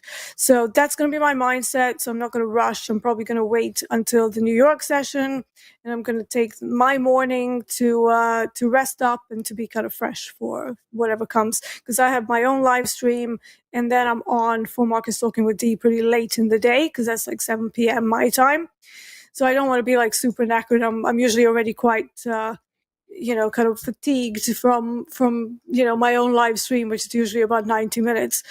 So yeah, so that's going to be the game plan for tomorrow. No rushing, just going to wait until the initial balance is done, and then maybe try and find a couple of trades. So yeah. Very good, very good. Strategy. This experience talking right here. Nick T. If you hear moaning, that's one of my dogs. Just he's just sat here going, I know what he wants. All right. We got 5 minutes left here. Fast forward, Nick. Let's move forward. So you probably ain't going to try to trade the live account too much. What would get you back in the markets? We got to get out of this range. You want to see a headline hit? What would it take for you to get you back in this market? We need to break out of this range a little bit. In my XFAs this afternoon, I would most likely be looking to see, do we fail in the low 300s again on NQ? Because we've kind of sold off from there twice today. I mean, we're still kind of balancing, but if I could get a short anywhere between 310 to 300 after a kind of a failed push, maybe even a little peak above and fail, looking for a short. Otherwise, I'm probably scalping long off of the initial balance low, looking to see if options kind of want to drift us up towards the end of the day. But other than that, I'm probably not looking to do too much today, with PPI and Powell on deck tomorrow morning. Great stuff. Well, thank you again for joining us very much. We did see NASDAQ taking a peek above VWAP. Got VWAP at 18,290. We are currently trading 292s. All right, 293s trade there. So a couple ticks above VWAP. S&P still have a ways to go, as well as the Dow. NASDAQ staying stronger today as well. But yes, what do we, John? Let's take a look at these charts. We got 3 minutes. Let's do a little chart analysis going into, because we're going to see you again for group coaching. So if those people are going to miss the John Hoag experience, you will get them back at 1 p.m. or scratch that, 12 o'clock, 12:30 today Central Time for group coaching. But John, let's do a little chart analysis as we got a couple more minutes left here in Fast Markets. All right. Well, here was our range extension. We were looking for a failed auction that did not hold. We saw a range extension that did not reach the value area low, so we didn't get the value acceptance. We're back to the initial balance here. I would just be chilling, looking for some sort of new opportunity here. Sometimes when this happens, the initial balance can be resistance for a move back to the low of yesterday's value, but I'm not seeing it because the NASDAQ is very strong. No acceptance inside value, no extension below the initial balance. We've got a normal day kind of set up here for the NASDAQ. So I'm looking more relatively range bound for the NASDAQ. The Dow we know is the weakest of them, but we're not seeing any real momentum or acceptance in a outside or inside yesterday's value, today's area. I don't know. I'm just going to be chilling, looking for another opportunity as the day goes on. If I were Nick, I'd be saying, yeah, I'll go do something else today. Maybe I'll go play golf. I like that. It is actually sunny here in Dallas for the first time in a couple of days. It actually would be a very nice little golf day if the rain continues to hold out. Very nice. Guys, you pick the course. I'll meet you there. Of course, it's a long commute for me. Catch a flight. Let's hop a flight. I'll just hop to Chicago. We'll get jet lagged. MP. We'll get him on the golf course too. Get him feeling good, real good. We'll kind of beat that out of him real quick. I do believe. Remind him about his hole in 3. You know about that, Jack? Oh, I know about that. That's a par. Called me up. It is a par. He called me up the second it happened. He goes, guess what I just did? And I go, that's a par, Michael. You got a 3. Goes, no, I didn't. No, I didn't. Well, I'm like, Michael, that's a 3.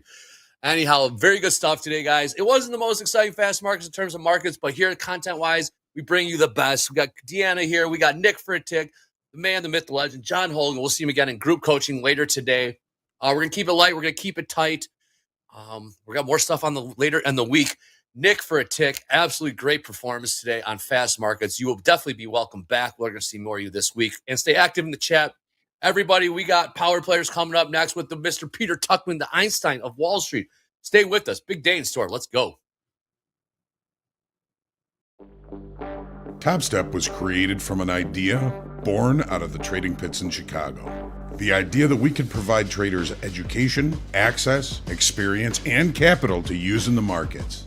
A decade later, with tens of thousands of traders in over 100 different countries, we know exactly what our traders want. That gave us another idea, to build a platform specifically for our traders and their unique needs. Wait, a trading platform and an evaluation company in one? Does that exist? Well, it does now. Introducing Topstep X, the first of its kind trading platform built by and for futures traders, creating the first end-to-end ultimate trading experience. Topstep X is purpose-built for your unique needs, using over a decade of insights, customer feedback, and experience. Featuring integrated licensed trading view charts, our proprietary trading indicator, the Tilt, a built-in trade copier, our own dedicated data feed direct from the CME, and even a live stream of TopstepTV. And get this, with our extra fast connection, once you sign up, you are trading within 30 seconds. No connection instructions needed. It's web-based, so you can use it on your Mac or PC, with a dedicated mobile app for iOS and Android coming very soon. We haven't just built a trading platform. Topstep X is a fully immersive trading environment, and it will continue to evolve with new features, becoming your go-to source for trade execution and funding, education, community, support, and even entertainment. Oh yeah, never pay any commissions on Topstep X. That's right, Topstep X is the only platform in the futures industry that has no commissions. Experience the future today.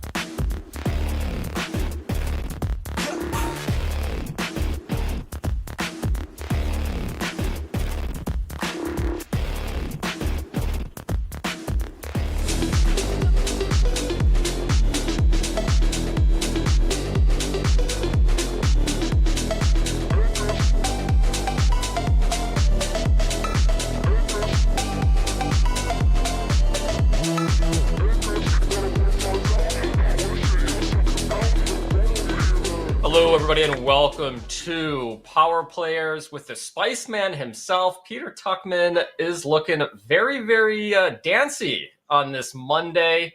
I'm glad someone is having a good time. I think most of us in Chicago were just looking out the window longingly. We finally have some sunshine, and the markets aren't doing a whole lot unless your name is GameStop. Peter, how are we doing in New York?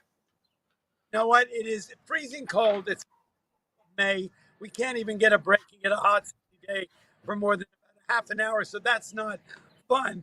What we've got going on, look, the GameStop story is kind of fun.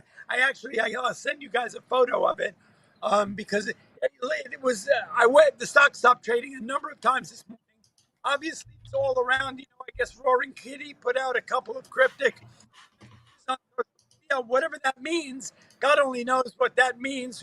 We know who, but what are they trying to say? And I guess he just sort of tickled everybody's fancy, and everybody just starts running and buys the stock. Those are the times where you let the irresponsible, crazy bad cowboys and Indians just trade the stock and then look for the contrarian short on that one. If you were shorting the stock up where all the maniacs started buying it at 26, 27, as high as it went, then there was probably some love in the trade.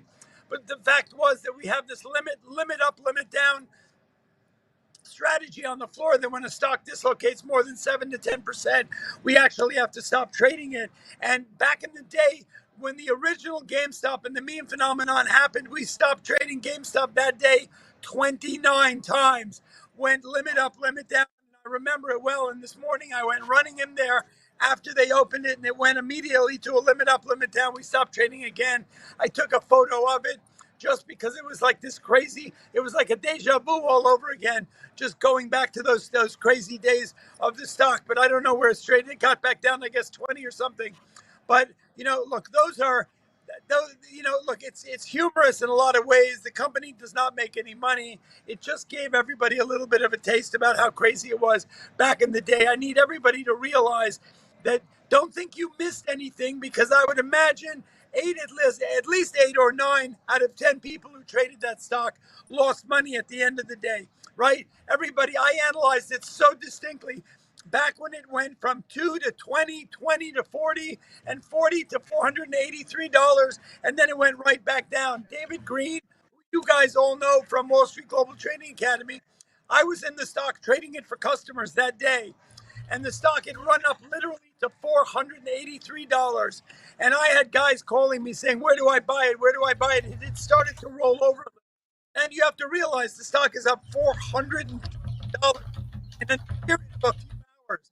And all my guys are asking, Pete, where do we buy it? It started coming in. It was trading at 450, 430.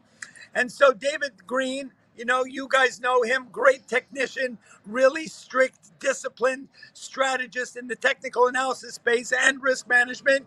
You guys all know him from Topstep and from Wall Street Global Trading Academy. I called him. I was in the stock trading it. I said, Dave, everyone's asking me, where do we buy it? Technically, where is this now a buy? Right? And he said, Peter, it is not a buy until 151. And I said, what are you kidding me? From 483, we got to wait $300 something before the technicals and the charts tell us it's a buy. He said, Pete, that's where the support is. So when you've got this irrational enthusiasm in these crazy meme days, if anybody who's on now was trading them back then, that's the way things went. You saw Rivian, you saw AMC, you saw all these names, BlackBerry, go from 2 to first. They went from bankruptcy to $2, 2 to 20, to 20 to 80. So GameStop went from 483 that day. It went down. It actually, so David Green says it's the first place where there's support is $151. I thought that was insane because there was a 300-point differential there. Literally, guys, this is fact.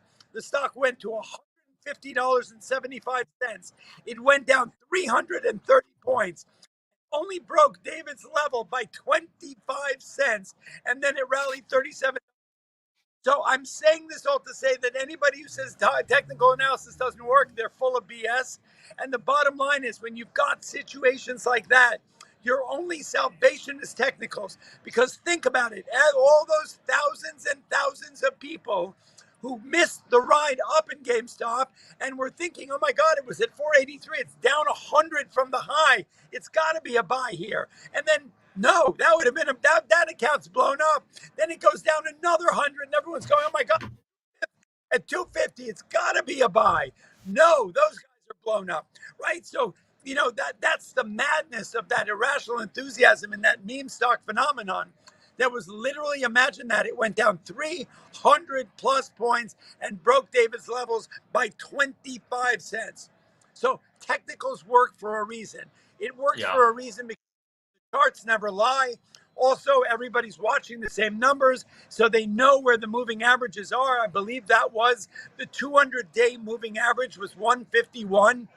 Okay. And so at the end of the day, when you have this kind of crazy volatility in any stock, in the market per se, and you suddenly decide, we saw it happen back in the day with Amazon, with Google, we saw it with Netflix when Bill Ackman had bought a shitload of stock. It was trading at $783 and the stock sold off $400.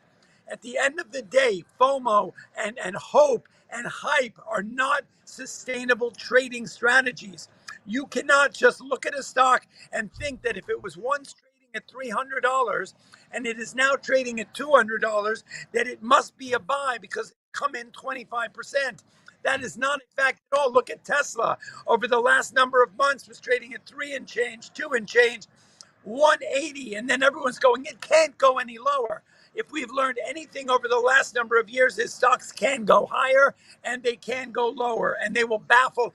They will go higher longer than you can sustain the short, and they will go lower longer than you could sustain a long, and you will get blown up and the stock will do what it's going to do, right? We saw Tesla, and we also know the only two ways to blow up a trading account are not having a stop order and averaging into a trade. Think about all the people who started buying Tesla down $60 or $70 at 180, and it went all the way to 140, and they were choking on that position. Finally, I hope if they held out, they're okay now. But at the end of the day, there are people who are averaging into shares that are blowing up trading accounts, right? Technicals will give you that edge that you need to tell you where the support really lives. That's why we use RSI, Relative Strength Index.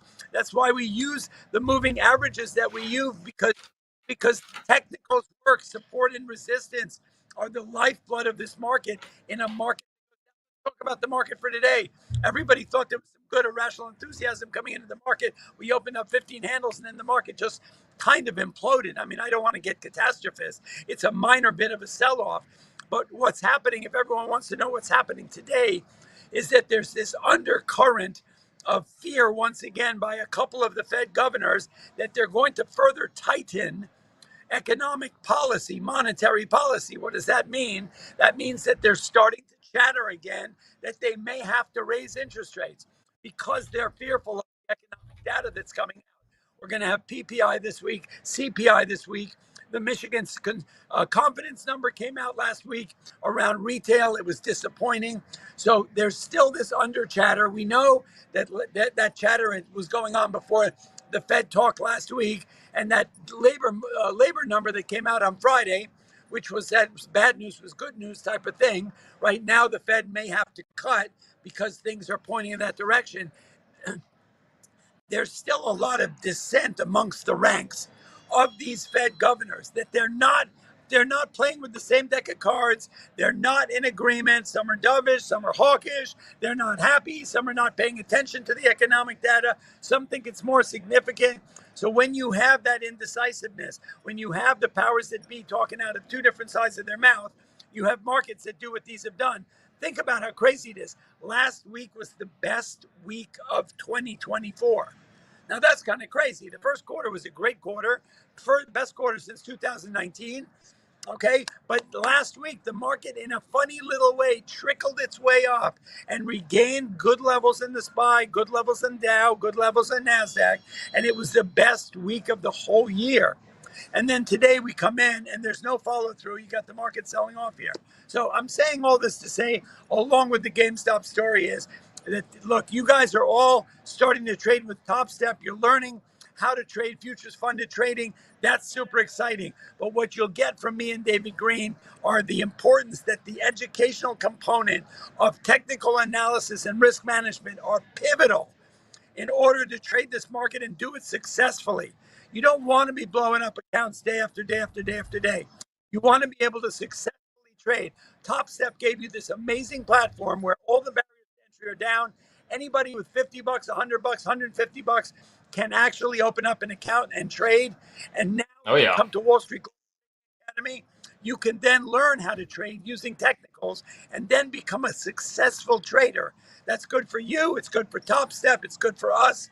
That's the package. That's the perfect ideal sandwich. Yeah, I mean, I do have a couple questions here for you. First off, you have a free webinar on May 15th at 7 p.m. Central Time. I did put a link in chat if you want to attend that. I did make a cameo at the last one. It is excellent stuff over at Wall Street Global Trading Academy. I wanted to get your opinion.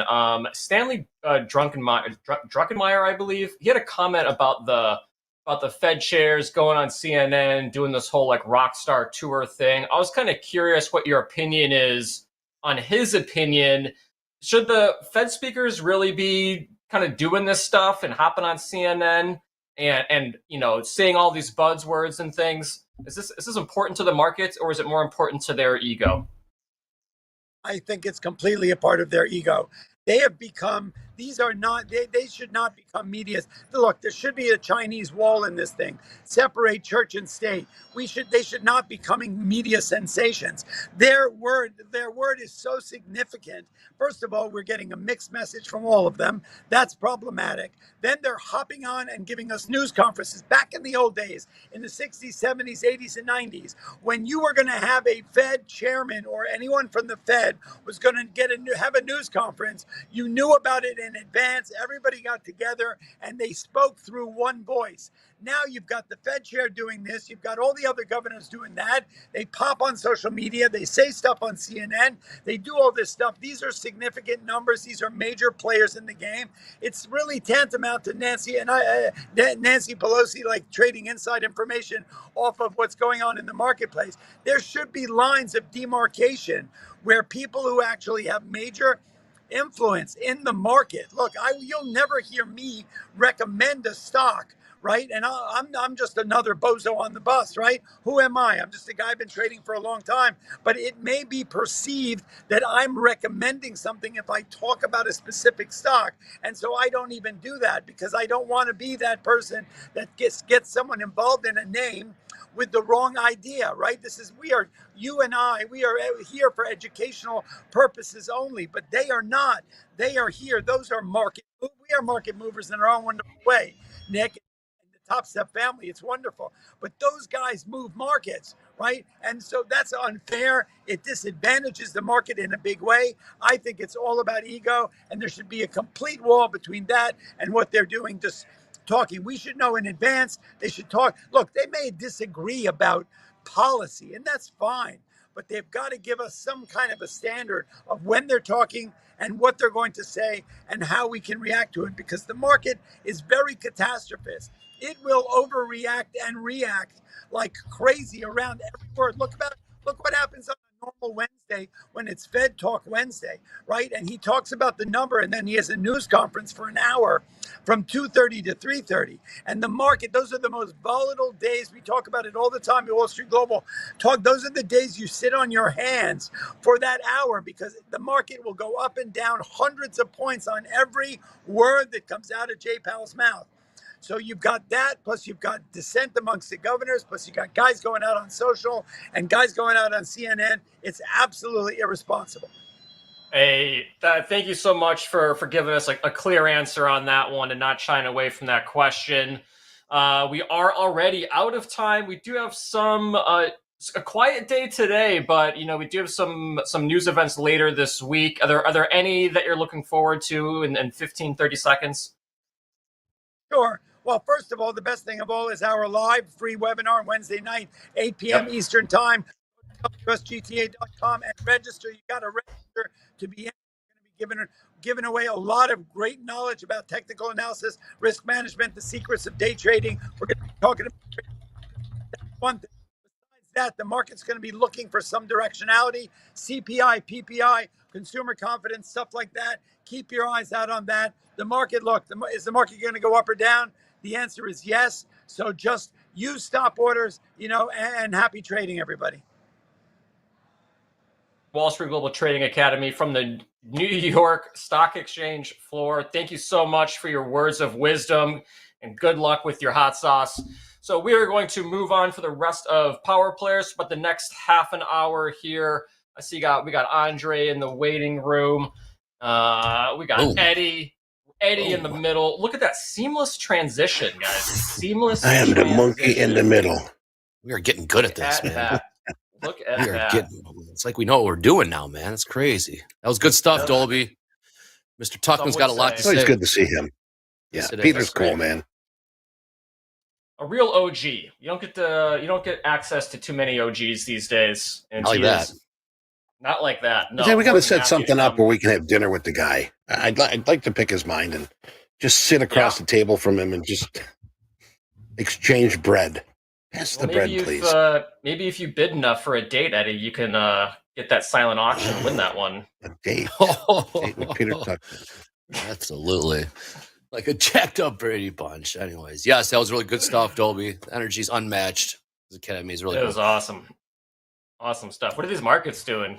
Boy, this doesn't seem like a whole lot, to be honest. A whole lot. I mean, I'm looking at your NAS. I'm looking at the NASDAQ at the 5-minute range, maybe. Kind of a range. Range pretty wide. Here we're trading those 18,300s in the NASDAQ, but not a whole lot going on right now. Pretty wide.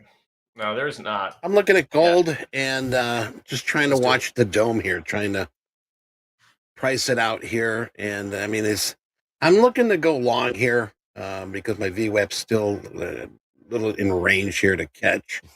But I'm not sure here. This is a tough call to just sort of put something on when the lights turn on. Go put something on. So watching gold. Any other? I mean, I'll trade anything. Beaver pelts, wampum. What do you got? Yeah. Baseball cards. I mean, if it's in a range, I would trade it. Tell if it was traded. That's all I would do. Like NASDAQ's in a big old range. I don't even have my charts up. Hold on.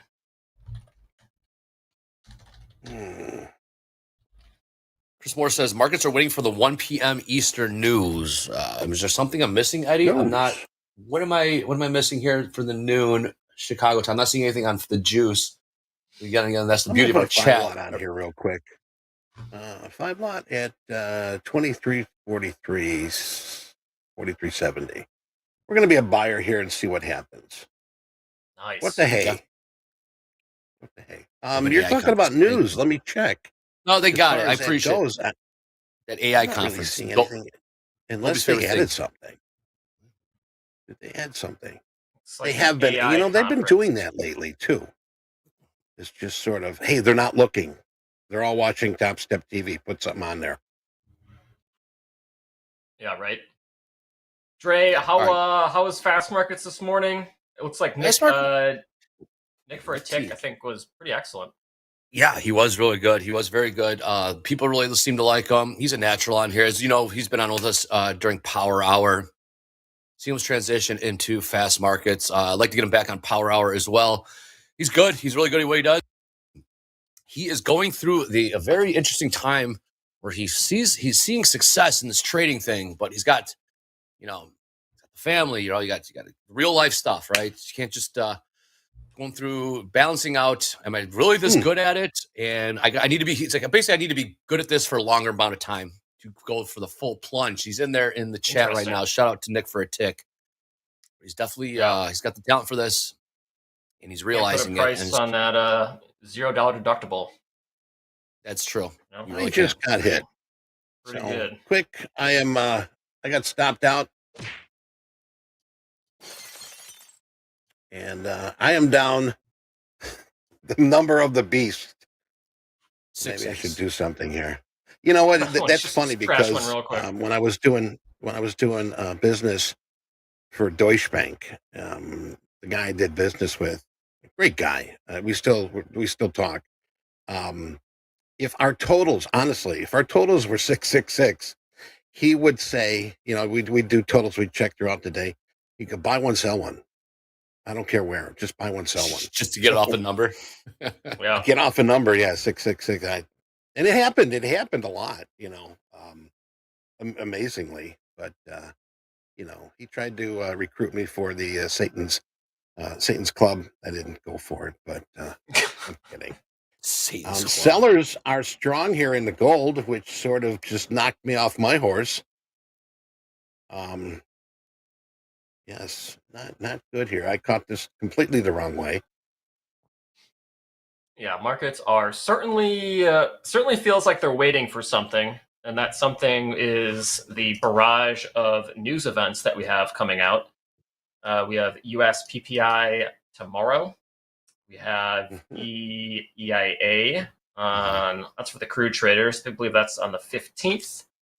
Got some CPI on the 15th also, and then we have jobless claims on the 16th. So if you did your homework over the weekend, chat, you would probably know that today was not going to be the spiciest of trading sessions, and lo and behold, we are kind of just chopping around right now.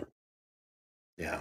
Yes, we are. I don't know. I'm looking at NASDAQ now. Gold sort of gave me a bad taste in my mouth. You know. Oh, switch it over. It's like when I was a Girl Scout selling Girl Scout cookies, and I knock on the door. Hi, would you like to buy some Girl Scout cookies? And they'd slam the door in your face. Oh, You'd write that address down. You remember that one. Okay. Well, was it you knocking on the door? Was it you knocking on the door, or was it an actual Girl Scout? Because I think maybe that's there could be some confusion there. Maybe, yeah. The thing is, that's probably it. That's probably it. I mean, but I had the gear, you know, in the sachet with all the anyway. Yep. Anyway, yeah, it seems like the story of the day right now. GME. I got GME cookies. is the story, Dolby. I'm sure you love meme stocks just as much as the next person. Oh yeah, but yeah, that's what seems to have the market's attention right now. Even CNBC, because S&Ps aren't doing much. They're just stuck at these 5250 level. I mean, GME is kind of hanging in there, to be honest. I think what's it trading right now? $30. Okay, it's held 30 since, I don't know, like for at least 2 hours. So it's not like it jumped up and then just like cratered. It is actually holding a little bit. So see what goes on there. It looks like AMC is up as well. I know Nick4aTick loves this meme stock action. What are we doing? I mean, are these efficient markets, Andre? Can I get your doctoral opinion on this? Are these efficient markets? Yeah. What? Some random bro in the basement just post a meme and the short squeeze is on. You can't make this up. I watched the movie. Yeah. It's whatever. Interesting. Hopefully this is still going on when Mike gets back on, when Island Mike turns into CEO Mike again. It's always funny to hear his take on meme stocks and just the ridiculousness of it all. But hey man, it's where buyers meet sellers. If it's going to trade $30, fine, let it trade $30. Good luck to all the longs out there. You're trying to squeeze those shorts, as we saw what happened in 2021. I was one of those longs, and I lost some money on that. And it was hard when Robinhood shut off the sell button. You couldn't liquidate your trade, so that made it difficult. Oh my goodness! Yeah, it tends to make things difficult. Robinhood, that was wild. I'm like, hey, I can't get out of this. It's in the money. I can't get out of this. Oh, it's not in the money anymore. Now I can get out of this trade. So that was always interesting. Thanks for that one. Thanks, Robinhood. Oh, you shut down that account real quick and back to normal. Take from the rich and give to the poor. What? Yeah, I think that was the name. That was the idea behind the name. And Robin Loot. There you go. Halal. You get it. He's Robin the Hood. Yeah, Robin the Hood is right. Yeah, chat is. I think chat likes the story at least of meme stocks. I mean, it's pretty funny at the very least. It's probably not very funny if you're like stuck short in a meme stock. Yeah, you can squeeze. Yes. Hey, Dolby time. I want to take a look at crude. When was the last time you put on it? What's the last time you put on a crude trade? It feels like it's been a minute. I don't know. It's been a long time. See, part of it's not because I don't like crude anymore. It's more to do with when I'm scheduled. To be honest, like if I'm only doing power hour, then there's really no crude trade to be had. If I was on during fast markets or something, I think I could probably justify a crude trade at least. There were some really nice 5-minute consolidations in crude this morning, which would have been, I think, pretty tradable if you're a fan of the 5-minute range. Let me just... Where's my box? Oh, there we go, rectangle. Yeah, like we had one at around 740. I mean, maybe one at 930 was decent. So it's been a tricky trade. I probably would have switched to like YM or NASDAQ. I think NASDAQ had the best ranges to trade today, to be honest. Yeah. Also the strongest of the three. Yeah, for sure. Like at 930, it had a really nice 5-minute range. And the classic move, which is run a range a little bit extra than you would expect and then hop back into range again. So we did see that at around 1020, 1030. Really made a move to the downside and shot right back up again. One of the reasons why a range trading NASDAQ can be a little bit tricky. You got to kind of account for that extra movement outside. So it's just chill markets. Chill markets, it is. man. Speaking of chill markets, Dan Trader has a question in the chat. Haven't heard any house trade ideas. Not trading it today. I don't think we're trading it today. Markets are super quiet. We got Nick4aTick on here. Let me see if we fire that sucker back up tomorrow with all the stuff on the plate. Got Powell inflation numbers. We might fire that sucker back up tomorrow. It's okay. We transition in and out, right? House account trades we do when the market presents itself. Market dynamics say, I mean, here maybe we would have bought the bottom. I don't know. But today, I don't think the conditions were just right for house account trades just yet. Get back on that horse probably by tomorrow because we do have some news events coming in and make it a good idea to get in there. But good, thank you for the question, Dan. Glad to hear that you are looking forward to tuning in and watching that. But yeah, we'll see if we'll give it a shot tomorrow. Today, I don't think so, especially right now. That boat has set sail. So we'll get back in there. Yeah. Yep. Yes. 5250s. Yep. Top of range right now in the NQ. Could be a cheap short if you like it. You know, not really expecting a whole lot here in the markets with all the big news events coming, you know, Tuesday, Wednesday, Thursday. Like the markets just kind of want to be range bound. Big players are probably on the sidelines waiting for stuff. Probably going to be just stop runs left and right until it finds equilibrium. Absolutely. And retail traders might just get frustrated trying to trade the chop or looking for a breakout that may not ever happen. Who knows? Who knows? Yeah, I just bought I'm Sim. I'm obviously Sim right now. I bought 3 lot here in the S&Ps. On the S&Ps, tight stop, about 52.49.50. See if we can go up to VWAP here. Looking for a 2-point scalp. Just a little something here. Get it. Yeah, just a little something here to wet the beak. See if I can get in flow. And, you know, I haven't dipped into toe in the markets yet today, so we're going to see if we can get a feel for how these markets are trading. We're just beneath VWAP. I see NASDAQ sitting above VWAP. Dow is just, Dolby, your Dow just kind of does its own damn thing because Dow is just chilling around the lows while at least NASDAQ and S&Ps are catching a bit of a bid, I'd say. But Dow just kind of chilling. Yeah, and kind of like they say adapt or die. I mean, there's a lot. I mean, we've been sort of jumping market to market to market to market, and finding new opportunities. And last week, that was our sort of top step tip of the week: is adapt and find something that, you know, we've added a lot of products here to Topstep X. Yep. And you know, Deeyana's trading that RBOB gasoline and stuff and so forth. But maybe there's something that sort of works for you a little bit better than what you're trading right now. So experiment. If you got that practice account, that's the best, absolute best way to sort of, you know, try something new. It's like when you go to a buffet and you're like, "What's that?" You know, give it a try. You might like it. This is what my mom used to tell me with the broccoli. Go ahead, eat it. You might try it. Hey, Mom, I know I don't like it. That's just a trick the adults. That's just a trick the adults played on the kids. Let's get you to eat your vegetables. Exactly. But, crude drifting higher here, trading 79, right around $79, and crude. Yeah, Dolby time. We got our boy coming up on Power Hour. Obviously, a few hours away from that, but we got, I think, Zach Anthony joining us. Power Hour straight out of Brooklyn. Good energy there. So hopefully we have some trades setting up for us before we get there. But yeah, we'll see. I mean, I'm not super optimistic for Power Hour. I mean, I do believe in second half moves if the first session was quiet. So maybe we do get a little something, but it seems like a day or a week in which a lot of the news is weighted, you know, later in the week. And we don't have any earnings reports either. Do we really? Seems like all the majors have already done everything. Yeah, only thing on the horizon is NVIDIA on May 22nd, so about 9 days. We got the big NVIDIA. I'm sure we'll cover that. It's going to be the Super Bowl of earnings. Get ready for all the hype on CNBC. Every Bloomberg, it will be the darling of the NASDAQ, darling of the stock markets right now.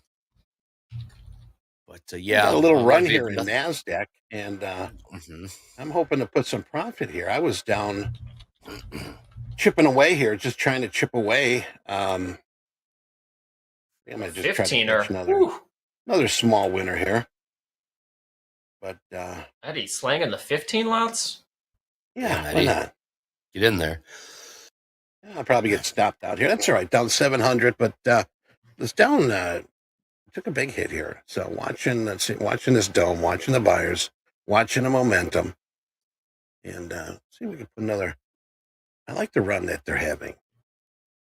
They're making a new high here in the well, not a new high, but higher highs. Yep. In the range, and they're pulling back, and the buyers are coming back again here, just a little strong. We'll see. We'll put another 15 lot on. Not a ton of volume on this move. If you're looking at like the 5 minute, or it's just kind of just tapering all day. Going into lunchtime here. $600 winner. But you got to remember, I'm putting 15 lots on, which is not what I usually do, but I'm just sort of having fun here in this segment.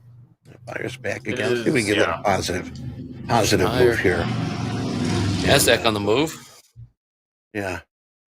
I'd like to see it get over 18,311. You know, I think the range in the NASDAQ right now is about a 30-minute range. Yeah, I think we're like a 30-minute range starting at 9 o'clock, kind of going till now. And if we can maybe get over that, what is that, 18,311? Nice band from the 90s. Yay. Kind of interesting. Omaha Styley. There we go. Omaha. Okay. Yeah. I have to wipe my brow on these trades, folks. I'm up 111. All right, I was down at one point here. Nice. Over 1,000. So just sort of following it up. And unrealistically, I'm shooting 15 lots, but having fun here with that. This is my 150K combine. But just with all that work, I am going to tell myself, you know what? Today is not your day. You know, you got lucky. You caught the wind in your sail, and you chipped away, and you're positive now. So that's how I'm going to play it here today.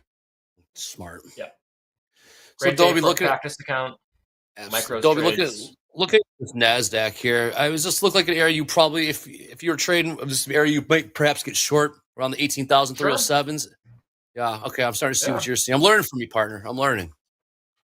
I mean, if you have a bearish sentiment in the NASDAQ, then I think it would be a cheap short just based off the range trade. I think anything over like 309 is pretty good. Like I said, you just have to worry about kind of those big range extensions. For example, like the one that it had at like 1030, 1040, just that really, really big wick down.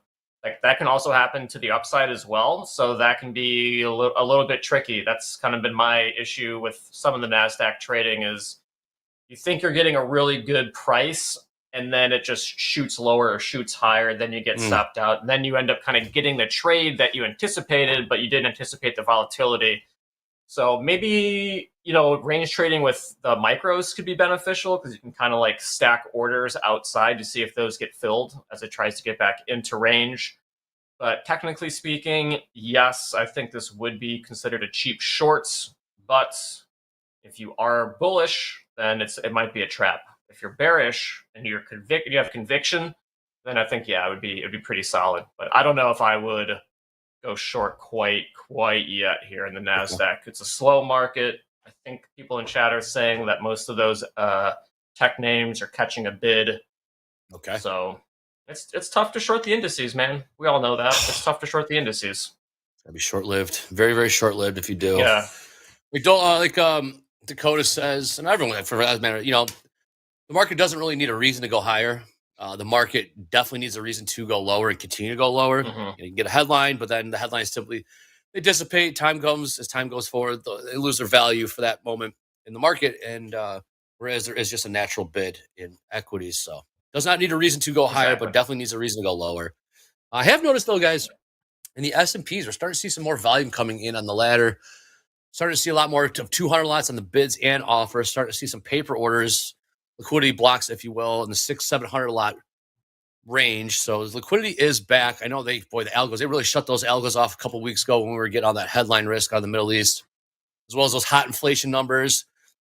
You can see it. You can see the volume just, vaporize essentially. And S&P ladder started looking more and more like a Dow or NASDAQ ladder. But I'm happy to report that NASDAQ is starting to look back to normal now. Now, of course, volatility is kind of dissipated with that, but the volume is back. So that's good. All is right in the world, even now when we got GME and AMC trading at how they're trading. I mean, who knows? We're in wild times, gentlemen. Twitter or X just runs the financial world now. All it takes is one tweet. One tweet, boys. Changes everything. It's unbelievable. Changes everything. Yep. It could be a fake tweet from Al Jazeera on the Middle East. It could be tweets from former presidents. It could be a former meme stock legend. That's all it takes. You never know.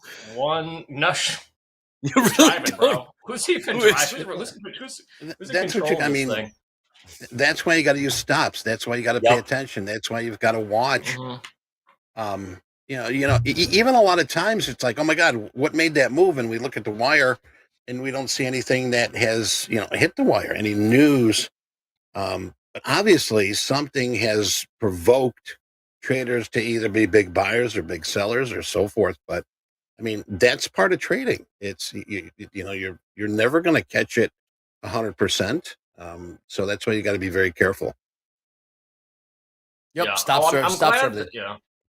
I'm glad that Peter truthfully answered my question about his opinion on Druckenmiller, because he came out and said the Fed guys are acting like rock stars, and we kind of see that too in the markets. It's like Eddie's trying to comb the wire for Fed speakers, and all of a sudden it pops up, like a tulip and it springs out of nowhere. It's like, oh, here we go, random Fed speaker, non-voting, starts talking, and it's very, very difficult. What was Dolby time? What was your question again? Sorry, I missed it. I had to step away right after Fast Markets. What was the question? Well, Stanley, that's Drunkenmeyer. Yeah. Drunkenmeyer. Druck. Yeah. Whatever. I feel like I'm mispronouncing it. Anyways, he was on some financial show, and he was asked about kind of what they are like. Is the Fed are they being responsible when he hops on 60 Minutes and does this sort of like rock and roll media tour? And in his opinion, the answer is no. There should be some sort of like separation between the two. It's like stop doing all these tours and just stop being a rock star. It's your job to manage the U.S. economy, not hop on 60 Minutes and try to become famous. So. Druckenmiller, not Drunken Miller. Got it. I know. So, I mean, he answered the question, and he kind of agreed. It's like, no, he needs to do his job. These guys need to stop yapping. It's irresponsible. But he had a very, very good answer. We should go back and maybe clip that. But really appreciated his take on it, because they drive the markets. If Kashkari is getting paid to speak somewhere, the markets are going to be waiting to seeing what he says. And then if you have algorithms that are scraping Twitter for information, you get this whole like chain effect of knowledge and maybe even misinformation or actual information. And it's very difficult. It's difficult stuff. Hey, we're seeing crude sellers sort of taking the reins here right now. Crude all the way down to 78.73. So it's out of the top four. I think this is the biggest move that we have right now, biggest opportunity. Still watching the wire here. Not really seeing much here. Hey, Eddie, we were talking about what's coming up at noon. It's an open AI press conference. Dolby's favorite buzzwords these days is AI. So get ready for 8-bit in the markets. But yes, that's what appears to be. That's one thing that's sort of putting a lot of people out of work. It's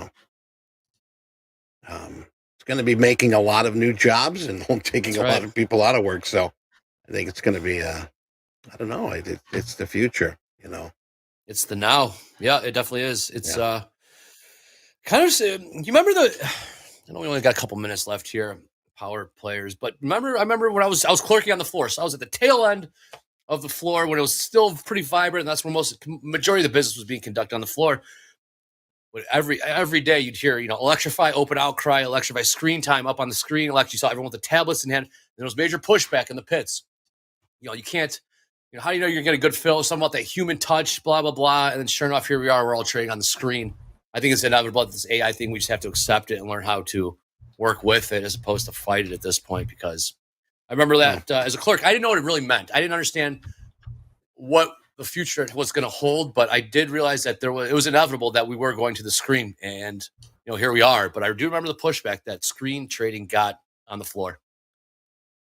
Yeah, right. Well, yeah, it's real quick here. It's like the point of no return. I remember back in the early 90s, 93, 94, 95, that electronic trading they're going to be closing the trading floor. They're going to be closing the trading floor. And then it evolved. You saw people electronic trading and trading the big S&Ps or the big Dow and the minis back and forth. What's in the minis? And we talked about this where they would have people in the pit. They would be trading minis on the screen, and they would have a connection to the pit. And remember, it's always 2 to 1. Obviously, and they would tell them to buy. They would trade either one. But I mean, they talk about, the floor is going to close. The floor is going to close. That was very long. And a lot of people were nervous. A lot of people were very nervous about that. And, eventually, obviously, we are here right now. Yep. I know my son still works on the trading floor. They only have, I think, one pit open left at the CME. And, I'm like, well, what's it look like? He goes, we're crammed in a room. So it's not on the trading floor. It's in the little room. Brutal. And, but they're trading big over there. They're trading big size and so forth. So, I mean, that's evolution, adapt or die. And we did see a lot of traders from the trading floor, open outcry, they could not electronic trade. Nope. Yeah. Reminds me of Office Space, where they keep moving that guy down to the basement. Milton. They're going to keep on taking all those. Yeah, they're going to keep taking all those floor traders. They're going to be on like sub basement 5 trying to make a market and whatever the hell they're trading these days on the floor. But we're coming up to our end of the segment here. Kind of a nice little, very chill segment. Markets are kind of just hanging out. Super excited to hear Dr. Jenny is coming back, as well as Brett Steenbarger. I mean, Chet, you guys are going to be emotionally raw after this week between those two. So you better prepare for some ego death before they get on there, because they're gonna change you. I mean, Dr. Jenny is no joke, and neither is Brett Steenbarger. I mean, high powered, trading psychologist coming in here. But coming up is TopQuiz. Very, very exciting. Eddie, you're going to be part of that. We got Eddie and Devin doing TopQuiz. Yes. Trey, I'll see you later. Juicy questions. Ooh, some juicy questions. Fantastic. I'll see you for Power Hour. But sounds good. Dolby time coming up. So, chance to win a free reset. We'll see you. Have a good one. Thank you.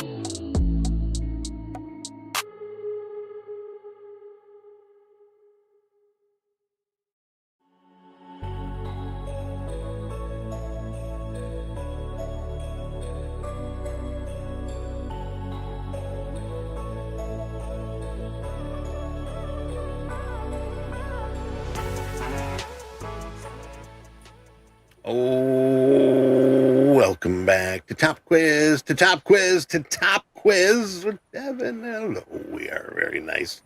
Nice to have you here with us here today. And she's back for more, folks. I guess the first time Hi. wasn't enough. How are you today? I'm doing well. How about you? I am excited that you are here with us again, ready for another challenge at Top Quiz. And I hope your weekend was very nice and relaxing. And what'd you do this weekend? Anything you can share with us, or is it top secret? No, it was nice. It wasn't relaxing, but it was nice. Saturday, I actually went and saw a live podcast in Chicago. So we went to dinner and did that. It was pretty fun. And then Sunday was full of Mother's Day activities. Yes, it is. And had a good time with my mother-in-law. Oh, Got her good. flowers cooked for her, and she was give me a big old kiss on both cheeks. But anyway, we are back here on Monday. We've got questions ready to go.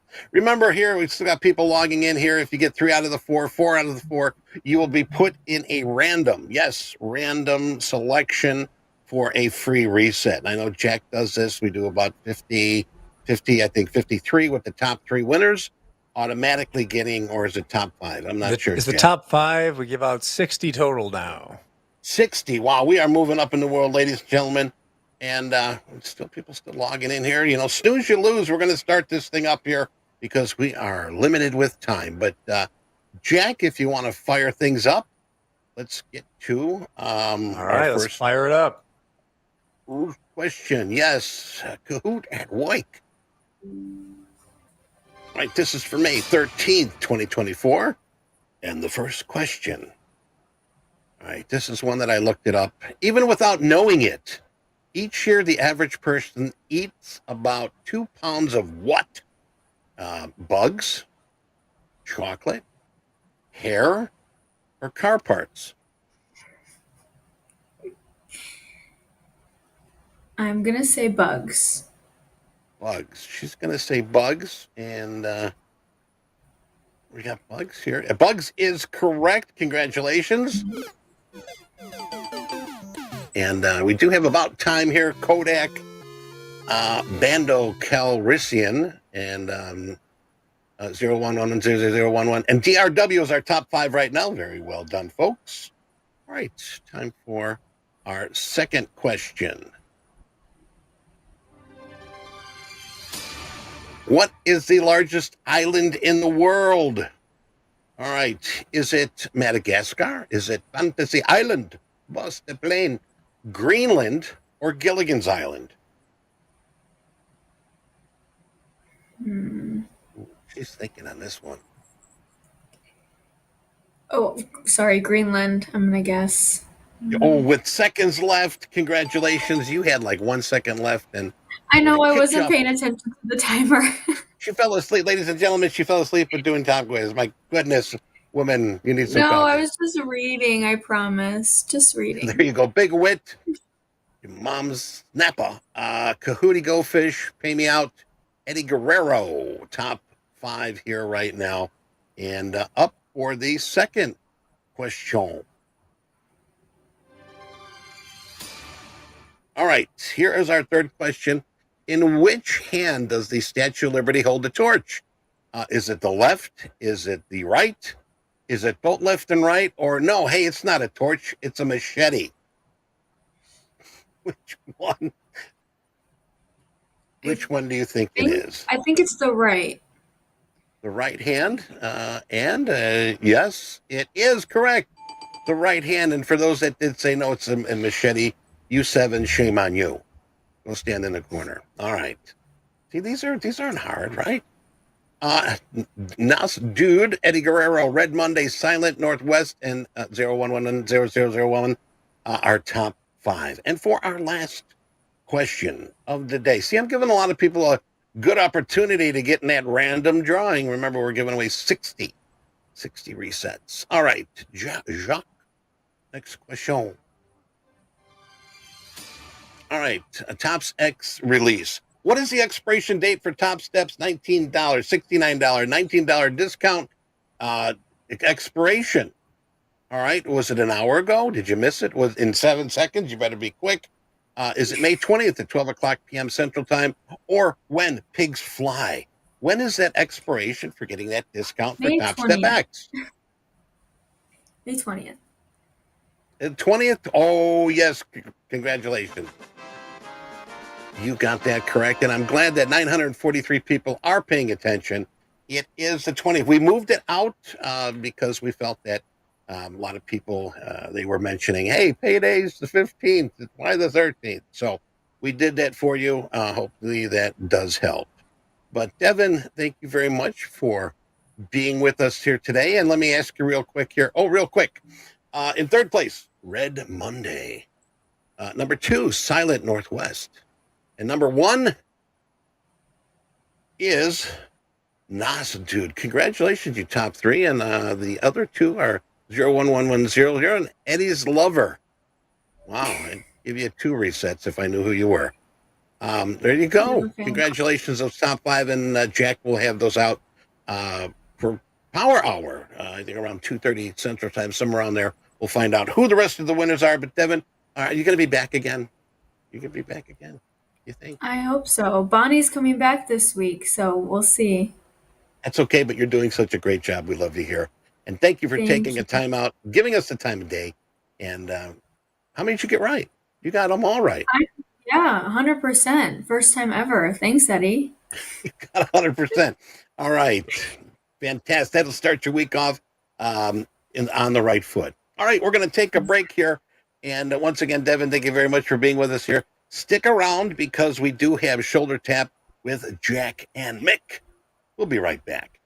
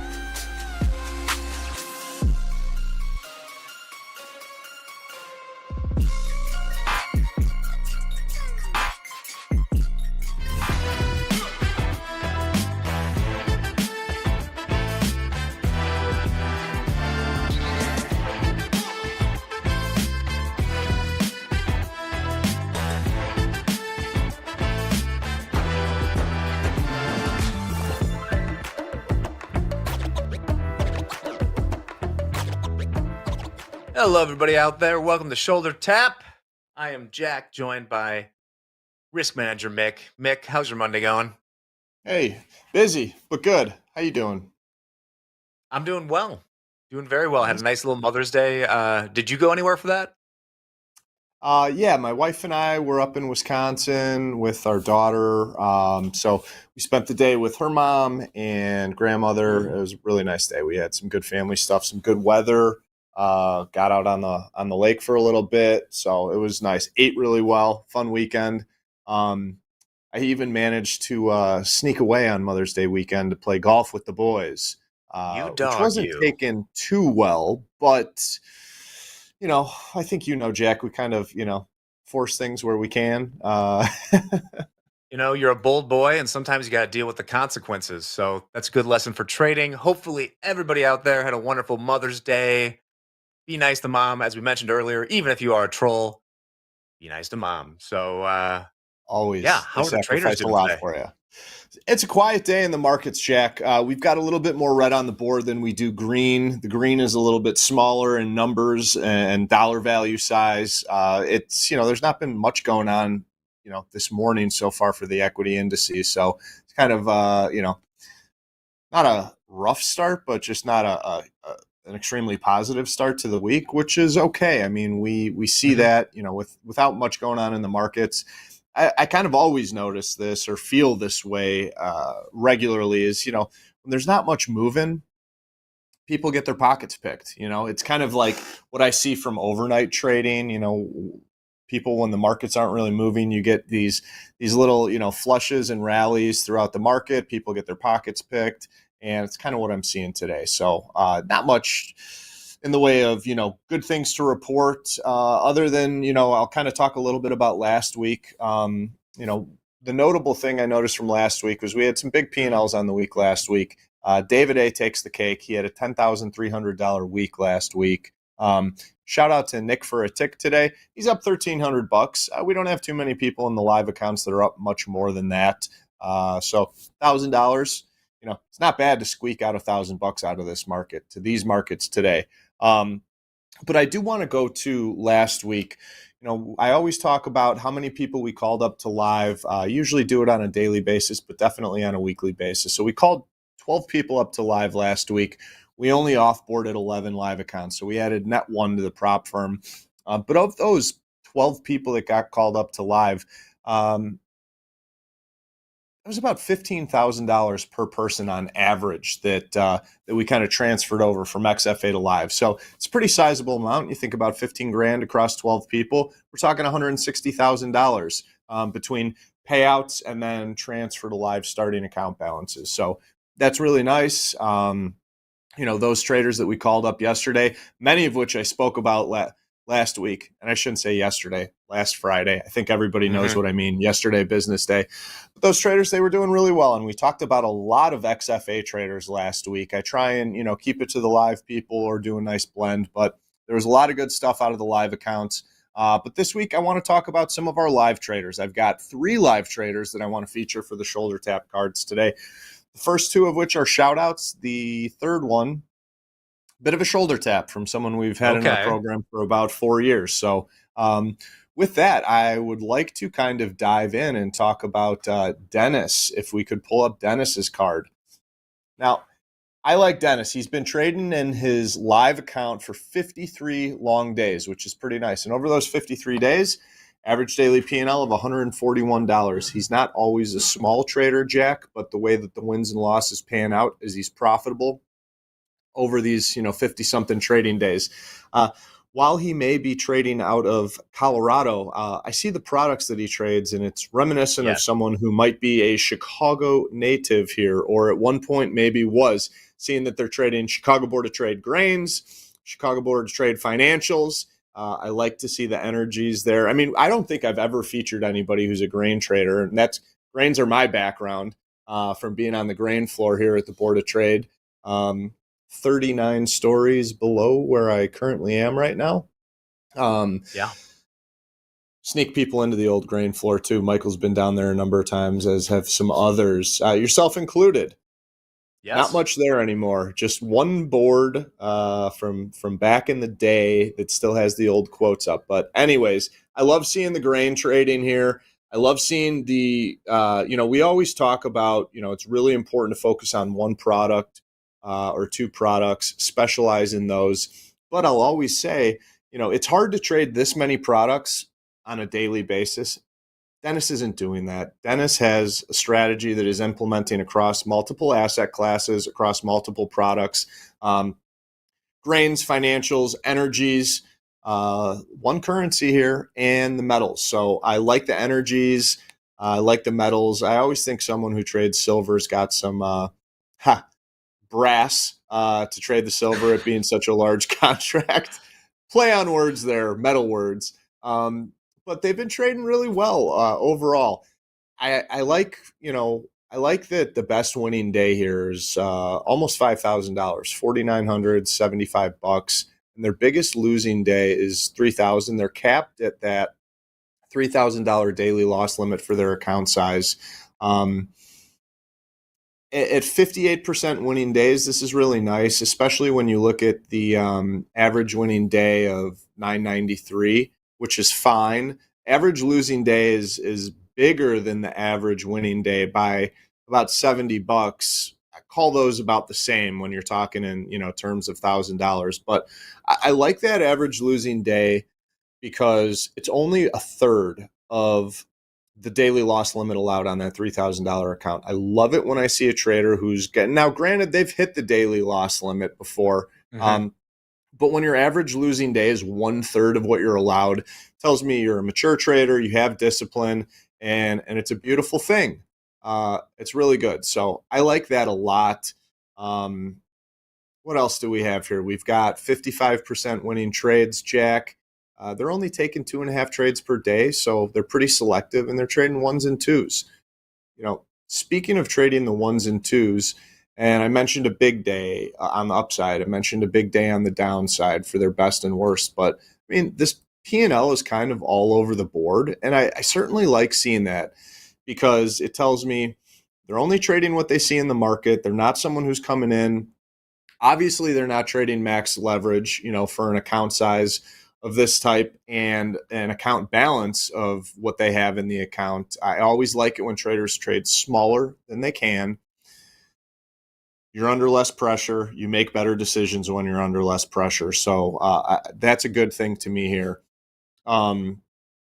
Yeah, real quick, I have a few notes on this. First, I just wanted to comment. People are talking about the sell-off. In the last 10 minutes, we've seen ES is off about 12 points. This could be news out of the noon Apple conference that has been pumped up a little bit. So we'll keep a close eye on that. But we're pushing lows of the day in the ES about 2 ticks above the low of the day right now. And now we're pushing it lower. We talked about Dennis earlier on fast markets. I didn't realize I love the eclectic nature of what he trades here, especially seeing my boys, ZN and ZB.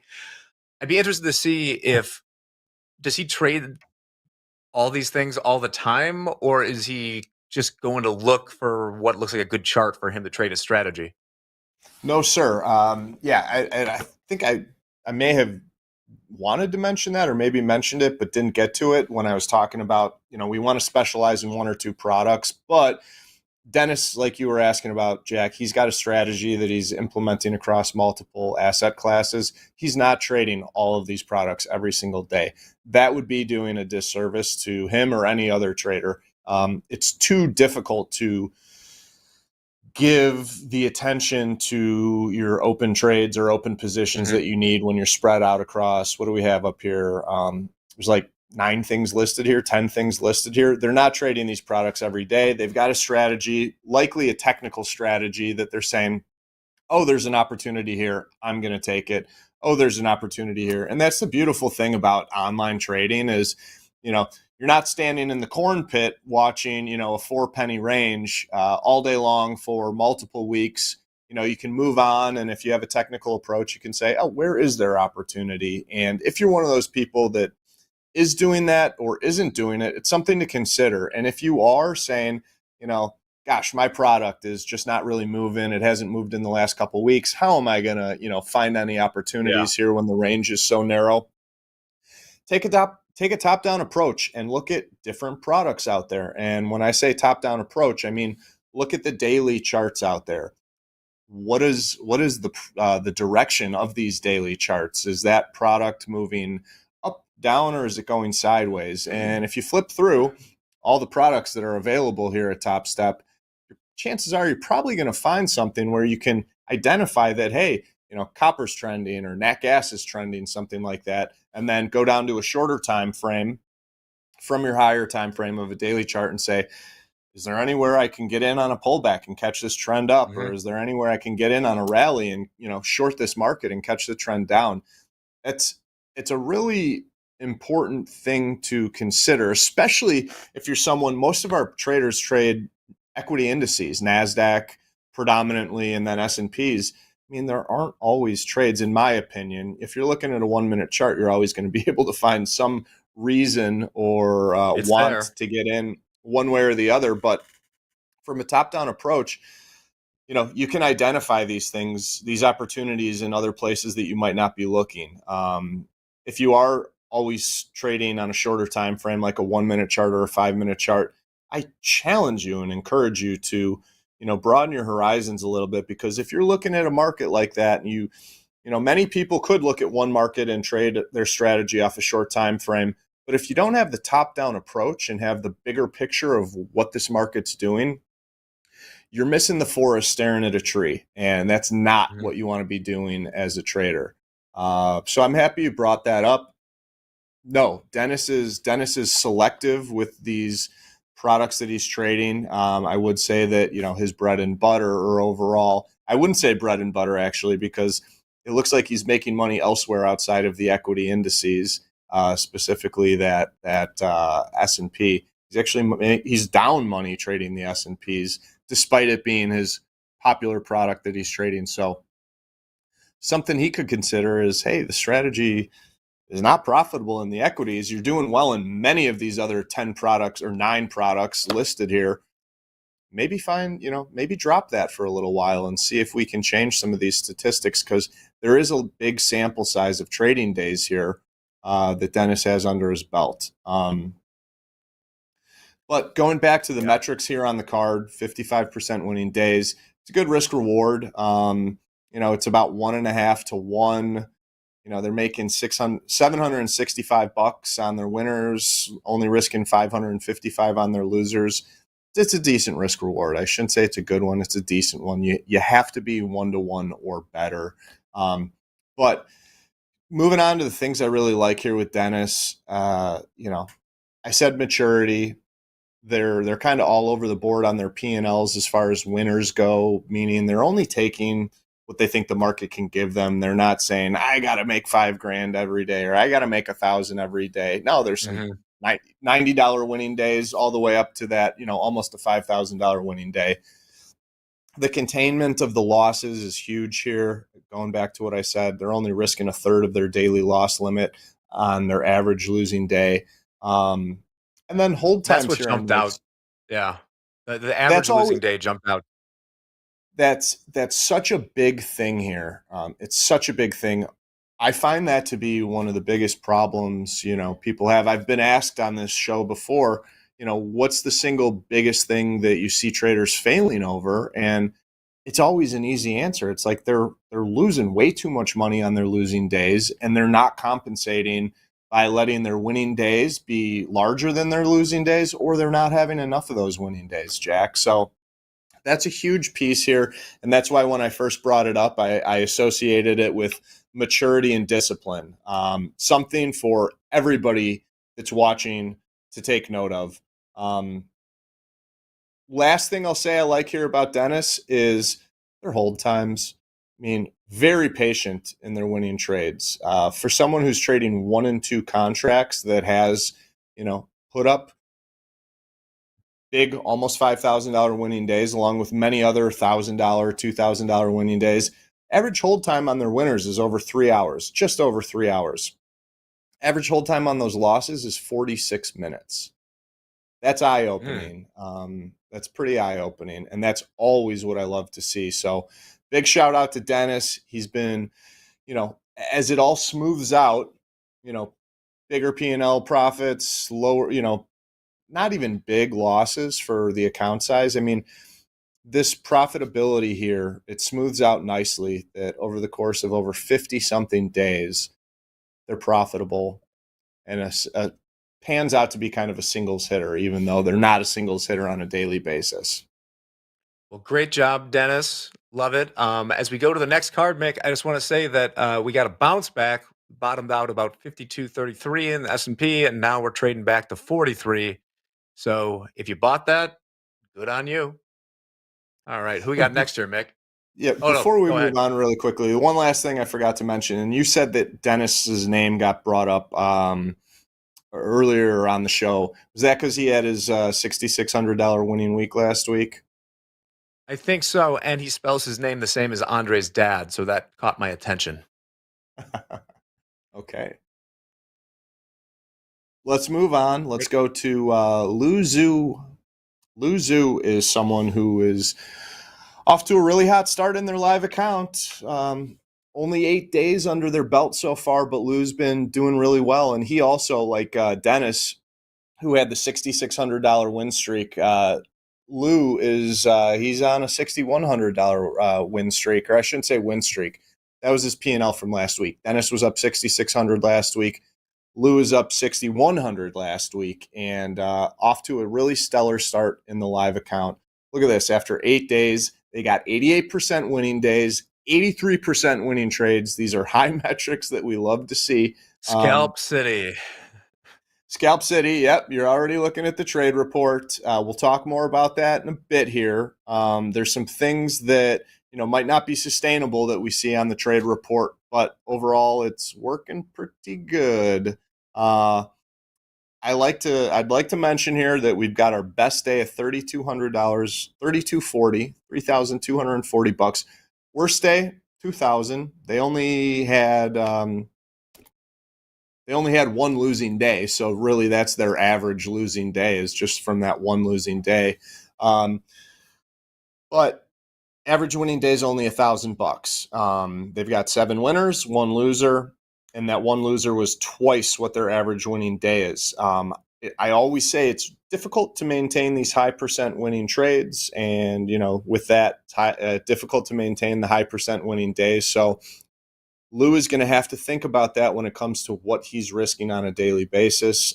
If these winning trades were to turn south, the winning days were to turn south, and he's still keeping his average losing day twice the size of the average winning day, he might run into some struggles ahead of time. But this isn't about that. This is about, giving him credit and being really happy for the hot start that he's on. So hopefully it just continues. Something interesting about this is, as you said, the sample size, like we mentioned the last time I was on, which I think was Friday, maybe.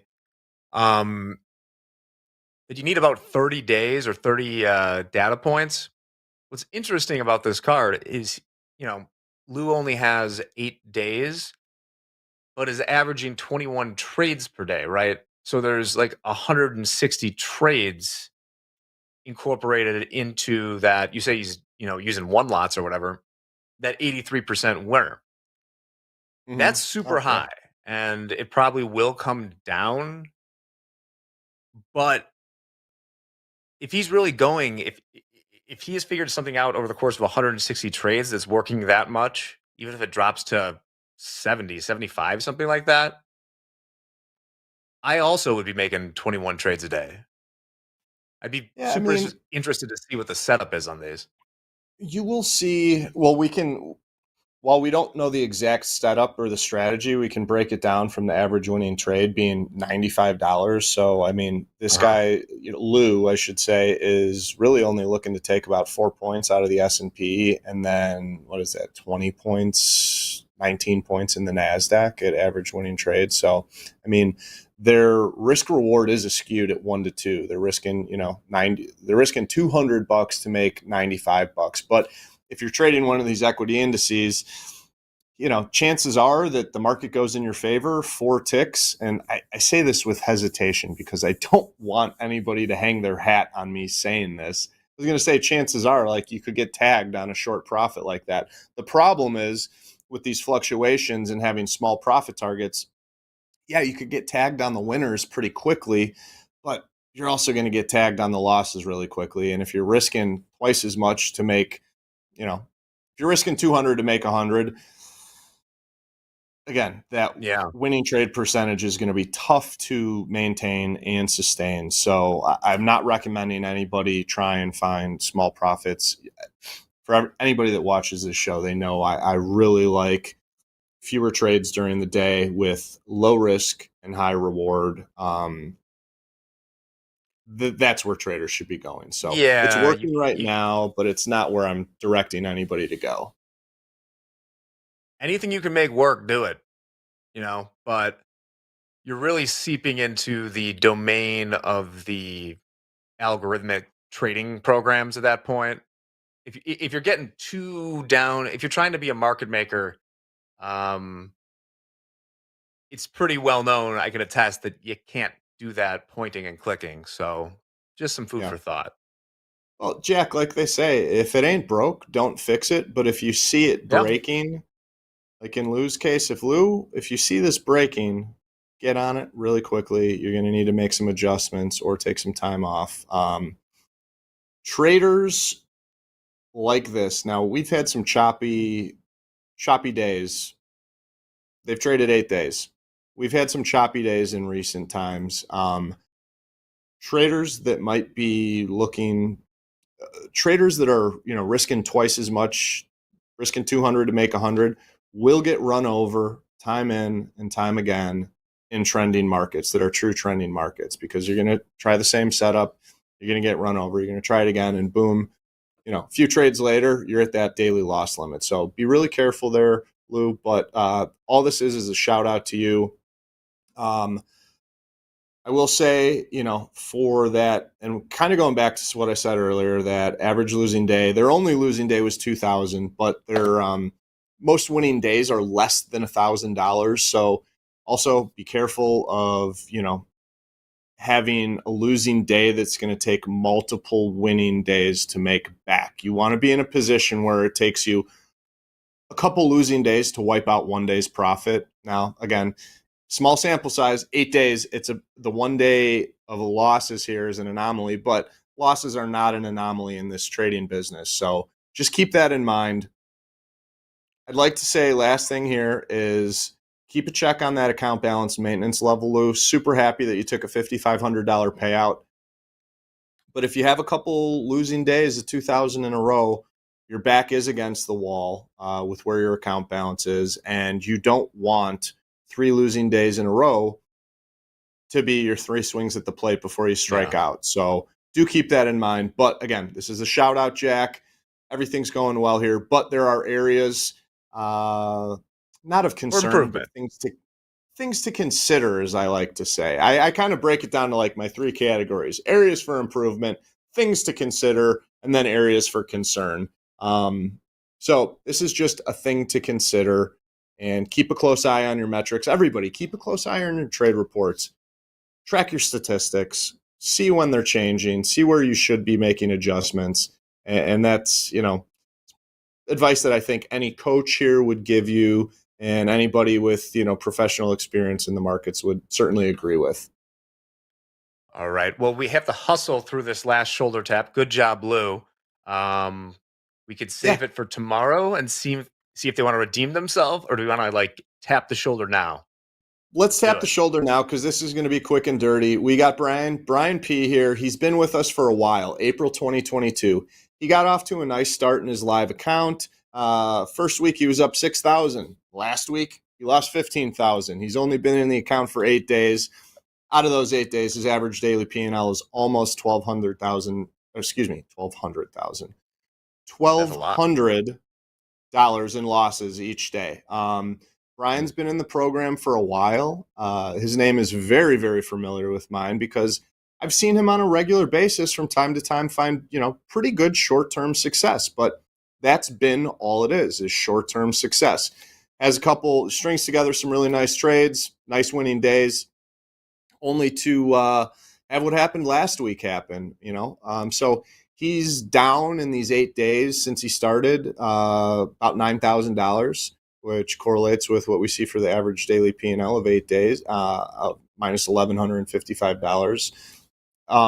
So my thing with Brian is there's a lot of room for improvement, and a lot of room for improvement around being truthful with himself and, learning from previous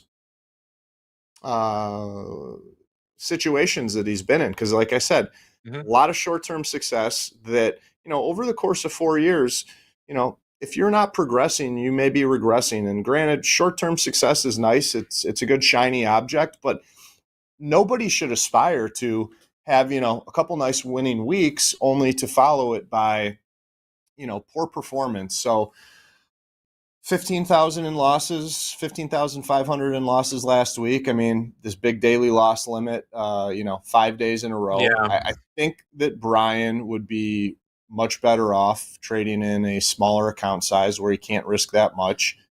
He's only taken about, less than 4 trades per week, but he's doing it with 1 to 3 lots. And usually those individual trades is like, putting 3 on, putting 3 on, putting 3 on. So, and then hit the DLO. I don't know. I mean, yeah, daily loss limit. So yeah, you definitely don't want your average losing day to be $3 less than your worst day. That seems to be that every losing day in this account, Brian hit the DLL. Yeah. It's hard to say, by the way, DLL. DLL. So I think that, Brian, with the short-term success that he's found, he has his hot streaks, then followed by cold streaks that last longer. Winter is longer than summer here.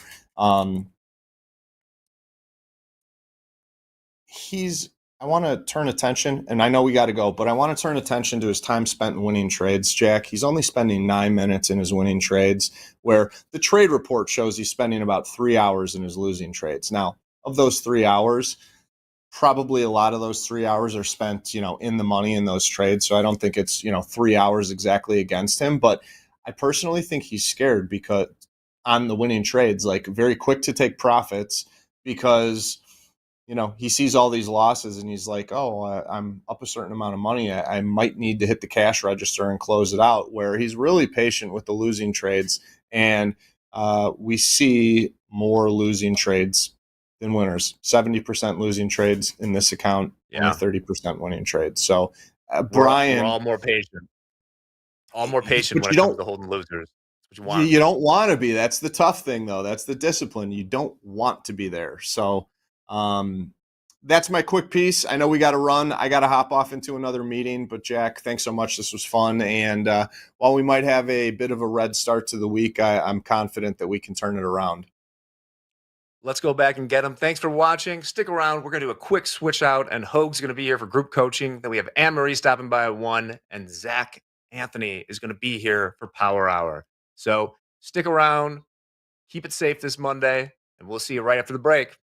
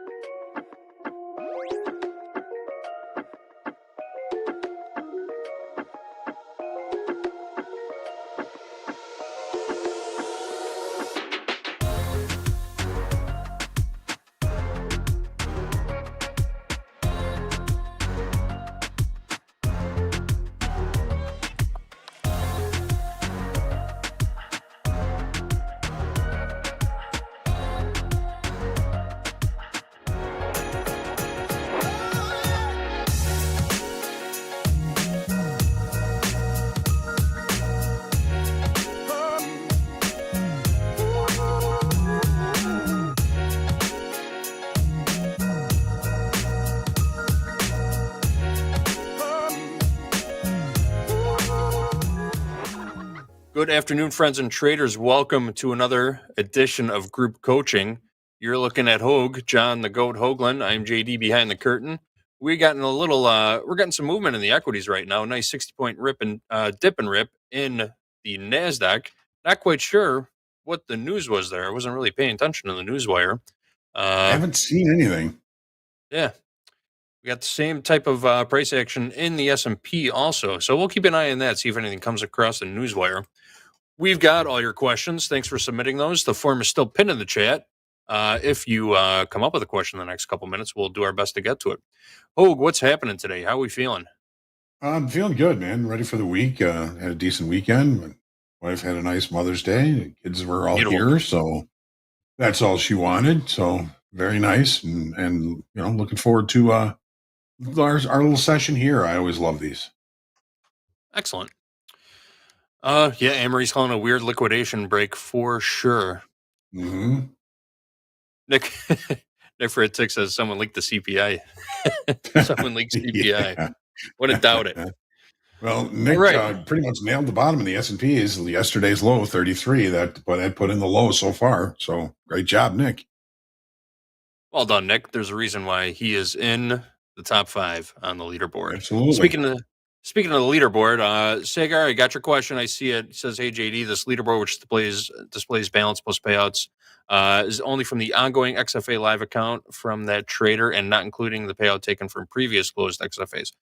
So the leaderboard displays all payouts taken for individual trader plus account balance and payouts for current open accounts. So it's the history of a trader's lifetime with Topstep, total payouts, plus account balances. Hope that clears that up for you, Sagar. All right. What do you say? You ready to dive into this, Hoag? We're 4 minutes 100% already. Cool. All right. First question we got is from Raul. Raul says, thank you for your public service to the trading community, Hoag. I have a great strategy that performs well with the win rate and risk over reward measures, but I hesitate to enter a trade all the time. Example, the drop in the NQ was so obvious at 9:32 a.m. I'm assuming that's 8:32 a.m. Central Time. Any wise words on overcoming this fear would be greatly appreciated. Raul's he gets a little trigger shy when it comes to executing on his setups. What do you think, Hoag? Yeah, I can feel that. I'm a little trigger shy when I'm doing things on screen. So I get it. This is something that I've dealt with for a long time. And what it really comes down to, Rahul, I mean, you say it right at the beginning. You have a great strategy that performs well from win rate and risk to reward measures, but yet you hesitate to take the trade all the time. Why? Are you not confident in what you're saying is a great strategy that performs well with win rate, all that? What's the worst thing that can happen if you've got a good reward over risk ratio? There are going to be losses. You have to be able to accept that right away. Rahul, how are you going to really find out and trust your strategy and your performance in that strategy if you don't implement that strategy? That's the most important thing. Trading in the trading combine is more than just getting funded. Trading in a trading combine is having that skin in the game that it's going to be a little bit tougher to take the trades. And we have to get used to that. Start building that muscle by trusting your strategy and following your strategy to a T. Even if it doesn't work, at least you know that there are some changes that you may need to make. So, Rahul, you've got a profit target. You've got to stop. The worst thing that can happen is it hits your stop. You have a losing trade, but that's trading. Learn to trust your strategy that you believe in, that you say is a great strategy. Prove it. Prove it's a great strategy. Take the trades. I know it's difficult. There's always a little discomfort involved when we have risk on. Been dealing with this for 32 years as an active trader. Get comfortable being uncomfortable, whatever it takes. Prove to yourself over time that your great strategy is indeed great and is going to profit for you over a long period of time. You can do this, Rahul. I know you can, but it's never really easy. But it does get easier, I think, once you kind of accept the risk. You take a look at the reward, you take the trade, and you either profit or lose, and hopefully with that good reward over risk, you're going to be making a lot more on those winning trades than you are on those losing trades. Even if you are right 40% of the time and your reward over risk is 2-1, you're going to make a lot of money over a long time. You can build an empire that way. So don't be afraid to take the loss. Understand the loss. Good reward over risk can take you for a long way. And again, learn to trust your strategy. You say it's great. Learn to trust it. Thanks, Raul, for the question. For sure. Thanks, Hoag. And you could think about the trading combine, the Topstep trading combine is kind of like a safe space for traders in the process of building confidence in their strategies. At the very least, take comfort in the fact that you're not trading your own money in a live market. You're not risking your own hard-earned cash to test your strategies. So yeah, just keep plugging away at it. The more confident you are with your setups, the easier it will be to execute trades in the future. Thanks, Hoag. Appreciate it. Thanks for the question, Raul. Hope that helps. All right, next up is from an anonymous source. Anonymous says, "Hi, Hoag. Do you have a link for the previous day's high and low in the NASDAQ? Thanks." What do you think that means? A link for the previous day's high and low? First, we need to be more specific. Are we looking at regular trading hour high and low or extended trading hour high and low?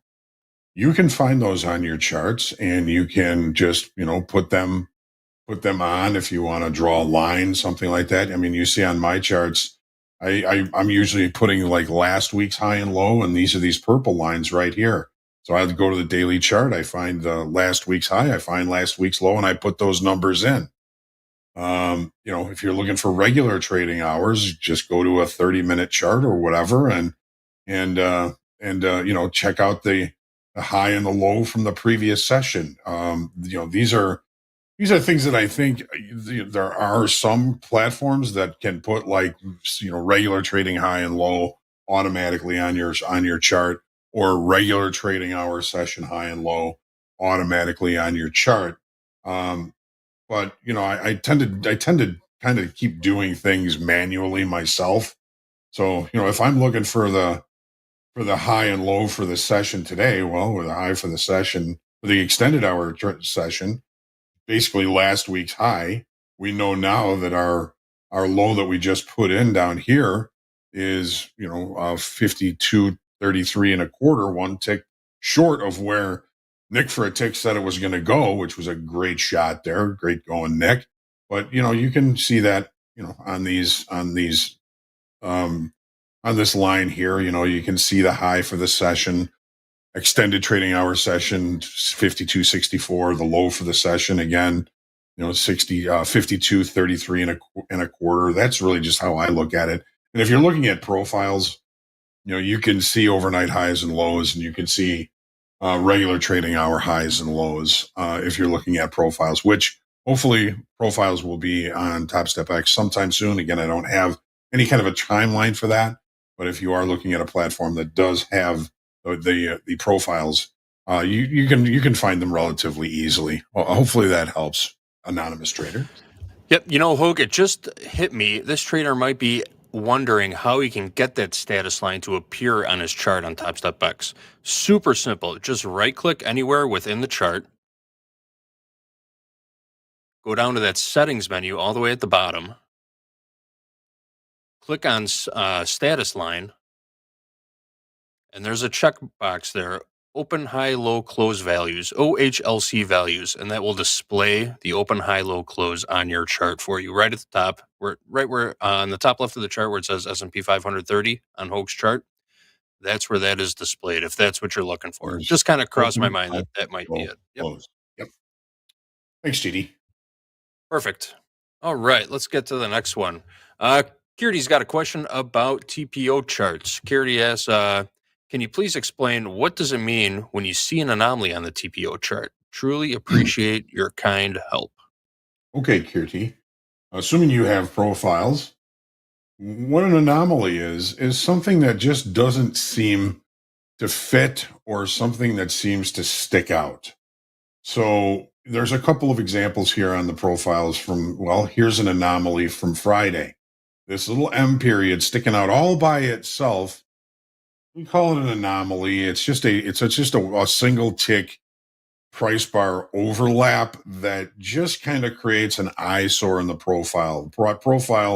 Perfect profile would be very smooth, right?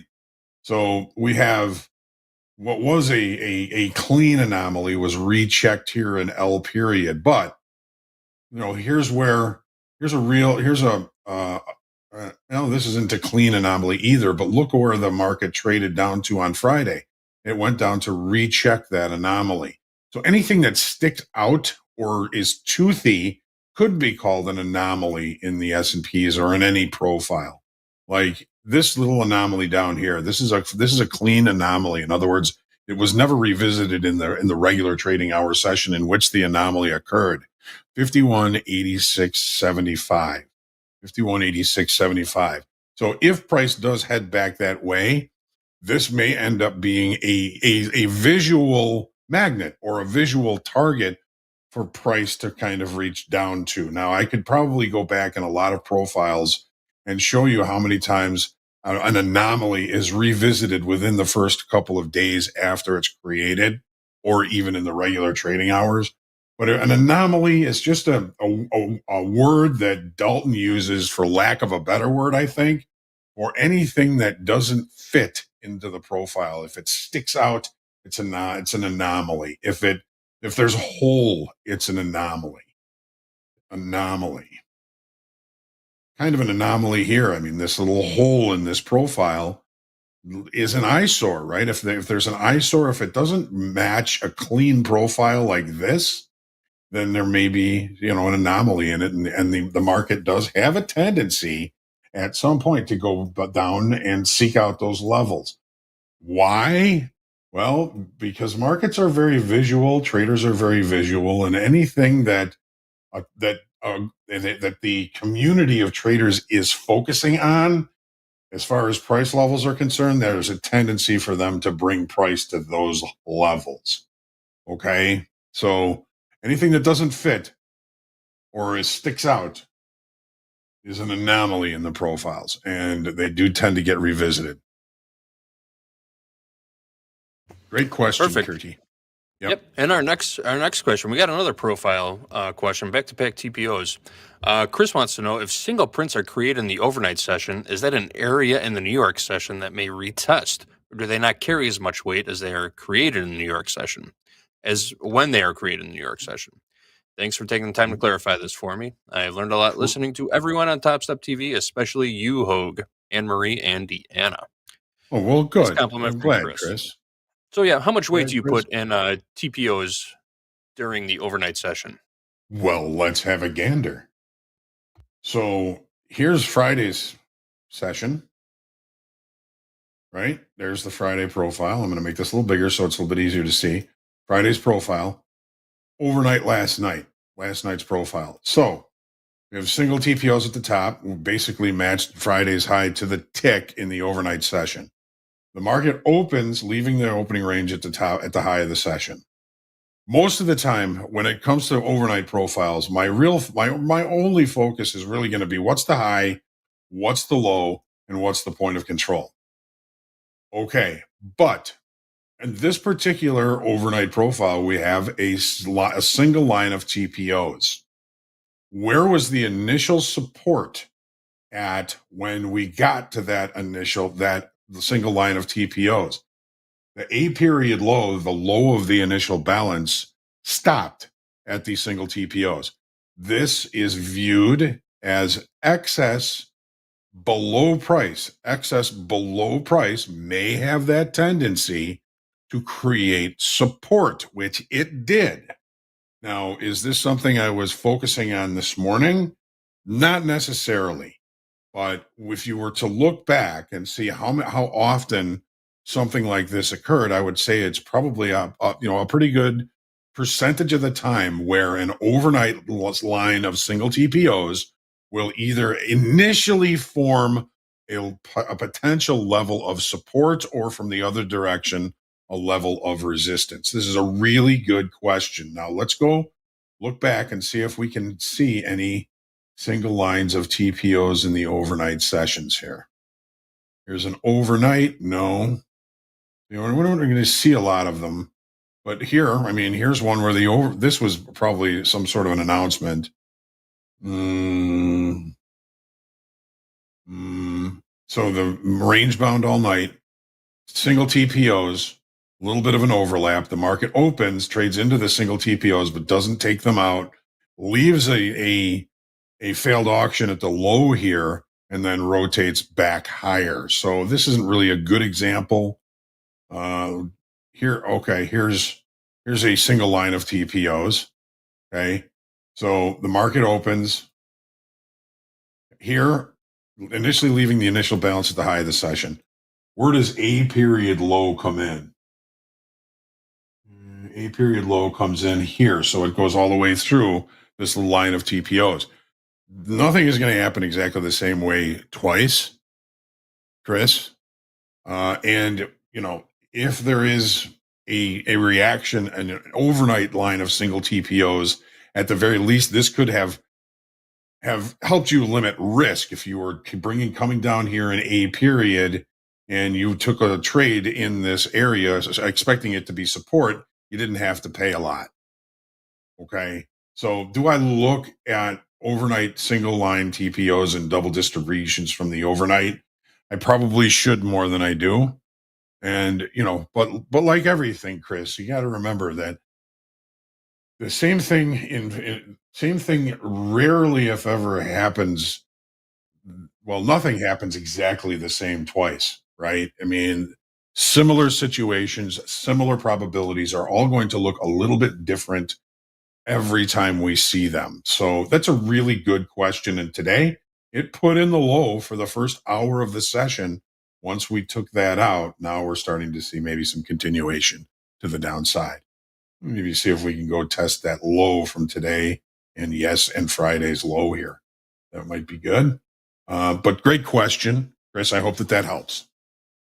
Awesome. Thanks for the question, Chris. And if you have any more questions about market profile, I'm going to put a link in the chat right now. Hoag put together a video on sort of a class on market profile. Go ahead, check that out, bookmark it, reference it whenever you need to. Watch it a couple times, get familiar with it. All right, next up, Rachel wants to know, hey, Hoag, I constantly am picking my trades correctly, do all my analysis correctly, and then take my trades off prematurely when watching it go to target, I know this is one of my final hurdles to consistency. Any tips for correcting this behavior? Thanks to everyone at Topstep. Cheers. Getting out of winners too early. Man, oh man. We hear this one quite a bit, right? For every time I've done that. We've done it. We've seen it. We've heard it. We've talked about it many, many times. Oh, yes. So, Rachel, I've worked with a lot of people in kind of one-on-one personal performance coaching, and this is one of the biggest kind of hitching points that I think a lot of people deal with, and it always seems like you get the trade on, you have a reasonable expectation for the potential profit target, and in watching it go there, we start to get a little bit nervous, like, okay, this is a good trade, I could just take it off now and take the profit. And, sometimes we're going to, sometimes we're not.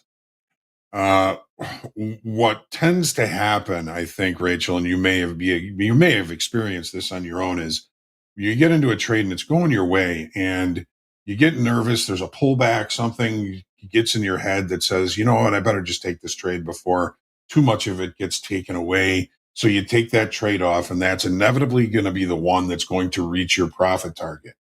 Then you're going to say, okay, you know what? Last time I did this, I took the trade too early, and I watched it go to my profit target. So I'm not going to take this one off. And inevitably, it seems that that's the one you should have taken off, because that's the one that's going to come back and take you out at break even, or come and hit your trailing stop, whatever it is. And that's not going to help with correcting the behavior, but there's a lot to be said to the experience of having a trade on, looking for a reasonable and probable profit target that's 1.5, twice, 3 times the risk on that trade, and then just letting those trades play out and accounting for how often your profit target is successful, how often it comes back and maybe maybe takes out a trailing stop. I mean, it's all in the accountability for that. So you're picking good trades. Your analysis is you're doing really well with your analysis. It's time to, I think, begin trusting the analysis and the trades that you're taking to reach a profit target, and let it happen and account for it. If you let's say your reward over risk is 2-1, and half of your trades reach your profit target, the other half gets stopped out at a full stop out or on a trailing stop, you're still gonna end up way ahead of the game over time, right? So what you're dealing with, Rachel, I think it's really just human nature, right? if you think about it, if you were walking down the sidewalk and you found a $5 bill sitting there on the sidewalk, you'd put your foot over it, and then you'd look around to see if anybody is looking for it or if anybody saw it, and then you'd pick it up and put it in your pocket.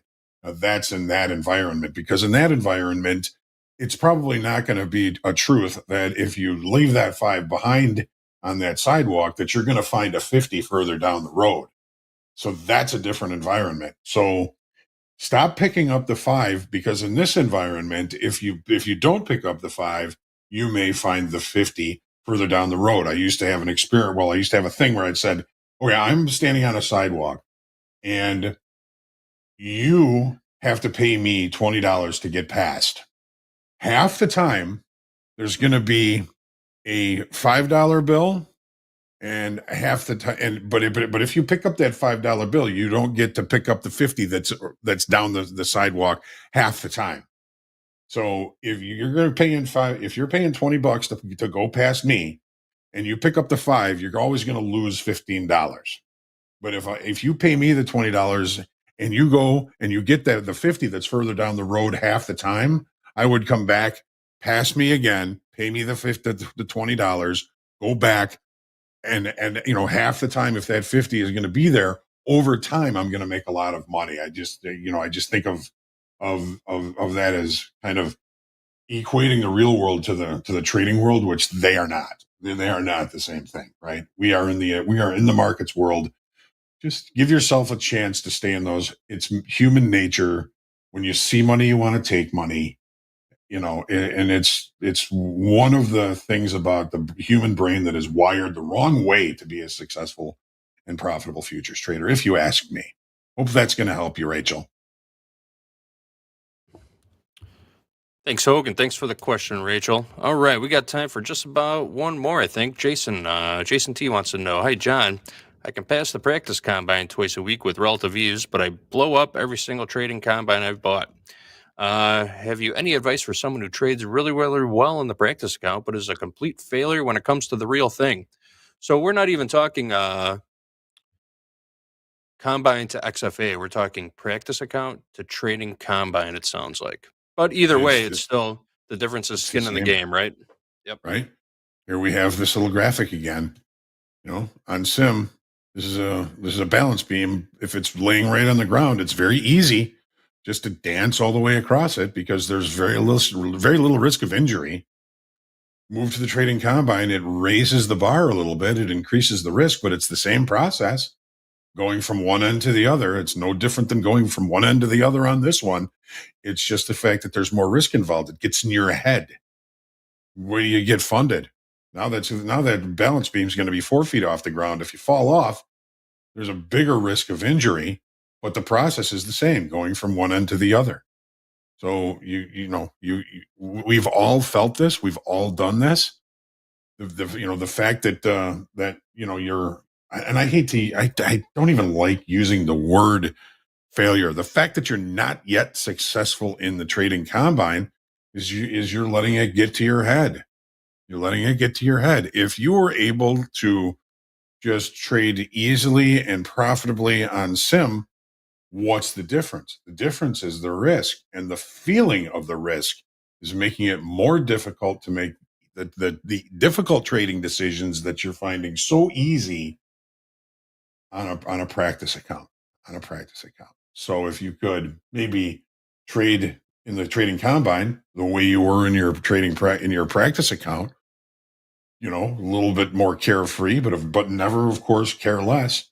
Maybe that would be something that would be helpful for your performance in the long run.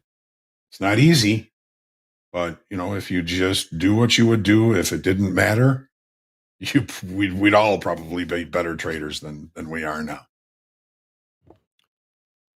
No doubt about it. And Jason, make sure you're here tomorrow for our interview with Ginny Cristerna. It's happening at 12 o'clock Central Time right here on Topstep TV. Dr. Cristerna is a psychologist and mindset coach who's got extensive experience working with traders. I think she worked with traders at Topstep for a while too, didn't she? Anyway, if we could get someone to post and pin that question form in the chat right now, we're going to have a full hour with Dr. Cristerna tomorrow. So get those questions in early and we'll do our best to get to all of them. But with that, we are just about out of time for group coaching today. Thanks for joining us, Hoag. I know, doesn't it? Faster and faster every day. Sorry, we didn't get to all your questions. We'll try and get to some more of them on Wednesday when we're back for group coaching. Dr. Cristerna's session is going to take the place of group coaching tomorrow. So keep that in mind also. All right, Hoag, close us out with a little dad wisdom, if you please. Well, I think this is one of the fan favorites. And here's Dr. Dad. He always said, if the market's going with you, you'll never have enough on. But if the market's going against you, you'll always have too many on. I think this is true, whether you're trading 100 lots or 1 lots. Thanks, Pops. Thanks to all of you. Blessings, and we'll see you in just a few minutes.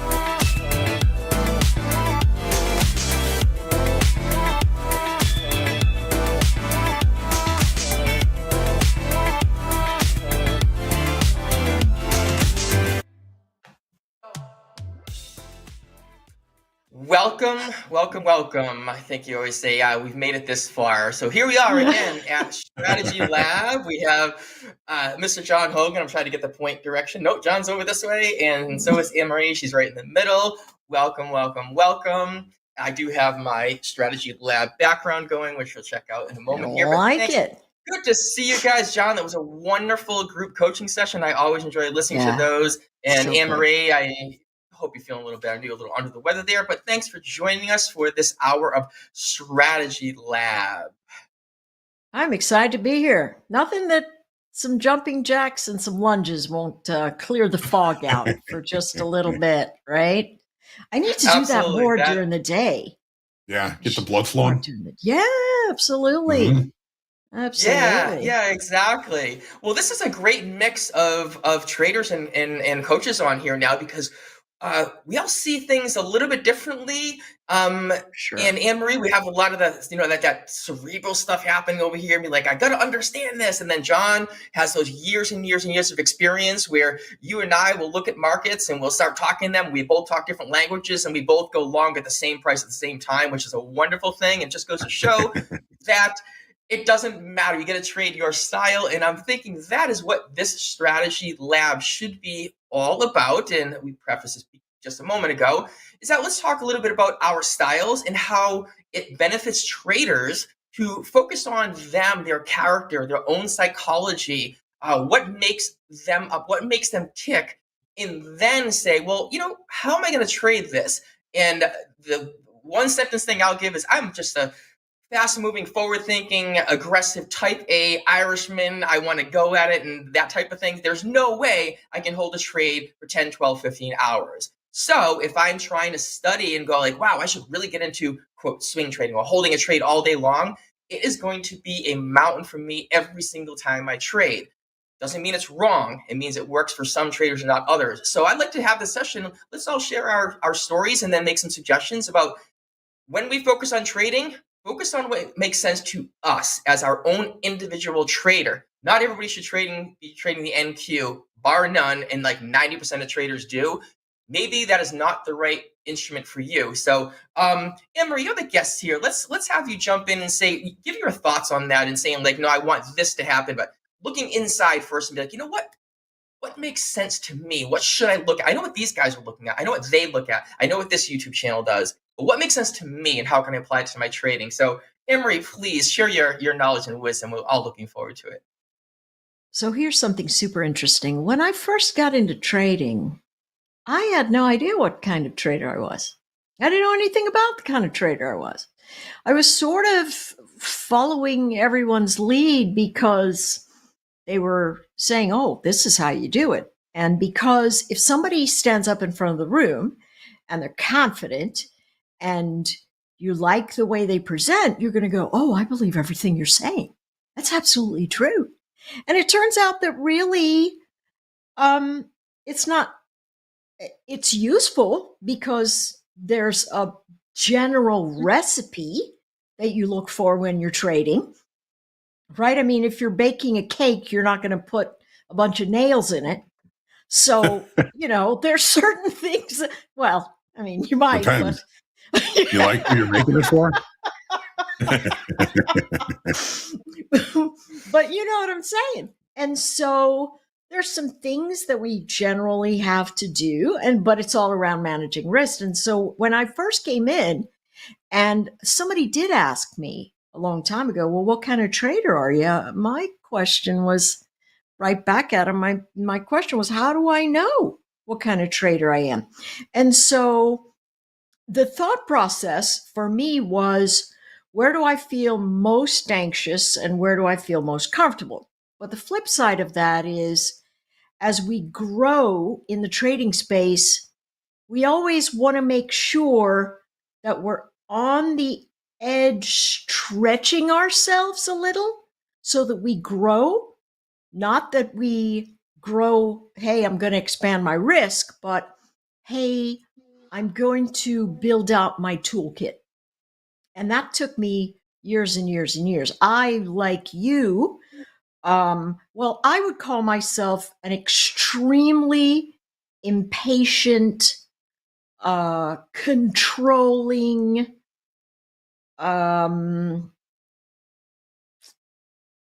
bullheaded kind of individual. If you were to go, hey, what's this person like? You know, I mean, I have good traits, but I'm talking about the ones that give me a lot of trouble being a trader. And so when I came to the trading space, I had to go, wait a second, you're not in control. You can't force the market to do what you want to do. And you're going to have to chill out on that impatience thing. And so when I said, okay, I can't move the markets, I'm not in control of the markets, I must learn to be a good follower rather than bringing out a crystal ball and going, oh, this is what's going to happen. So I'm going to put my trade here. And once I got that, then it began to be, all right, how can I use these techniques? So I go into that long story there because I think a lot of us go, I don't know what kind of trader I am. I mean, I know I'm impatient. I know I want to get paid right now. I know I don't want to sit in a trade that's upside down on me for a long time, even though a lot of us tend to stay in upside down trades longer than we should.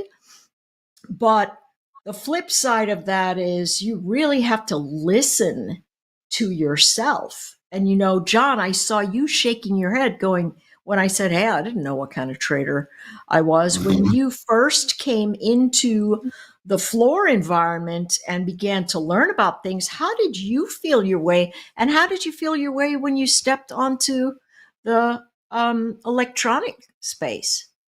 Well, you know, as a new person on the trading floor, you know, it was very attractive.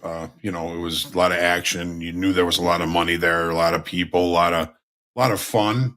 But it wasn't until you really got the hook set, you know, where you said, you know what, I think I can do this. But when you say that, you have no idea what you're getting yourself into. Going from, you know, a clerk and learning about the business and learning about all the things that people, you know, professional good traders were teaching me and trying to absorb all that information and probably not even believing a lot of it because, you know, we all know better than the experts, especially right at the very beginning, because we have no idea. We don't know what we don't know at that point. But, you know, stepping into the pit with my shiny new badge, you know, they said, just, you know, bid the bid, offer the offer. If you buy the bid, try and sell the offer. If you sell the offer, try and buy the bid. If it doesn't work, then just lift the offer or hit the bid. You know, if you can buy the bid and sell the offer 200 times, that's 200 ticks. It's a lot of money.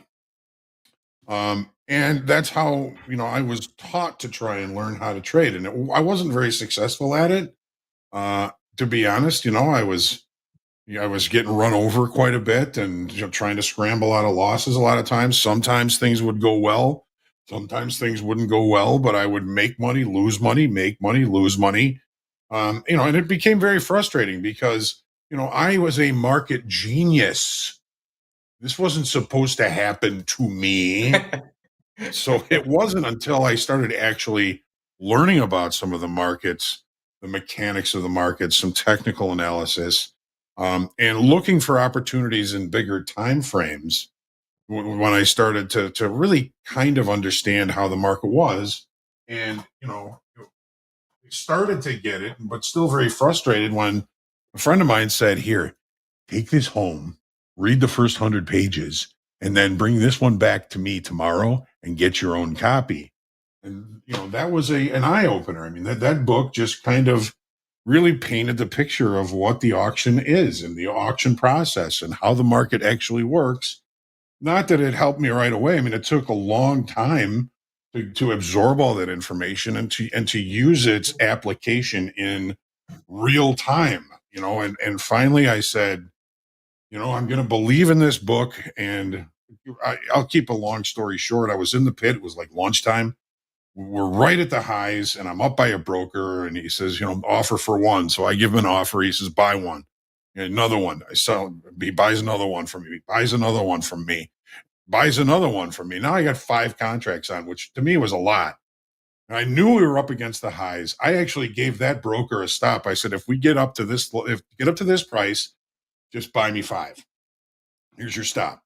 So I just stood there and I folded my arms and I said, I am not going to do anything with this position until it reaches value low. Okay. We're just selling the high. We're looking for a rotation to value low. And I put my heels in and I folded my hands and I put my head down, and the market started breaking, kept breaking. People started coming back from lunch. It kept breaking. My heart was pounding. I am printing money. And it was one of the most exhausting days of my life. Finally, I canceled the stop. I bought 4 and I left one on and I went out of the pit, run around the other side, gave somebody a stop to do the other one lot, and I ran off the floor. And that market just never stopped breaking that day. It was one of the best days of my life, but one of the most exhausting days of my life. But that's when I said, that is what the auction process can do for you if you understand it. You understand small risk. It was one of the biggest days. And that was I think that there's a constant metamorphosis of traders. What was our tip of the week last week was, don't be afraid to reinvent yourself. That was a big reinvention that day, because I folded my hands. I said, I'm not going to get out of this trade. I'm going to just let this go.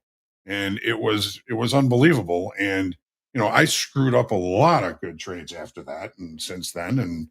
But that was, I think, one of the biggest reinventions, because it worked, number one. And I think I've reinvented myself a dozen times. And, Anne Marie, when you talk about going from pit to screen, I was like, okay, this is, I know this is going to be hard. I had a lot of friends do it. And I said, I'm going to just have to stop actively trading. I'm going to go on sim and I'm going to see if I can't figure out how I'm going to recognize the auction process just on a screen. How am I going to see when longer time frame buyers have been in the pit all day long and the pit is really short? All of these things were part of the things that I'd learned to use in the pit that were no longer going to be available. So it was a year before I took an active trade on screen. So you had always changing it. Always changing it. You guys, you had a wonderful thing here where, I had a bullet item of a couple of items that I'd like to get to, and you both incredibly segued directly to this next bullet item. It's right along. You both. I'm like, is let me get my notes over here or what? It's right along these topics. Anne Marie said you got to challenge yourself, and John said you got to reinvent yourself. And that comes to a part where we need to. I'd say I was gonna say I would suggest, but no, we need to look at other things and see what's going to work for us. Kind of the framework of this conversation, the strategy lab today, is saying what's working for us. Now, John, you were on the floor doing one thing and got to the screen entirely something different, right? So if you're on the floor and you're looking up at the price levels of the ES, correct me if I'm right, you didn't look at your watch and say, wait a minute, did that 5-minute candle close yet? That's not the case. You got to reinvent. And Anne Marie, you did the same thing, right? Going from one thing to another. We have to keep changing. And there was something, this is the bullet item. I listened to a Andrew Huberman podcast not too long ago. And it was on the anterior mid-cingulate cortex. And that is the part of the brain that lights up like crazy whenever we are challenged to do something, get this, that we don't want to do. If we enjoy it and we like it, ice baths. Some people love them. You're not getting anything out of it for the most part, not the learning thing. But if you hate it and you do it anyway, it triggers that anterior mid-cingulate cortex. I want to make sure I got that right. That'll give me a heart attack. Well, that's one thing, but it's more of trying something new. So point being, we can come on here and we can look and say, yep, these are what the traders here are trading. This is Robert trades. Yeah, we're looking at the Dow, the YM. But you know what? Trader, chat trader, Topstep trader, if it doesn't work for you, it may not work for you. Your personality, your character. John made his transition from the floor, said, all right, I have to do these screen things. Now, what does this mean? I don't remember doing any of this stuff. 30 years on the floor. The guy's a wonderful trader. And 2 days later, was like, Jesus, I got to get back on sim. I don't know what the hell I'm doing. perfect scenario of getting that mindset moving, getting it rolling forward and saying, well, now what can I do? What works for me? And then Anne-Marie, you had the same thing going up through your history and saying, well, I tried this strategy. I tried this indicator. I tried this market. And guess what? You settled on something that's really working for you, your character, your personality, and that's your VWAP with your VWAP bands and a couple other things in there, but that seems to work for you. So that's kind of the genre around this whole thing is getting out of our comfort zone, trying something new. You got a practice account, give it hell, go in the morning. Hey, if you lock out, make your profit of the day, hit that lockout button, jump into your next thing. Say, I'm going to switch to practice. I'm going to try something entirely new. What the heck is with these bond markets I hear Jack talking about all the time? Try it. Get out of that mindset. Break that brain scan and just see what's going to work for you. It all goes down to your character. And I'll share something later on. I'm working on a GPT that's going to help you identify which instrument you might want to take a look at. We'll share that afterward. Not to let the cat out of the bag. We'll share it afterwards. So what I did want to do is I want you to reflect on what John said when he had those orders, and he said he crossed his arms and he waited and then gave the last order and left.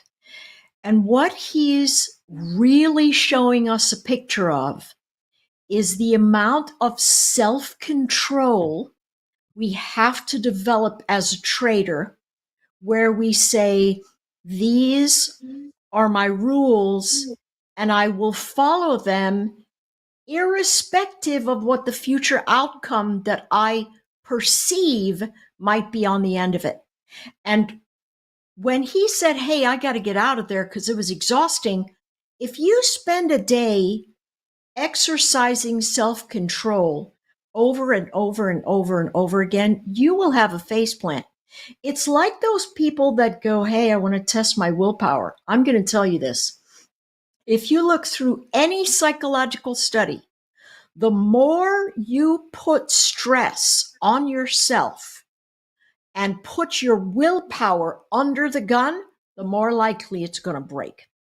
That's why alcoholics don't need to go to the bar and go, hey, I'm just going to exercise my self-control and I'm just going to drink soda. Or the guy who's trying to quit smoking is not going to go to the cigar bar. You don't do it, because the longer you put the body under that duress, the easier it is for it to break. That is absolutely proven. And when we come into the space, I'm feeble that way. If somebody handed me a cigarette, I'd smoke it right now. Most of us are like that about some things. Right. There's some things where we go, oh yeah, sure, I'm going to do that. And we try. So what we do is we go, I'm not going near that. Mm-hmm. That's my Achilles heel. I'm not going there. So this element of learning to exercise self-control within a strategy helps you understand what your boundaries are like. And so if Robert says, hey, when you're trying to find something that works for you, feel how much discomfort you're in while you're experiencing the trade, right? Both Robert and I are quick traders. We don't like hanging out in trades for a long time.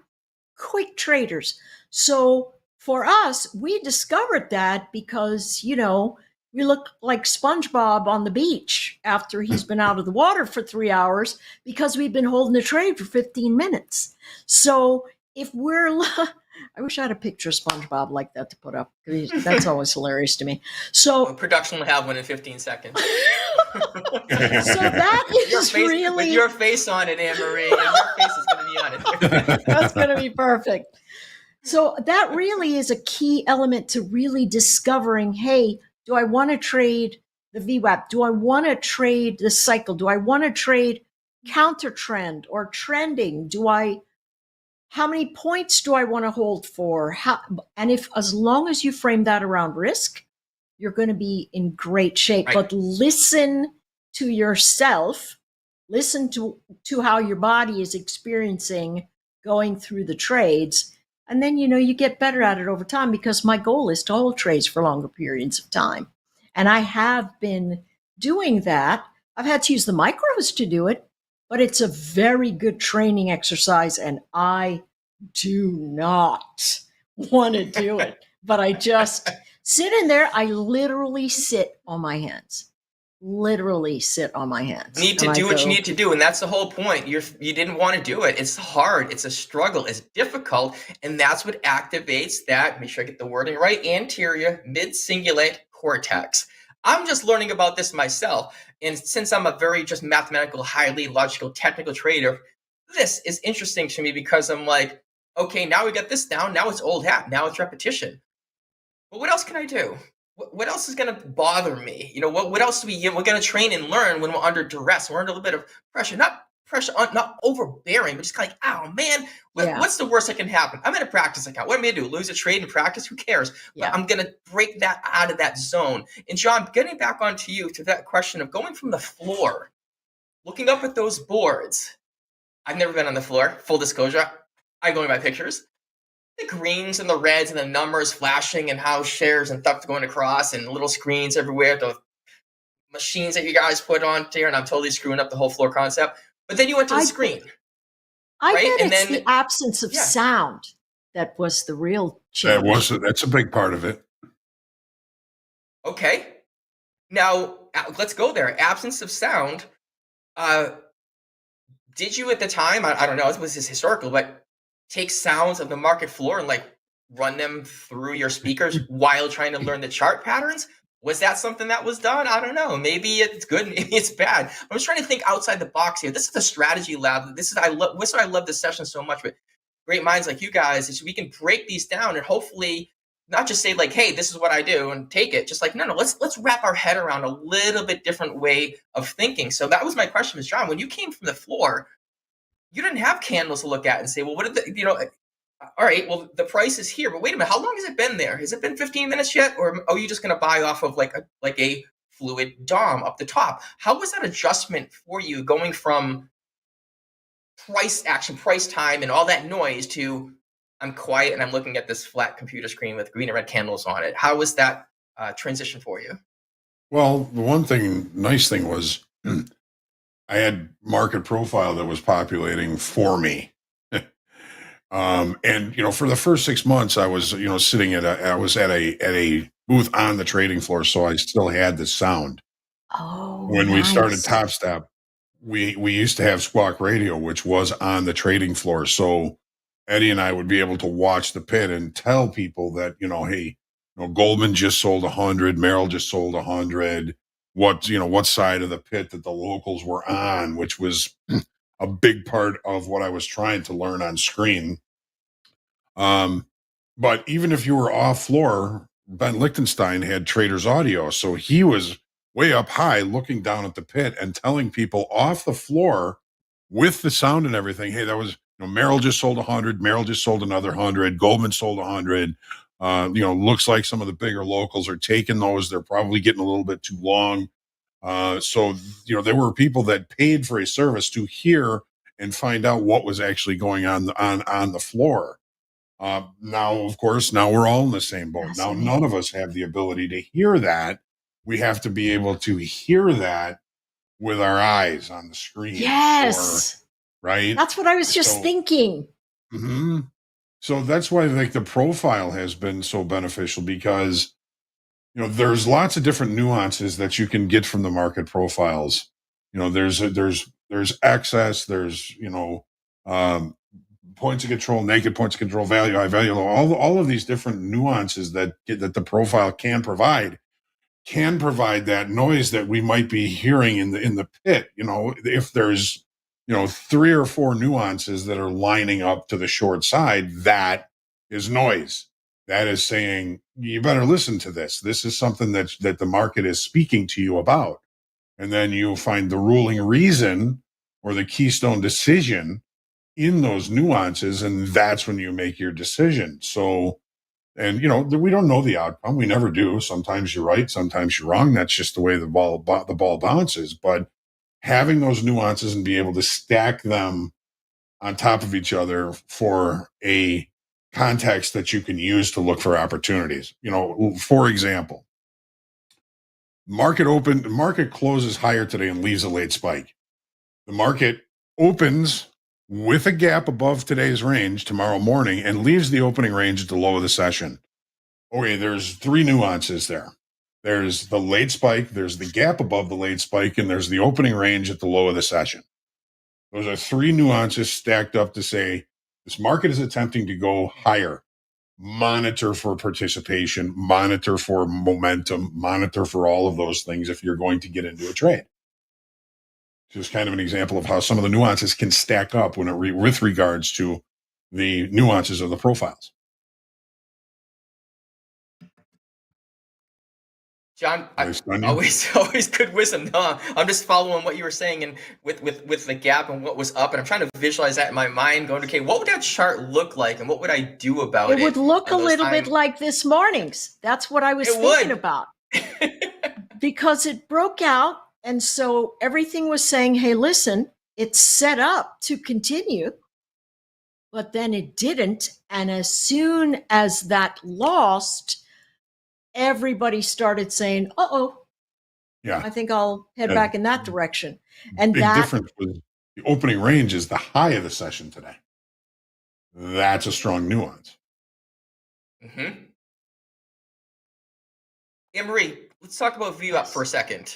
Yeah. If you don't mind. I know it's a very strong proponent of yours, and I see that my screen is up right now, so I'm going to hit this real quick. If you don't mind, I'm going to jump on to how you got into the VWAP, what it means to you, and how those bands, which, by the way, the VWAP standard deviation bands will be coming up in Topstep X. I don't have a time frame, but they are on the list. We have VWAP now.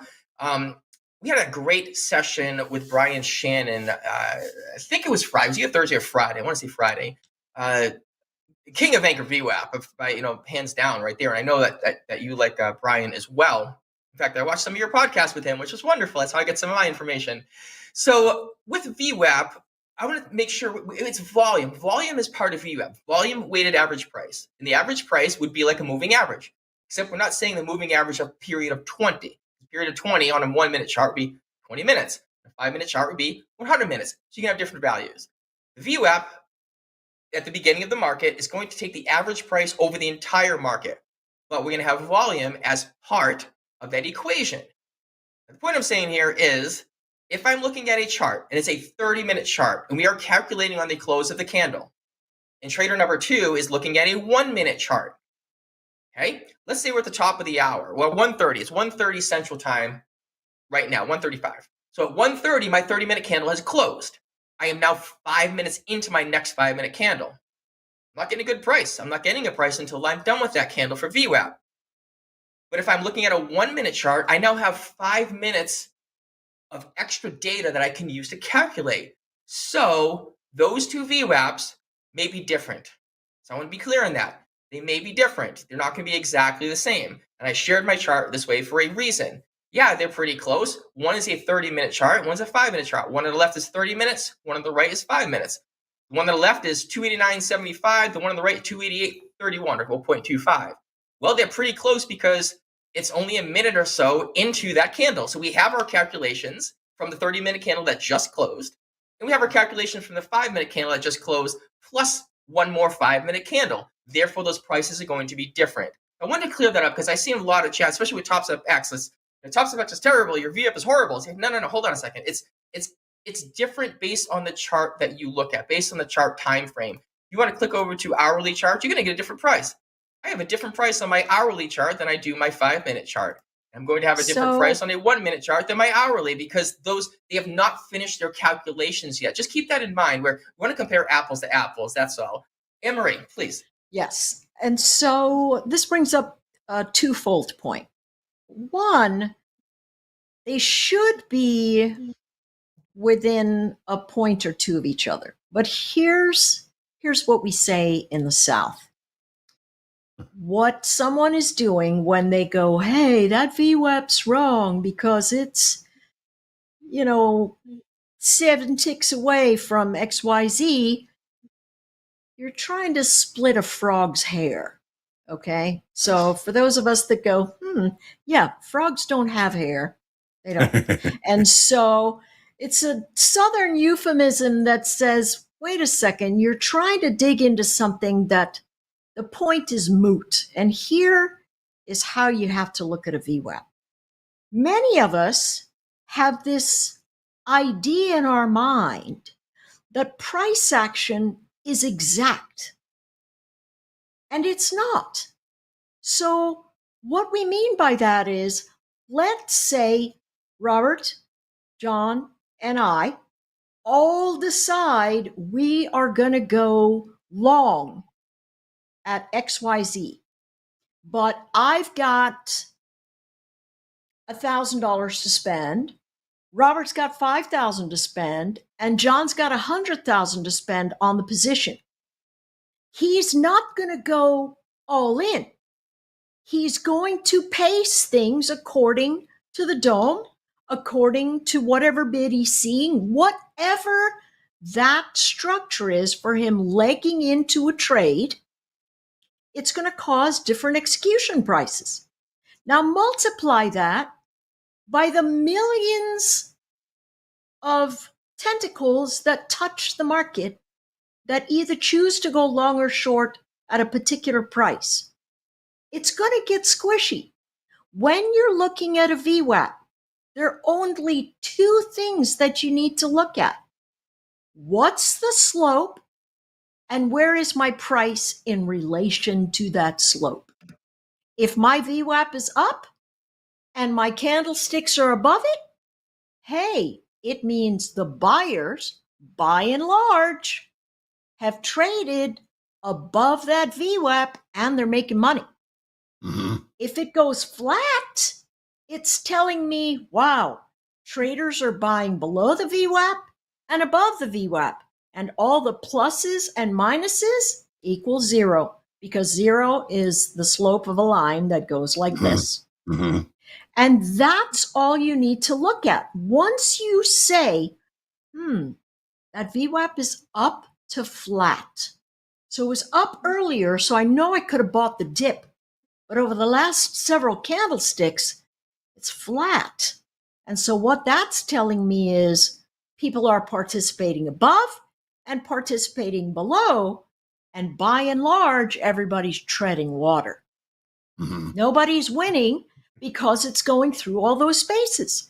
So when you look at a VWAP and you go, hey, I'm going short at the VWAP, listen, a blind squirrel can get lucky once in a while and you can get it right on the tick.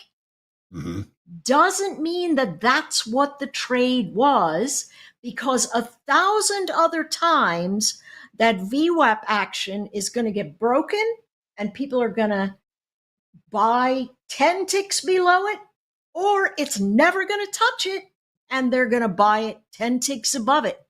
It all depends on how the traders want to participate at that particular time.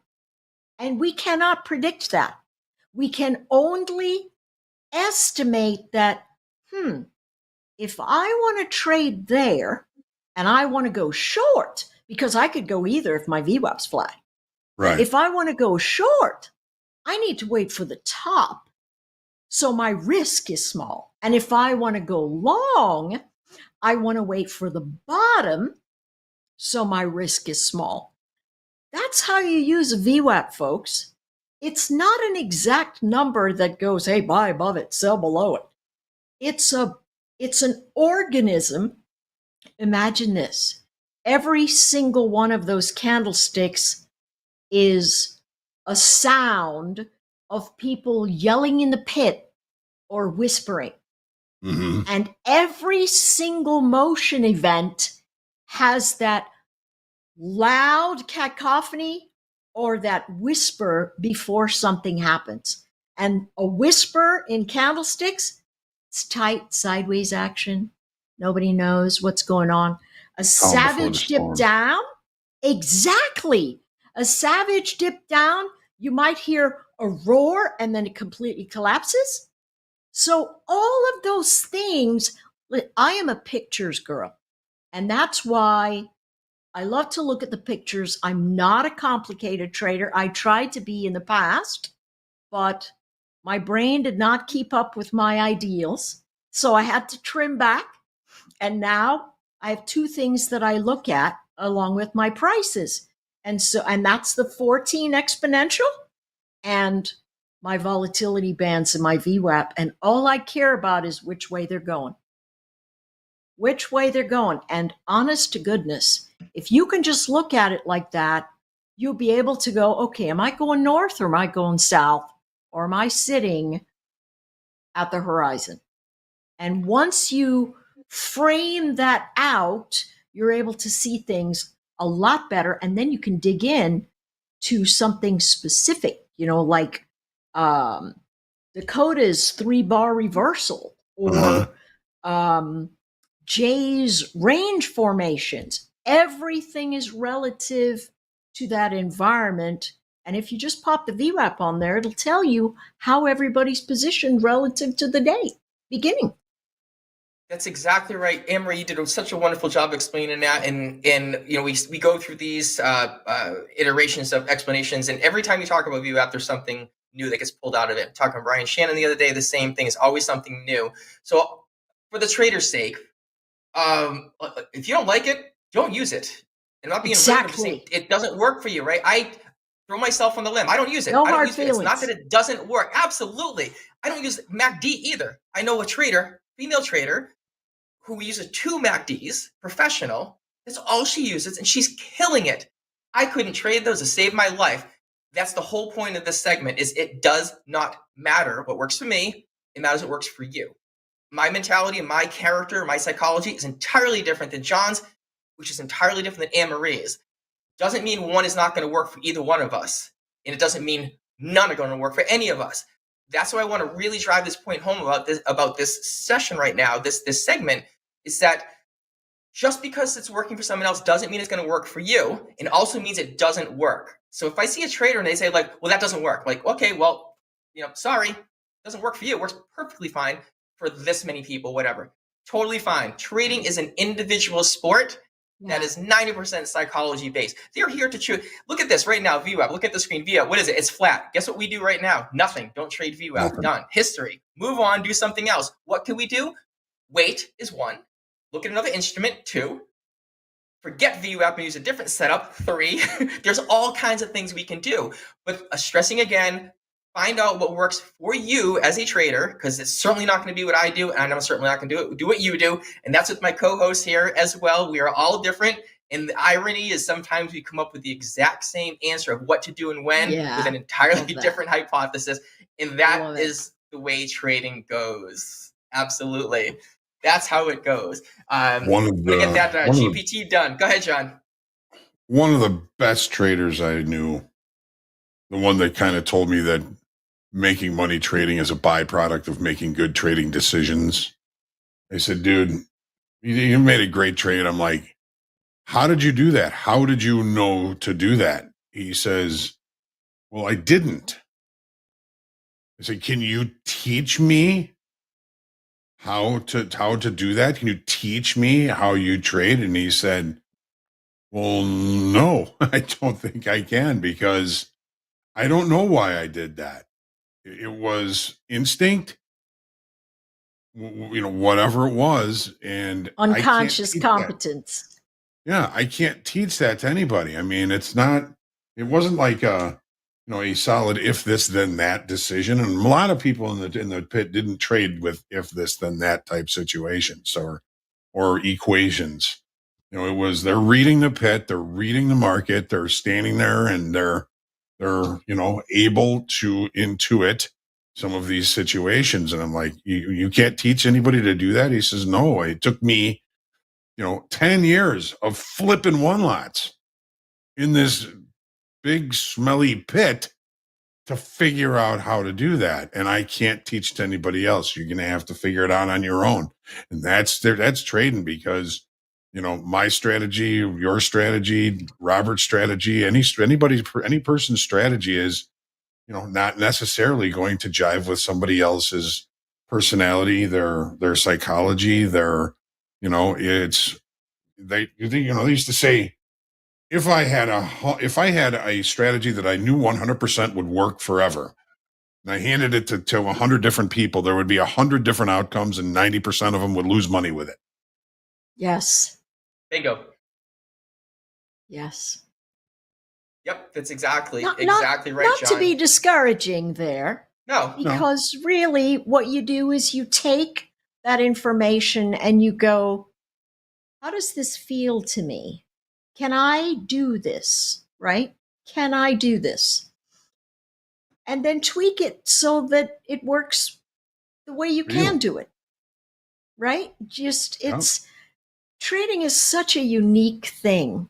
It's so incredibly unique. You just, and you can find your way. You know, I had somebody close to me say, I was talking to them about a strategy I was developing, and they're like, you got no education about that. You've never been to Wall Street. What makes you think that you can come up with a strategy that's going to work better than anything else you're seeing? And I said, because I'm trying to find something for me.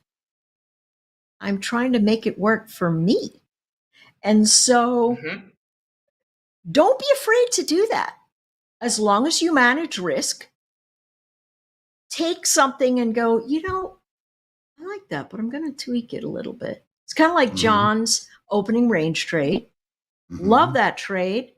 I use a minute instead. Excuse me. I use 2 minutes instead of that opening minute. And then if it breaks out in the direction of trend, then I take it. If it doesn't, I won't. No, right. But so that's just me going, oh, I can use that. That gives me information. I don't have to use it exactly like John because I'm not John. And it's I'm cheap. going to use it this way. And that's why we share stuff every day with each other. Everything is a learning experience, and that's what I'll do is I'm going to challenge everybody, not challenge them directly, but have you challenge yourselves to break out of your own comfort zone and do something different. We're looking at my chart right now. I'm going to click one button over here. I'm going to pick up a different layout, and let's just see if traders want to just take on the mash and see if they can trade that. Guess what? We don't have a chart, folks. We don't have candles. We don't have VWAP. I don't know how Michael does that. Okay, well, there we go, right? So that is a great opportunity for somebody, including myself, to say, what the hell is this? How am I supposed to do this? I don't have any funny colors, nothing. I don't have a VWAP on here. I don't have MACDs. I have nothing. I have coveted volume profile. I love it. I don't have it. So I would challenge myself personally outside of trading hours in a practice account on YouTube and read, what are these DOMs? How do I trade them? What are the price ladders? What do they mean? And what is a good approach to start with? And then go, the hell with it. I don't like that approach. There's a different approach to trading the DOM. Maybe I'll try this one and get the brain moving forward. Instead of, if you come to the market every single day, pull up your 5-minute chart on NQ with your whatever indicator you're using, and you have a long bias, I'm going to say, time out, hang on. If it's there, do it. Awesome. If it's not, look at something else. Yep. Educate, train, learn. Nobody's got all the answers. None of us here, and we all have different ways of looking at the market. You can take one thing from every person. And even if the thing that you take from that person is, I don't like what they're doing, guess what? You just learned something. Cool. I don't like that approach. I'm going to focus on this approach. It's a learning process. That's what this is all about. We are here, Topstep TV, for 9 hours a day, and then slow markets, and everybody's sharing what they have, and it's all free.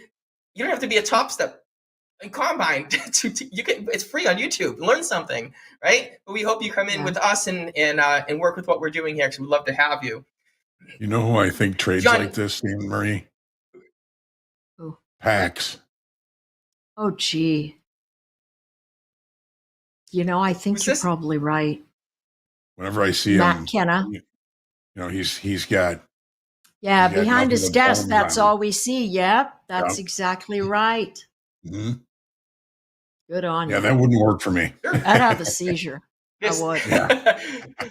Yeah, there's information there. But you know what? Just knowing, I don't know a lot about this type of trading, but just knowing what I do for my own knowledge here, I couldn't trade NQ this way personally. It trades too fast for me. I got to see a little bit here, a little there. Where did this go? How did this happen? And then make my adjustments. I could see myself trading a bond market this way. Sure, it moves slower. it's a real thick market. Even though the cattles and the hogs and the corn, sure, you put them up there, you can see your levels at, you can see where the volume's at, we can see the orders are sitting. Okay, so if I were to trade corn, for example, just to throw something out there, this may be a better approach than sitting there watching a 30-minute candle go up and down a tick or two for the next 30 minutes, and then one tick later for the next 30 minutes. I might look at a DOM like this and start placing orders, and now close the screen and go over, pull up the chart, and start fast trading NQ. I don't know. It's just something to think about. So this is what it was about. I really wanted to get into this session about the way we all do things a little different, and to break that mind, break that comfort zone, challenge yourself, hit that amygdala, get that cortex thing that Human was talking about working, and grab yourself a ribeye and jump in an ice bath. I don't know. It's like this. I'll take the, I want to give you.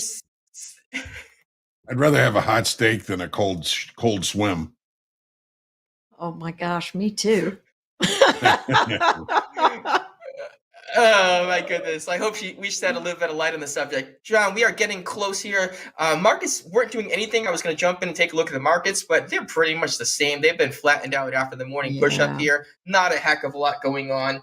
Next up is Power Hour. We have Andre in the driver's seat for Power Hour. Adobe, it's not Friday, so he won't have his shades on, but maybe we can talk him into it. And they're on with Zach A. Zach A has been here several times. Always a fun crew.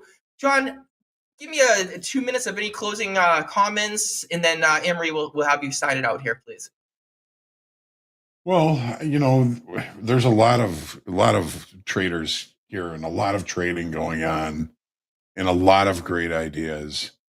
And, not all of them are going to work for each individual trader. I mean, you don't want to take our trades. You want to make your decisions and just pick up the pieces of things that make sense to you. I mean, there's a lot of great traders on here. We got Zach Anthony coming on. We had Deeyana, Nick earlier. We got Anne Marie now. We got so many people talking about trading in important ways to them, but what's important to them may not be the same importance to you. You've got to find the tools, the reasons, the momentum, the motivations. All of these things are really individual sports. There's lots of different bats, lots of different gloves out there. Find your bat, find your glove, and we look forward to all of your success in that regard. That's great. Absolutely. That's Anne-Marie, some great closing advice. comments for our traders on this subject. The one thing is, when you're looking for what's yours and where you can function best, the biggest thing I've seen with traders, and I've worked with many of them for many years, is that we make a strategy and we create a system, and then we don't follow any rules, and we don't hold ourselves accountable, and we don't exercise self-control. And if we cannot exercise self-control and we cannot follow directions, even if we are writing directions ourselves, if we can't do those two things, that's got to get fixed before you can get good. And that's the great thing about trading. You can become a better human learning to trade better. Because who doesn't want somebody that's got more self-control around them? They're going to be reliable. They're going to be someone you can count on, right? And learn to count on yourself, right? That's the why folks get so uptight and they go, hey, my strategy works, but I can't hold it, or I can't. That self-trust comes from the space where you go, I know I don't hold myself accountable. And see, it's a self-sabotage event. And so you've got to go hold yourself accountable. When you hold yourself accountable, then you're going to trust yourself. Then you're going to trust your strategies. And that will lead to an exercise in self-control. It's really a beautiful thing when it comes together. But I'm telling you, every single one of us, until the day we die, we're still working through the perfection of that process. It's going to be, as long as we live, we're all on that same road towards that ideal. Exactly. True words never spoken. I appreciate both of you. What a fabulous segment this is. I'm glad we were able to jump into that topic. I think everybody learns something. I certainly do every time here, even not being on screen, but I hear the other segments going on from behind the scenes. It's always something. It's always a learning experience. Just take what you can and see if it works for you. I just want to really drive that nail home, drive that point home. If it's not working for you, don't fight it. Don't do it. Like I really want to hold a long trade. It's like why? If it's not you, just because they do, or if you want to trade a certain market, just because someone else, try it for sure. Give it a shot. See if it works for you. That's the most important thing. If trading is 90% psychological, then fix that first. Work on that first. The charts will come. The market will be here. 100%. Get this stuff straightened out. Challenge yourself. Open up the brain. Give yourself a clear head, like we have here. Keeping the tip of the week, keeping a clear mind.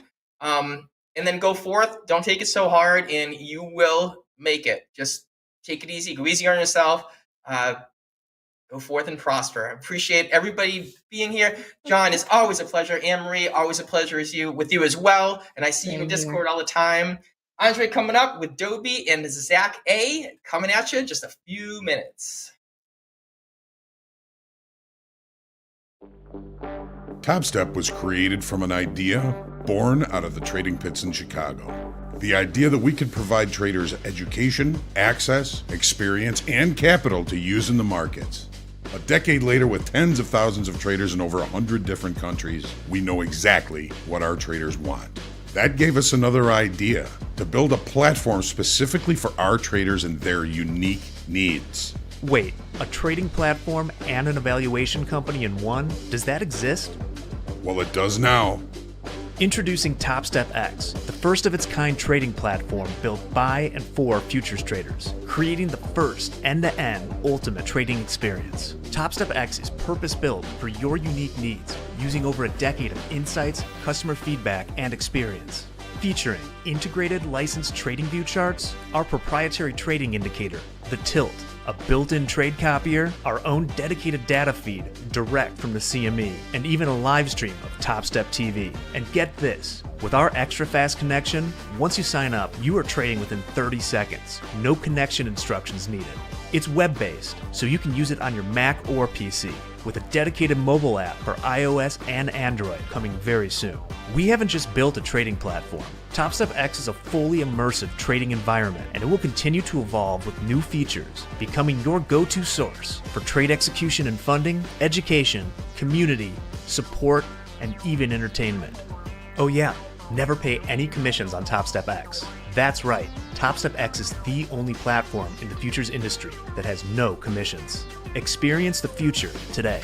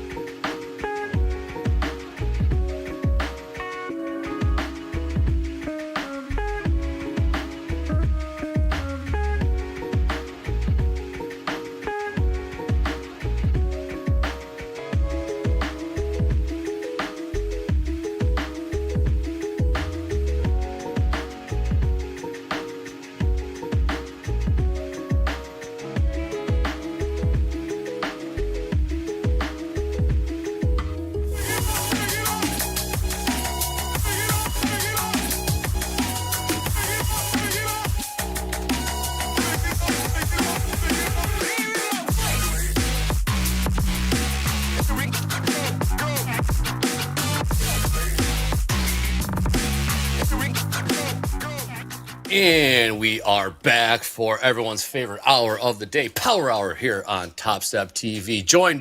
Joining us this afternoon, man, from Brooklyn, New York, Zach Anthony. Zach, what's happening, man? How's it going? What's up, boys? How we doing? All right, Doing markets. good. Markets ain't popping so much, but in the range, so to speak. At least the equities have.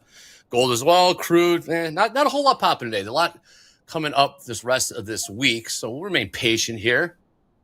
Zach, Anthony, have you taken any trades today? If so, talk to us about them. And what are your thoughts just in the day and the week moving forward? Yeah, man. You know, it's a no news Monday, so there's not much going to be happening today. So I always got to be cautious of that. We're going to get chopped up in ranges, but I am in a long right now on NASDAQ. If you guys see my screen, we're up pretty nice right now, about 130 ticks floating. Oh, man.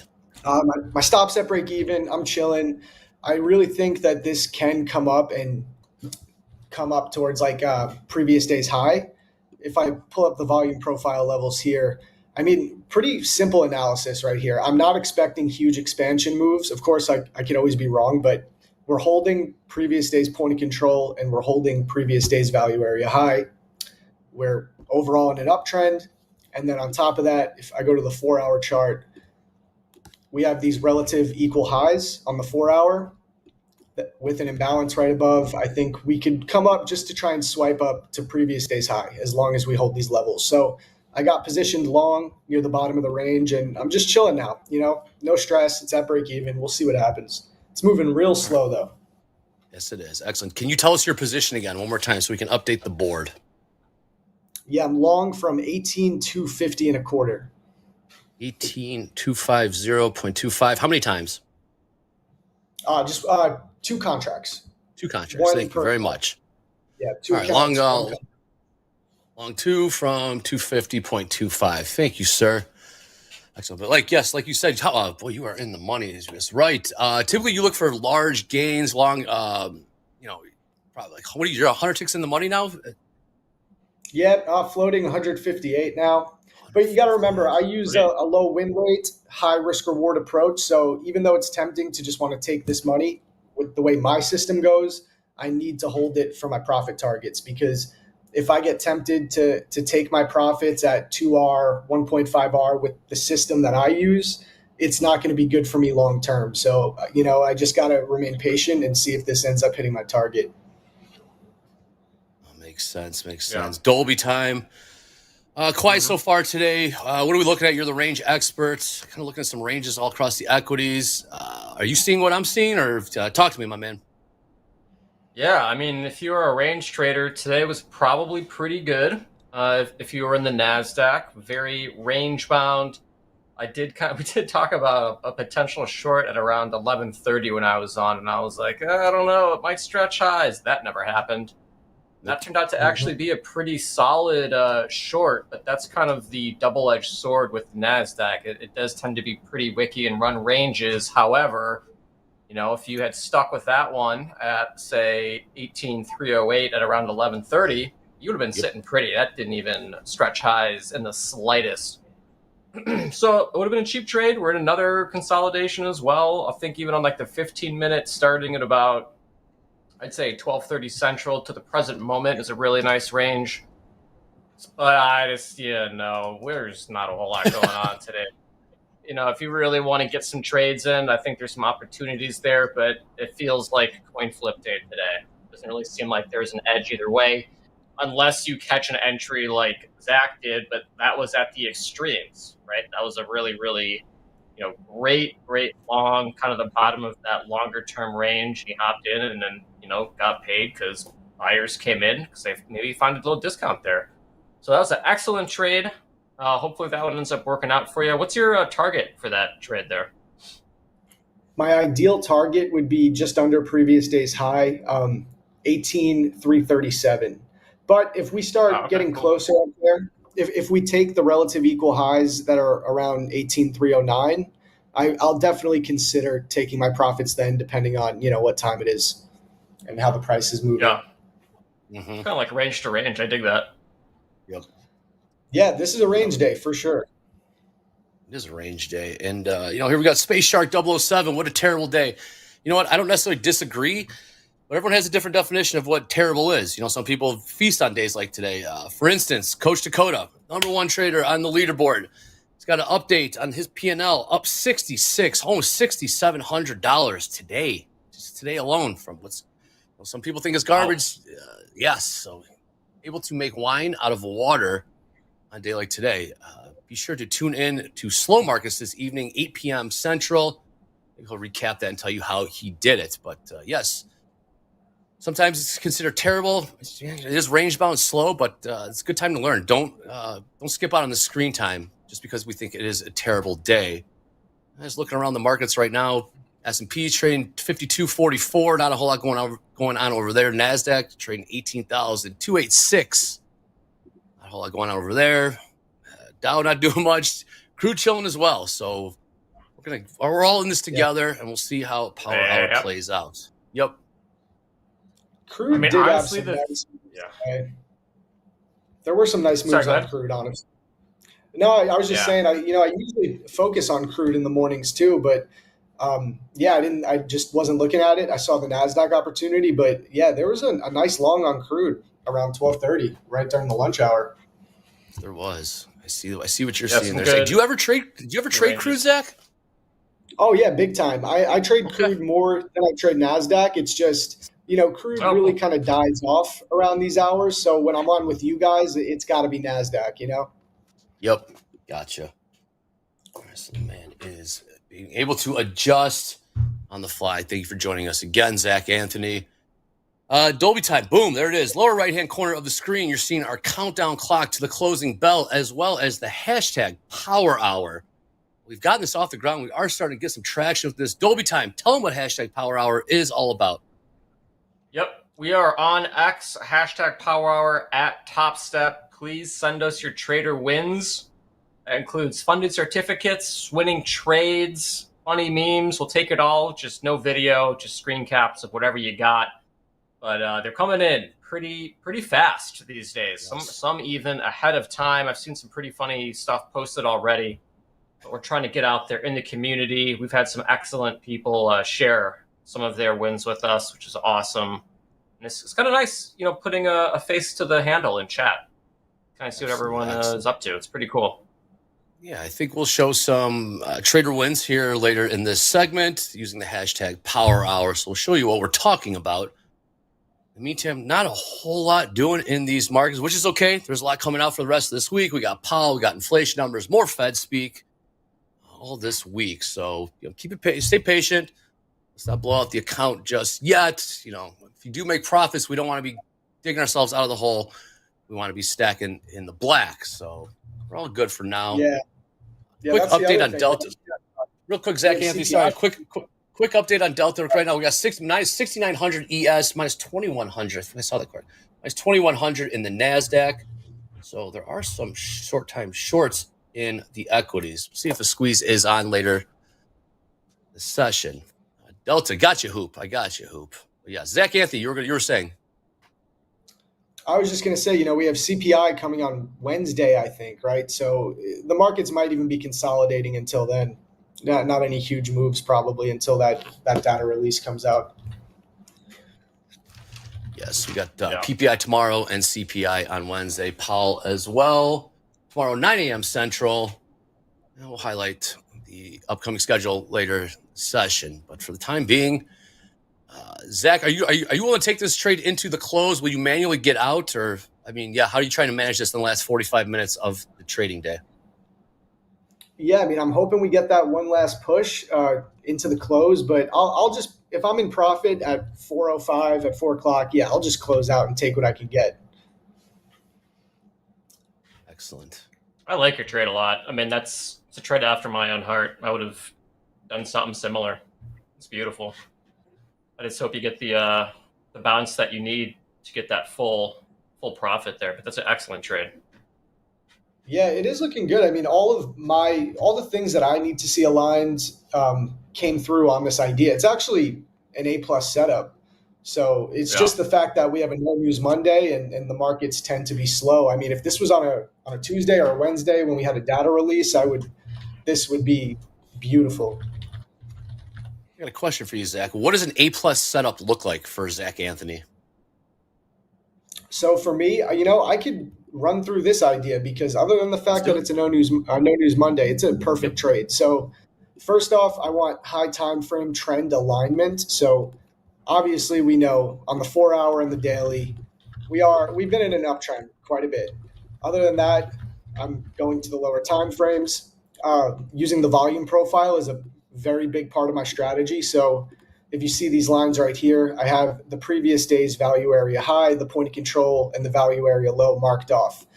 A good rule of thumb, if you're using the volume profile to help give you a directional bias like I do, you could keep it very simple. If we are trading above the previous day's point of control, you can look to remain bullish and look for longs because the price action is telling us that we are bullish in relation to the previous day's value.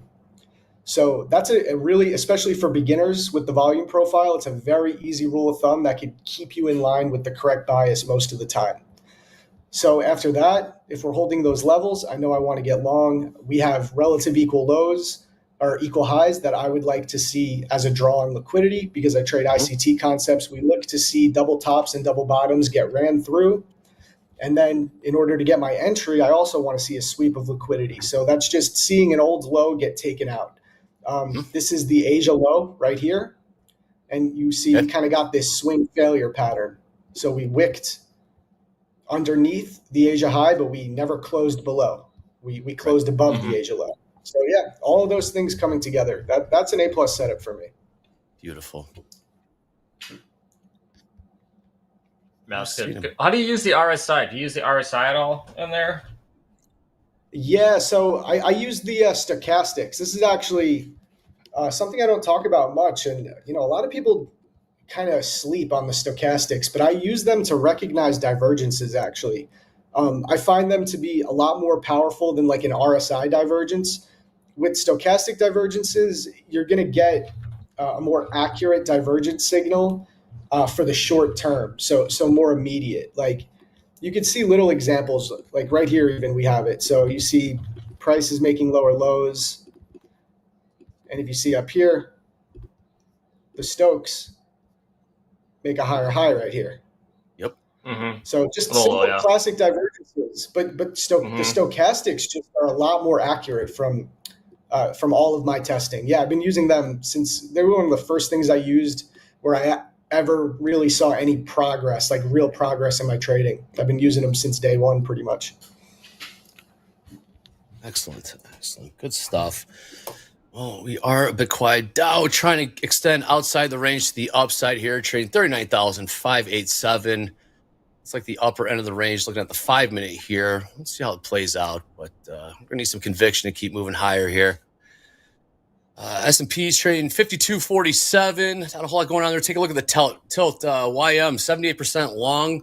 Besides that, everything's hovering around 50-50. Gold's got 66% long bias as well. But nothing really popping just yet. It is power hour. Last half hour, things should get rocking here. Being day of the week. But yes, we'll keep an eye on how that goes. Dolby time. Yes. Yeah, this range, I mean, not a whole lot going on right now. We just gotta be patient, I guess. Just, yeah. I mean, if you got that long in NQ, I mean, you're kind of just sitting pretty. I'm not sure if there's a trade here, per se. I'm actually most curious to see how some of these meme stocks finish up for the day.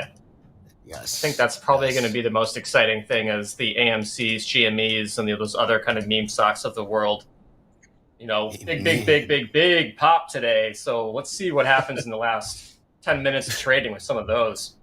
I think meme stocks are back. Yeah, just for pretty the day. Interesting. I don't think GME actually haven't looked at it? What's it trading right now? I haven't looked at GME yet today. Did it have a crazy move? GME? Oh, it's only up like 70% or 80% today. Oh, damn. We're back. Yeah, I'm looking at it now. It's trading at $32, and it's been making higher lows, which is bonkers. Wow. Yep. Yeah. We're back, man. Yeah, we're definitely back. Yep. Nick4aTick. We are so back. Yes, we are. So, yeah, we'll keep an eye on that. But not a whole lot going on in the big five right now. When I say big five, talking about the S&Ps, the NASDAQ, the Dow, crude, and gold. Everything's just kind of flatlined for the time being, and that's okay. A lot more coming out this week. Let's take a quick look at the 10-year. Some of my notes here. And 10-year upticking a little bit, 4.49%. Not a whole lot going on there either. So we are just in a holding pattern as we speak in Power Hour here on TopstepTV. All right, Zach Anthony. Well, I'm sorry, what's your profit target again for this trade? My ideal target would be 18,337, just under previous day's high. But like I was saying before, if we come up and take 18,309, I'm going to seriously consider taking my profits depending on what the price action's telling me there. Stuff. Is this your only trade of the day? Pretty much. It's my only idea. So I did try taking a long a little early. I was in a long on NASDAQ around 11:30 when we wicked into previous day's value area high right here. And I got a negative 1 hour loss on that one. So now same idea, just another entry, better trade location. And right now we're up about 3 hours. So nice. Yeah, that's how I do it with the low win rate, high risk reward. You know, I expect to take a loss or two, but my wins will always make up for it. Makes sense. Well, you probably have a pretty good hold time then, right? As far as like length of time goes. My losing trades are like anywhere between 30 seconds to 5 minutes, and my winning trades are almost always over an hour.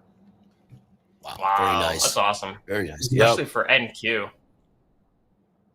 Yeah, NQ can be a little quicker. With crude oil, they're definitely over an hour. NQ, you know, it moves quick. So sometimes I could be in and out in like 30 minutes, but usually not less than that. If I'm going for 200 ticks, you know, 150, 200 ticks, it's going to take at least a half hour in most cases. Yeah. We've seen a bit of a pullback here in Dow, pullback in the S&Ps, pullback in NASDAQ. See if there's any follow through to the downside. The delta is minus 7,000 now in the ES, congruent with price action. Minus 2,100 in the NQ. So the sellers would like to see the price go lower. We'll see if they get caught short in the hole, so to speak, and maybe they get squeezed. Otherwise, if we see the follow through, they will be. All right, minus 7,400 now ES, minus 2,300 in NQ. Thank you, John. We are up and running in place right now. Yeah. All right, Dolby time. We're going to sell this. Go ahead. What would make you sell this or get flat here in this trade? Obviously, you sit through pullbacks all the time. How do you tell the difference between one that is, you know, serious and one that is not serious? It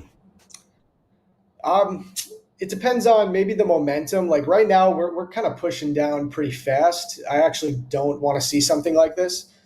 But I will say we did make relative equal highs on this pullback.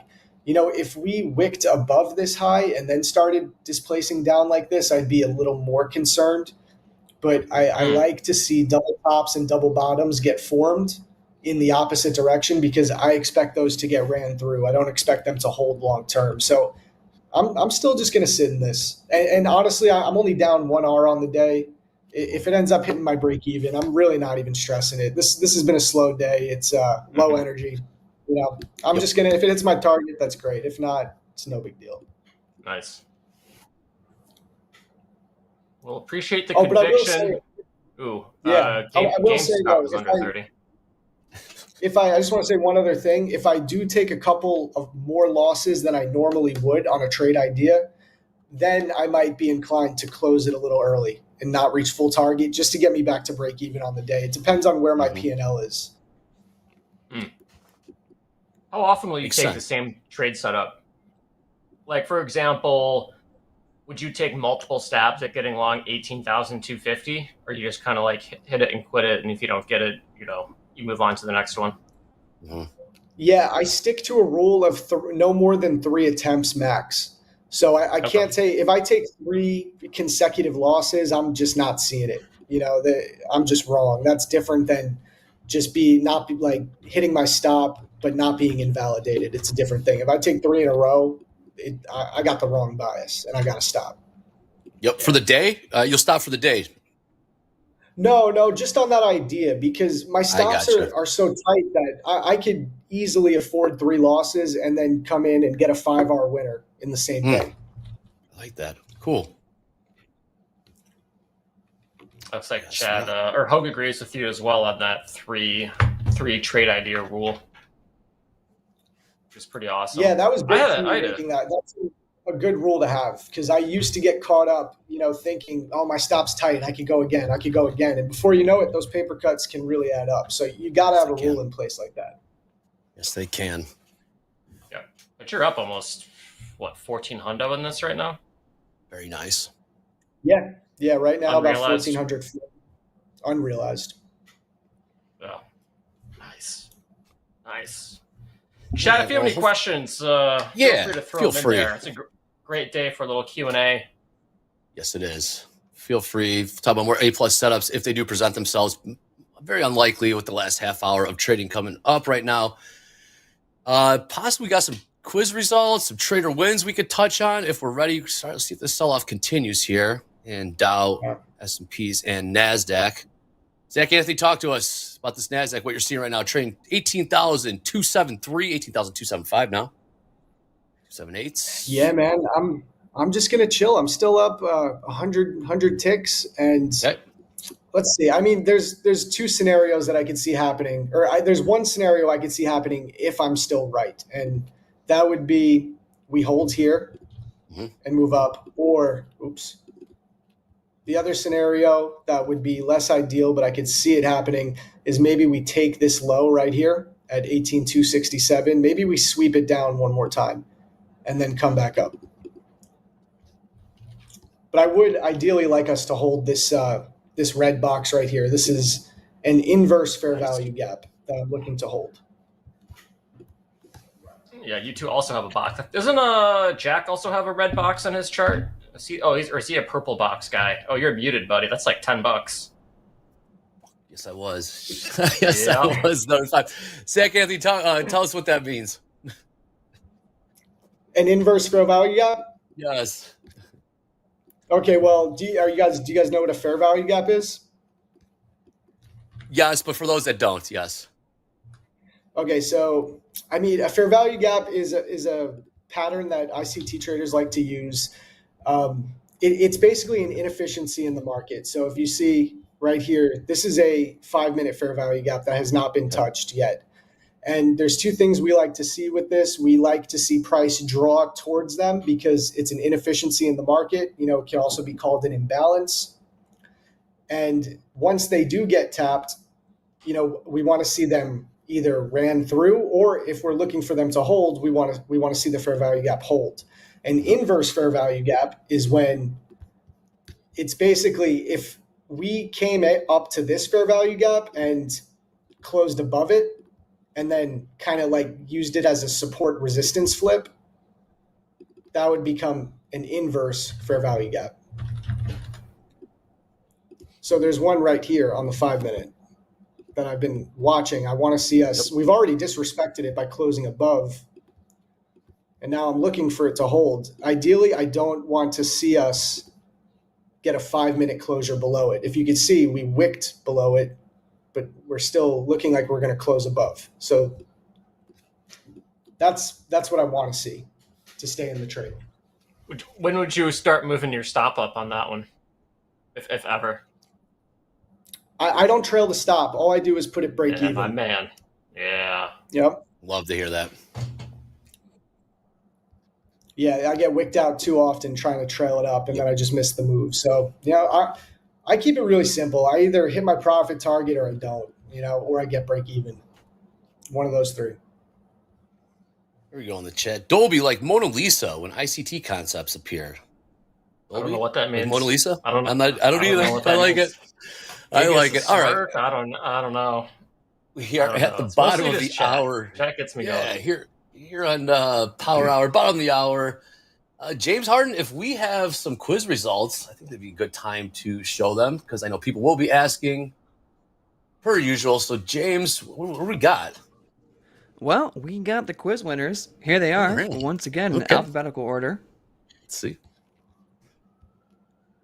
Okay, what do we got here? What's that binary? What's the binary there, Dolby? I don't know. No. Oh, okay. Okay, everything looks pretty DW kosher. trades. That's kind of cool. Is that a drum reference? There's a drum company named DW, short for Drum Workshop. I like that. All right, everything seems okay. Island Mike. Good stuff Nice. today. Yeah. Yep. Yeah, very safe.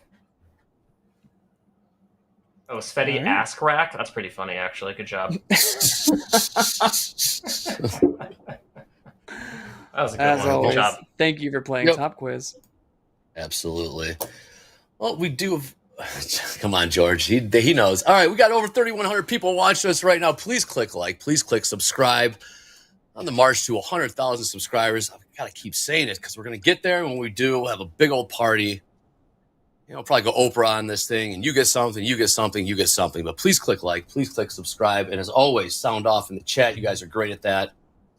Tell you guys this is not possible. We are getting bigger and bigger. We'd love to see it. So, you guys are the What are you best. going to do for 100K, Dre? Are you going to do like a stream tuxedo? shirtless or something? Shave your That- head? yeah. Shave your face? Shave my That would be face. sick. Tuxedo Some guy liner probably. or something. Guy liner, Tuxedo yeah, looks yeah. fancy. Yeah, tuxedo, big deal. If we get to the 100,000, pop some champagne, perhaps. Yeah, have a big What's old your party. go-to? What's your go-to for champagne? Yesterday for Mother's Day, had some Vouv with some of the Classic. moms. Yeah, nothing too fancy, but it was good. Vou's great. Did the trick for sure. But yeah, I think some champagne would be in order, a toast, if you will. That 100,000 subscriber mark. Back to the markets here. Oh, here we go. Dan Chair, I have to show my third eye. That's for after dark only there. Got to take the hat off and you can see the third eye.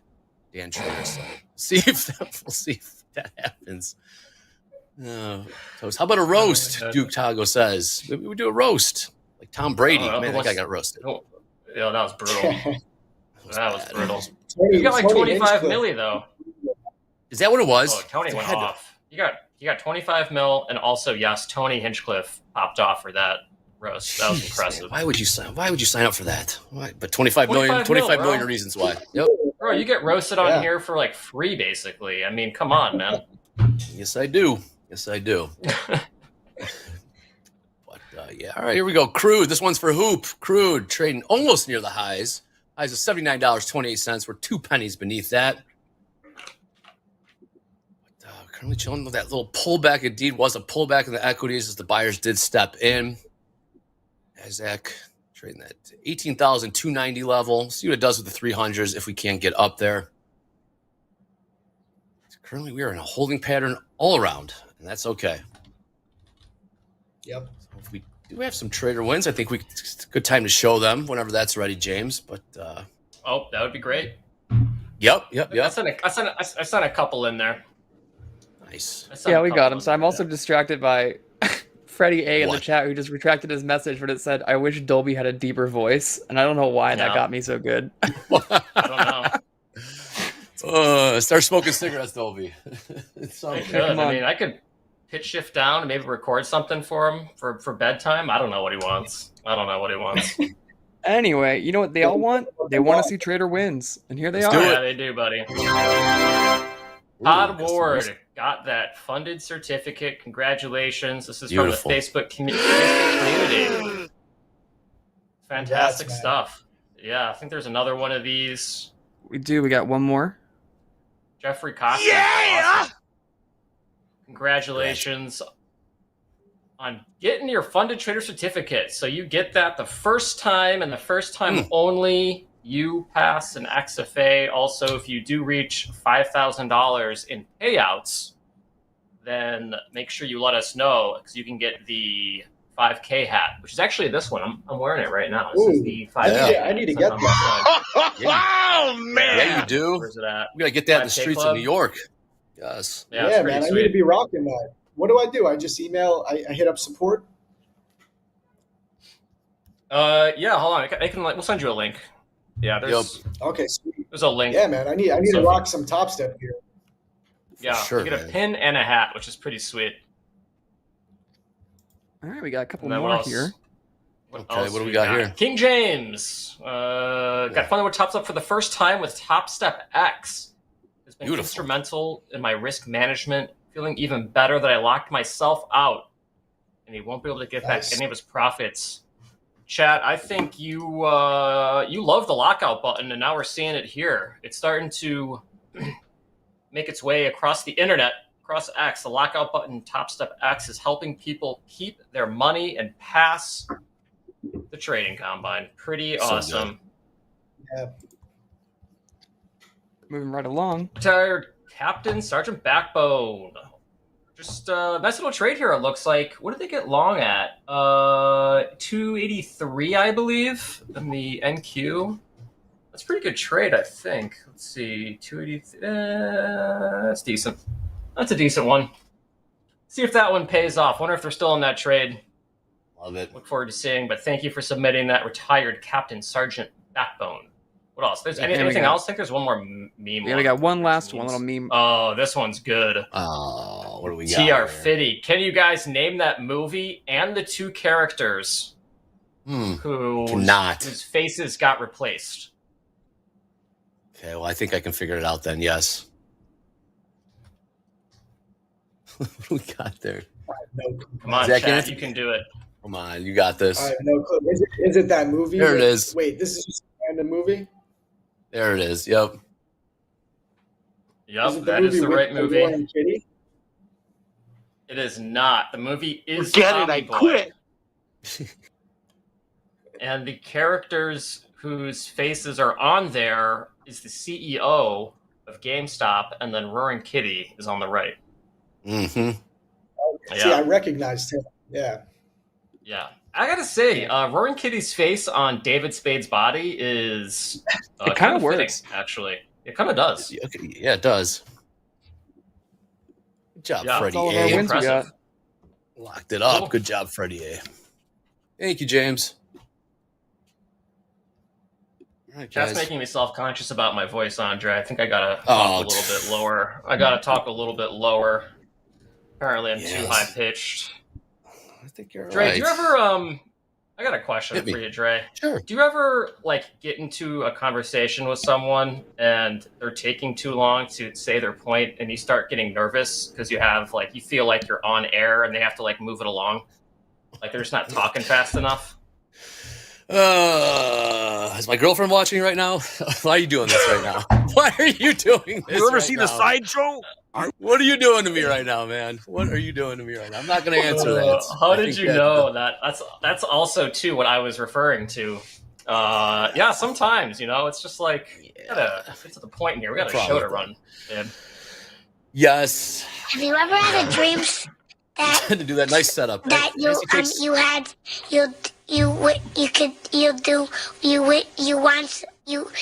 do so? Eddie's trying to troll me there. Appreciate it, Eddie. I know what you guys are all doing to me today. What a Monday. What a power hour we have right now. We got about 20 minutes left in the session. All right, we're starting to catch a bit of a bid here. Zach Anthony. So let's see if we get that push up to 33s. What are you looking for? 33, 333 to the upside? Yeah. Yeah, 18,337. Okay, Delta update minus 7,300. ES minus 2,400. NASDAQ. 20 minutes to go. Great question. I like the trade. I like the trade here. This is a good one. We're just going to live vicariously through your trade, and if you need any help, let us know. Call in to Pelosi or something. Put it to a poll if we need. But right now we are just chilling right now. I mean, all the range traders, good on you if you're able to capture the lows and the highs. Cash register trade, as John calls it. We are in the midst of one of those days today, so good on you. I think this is the third power hour in a row that I've been on where it's been dead. But I still find a trade. I get in a trade, and I usually still make money from it. So, love it. Yeah, you're not up 1,400. I don't know what you're up. Chat's calling me out for public math. 180 ticks. That's great. 1,800. That's a lot of ticks. 1,800. A lot of ticks. Is For it? Are you in two NASDAQ, contracts? No, it's 150 just one. Yeah, 2 cons, 1 per account. Oh, We're yeah. trading I don't 2 do accounts. math in Yeah. public. Do not do the do math, public but Well, math. 2 contracts is the easiest math with NASDAQ at least. That's true. That's actually one of the reasons why I started trading crude oil. Was because it was $10 a tick, and I'm like, oh, it's easy. Yeah, it's even easier. Remember that? It's true. 10 ticks, $100. All right. Well, we will have the MOC numbers coming out in about 9 minutes or so. Eddie will be all over that. We will make sure to pass that along. I'm expecting a pretty light number with a day like today. Hey, Dolby, let's talk about the Tuckman. When you talked to Tuckman, what were your takeaways from the Tuckman interview today? I mean, I think the question that I asked him that was the most interesting was about, Druckenmeier and kind of his thoughts on Fed speak, talking a bunch. And he said it's kind of BS that, they're out there moving the markets. And they should be, behind the scenes doing the work. It's not really a big fan of sort of this new like rock star Fed policy person. I thought that was pretty interesting. They talked a little bit about, GME and what's going on there. And I don't know if anyone really knows what's going on there. It seems like it's one of those things you can't really have a honest conversation about, because either you're tinfoil hatting or you're not tinfoil hatting. But he had opinions on it. It was cool. I mean, definitely go back and it's worth rewatching. I think I really liked his take on from Stanley. I thought that was very interesting. But he not a lot going on today. Not a lot going on. It's just kind of just waiting.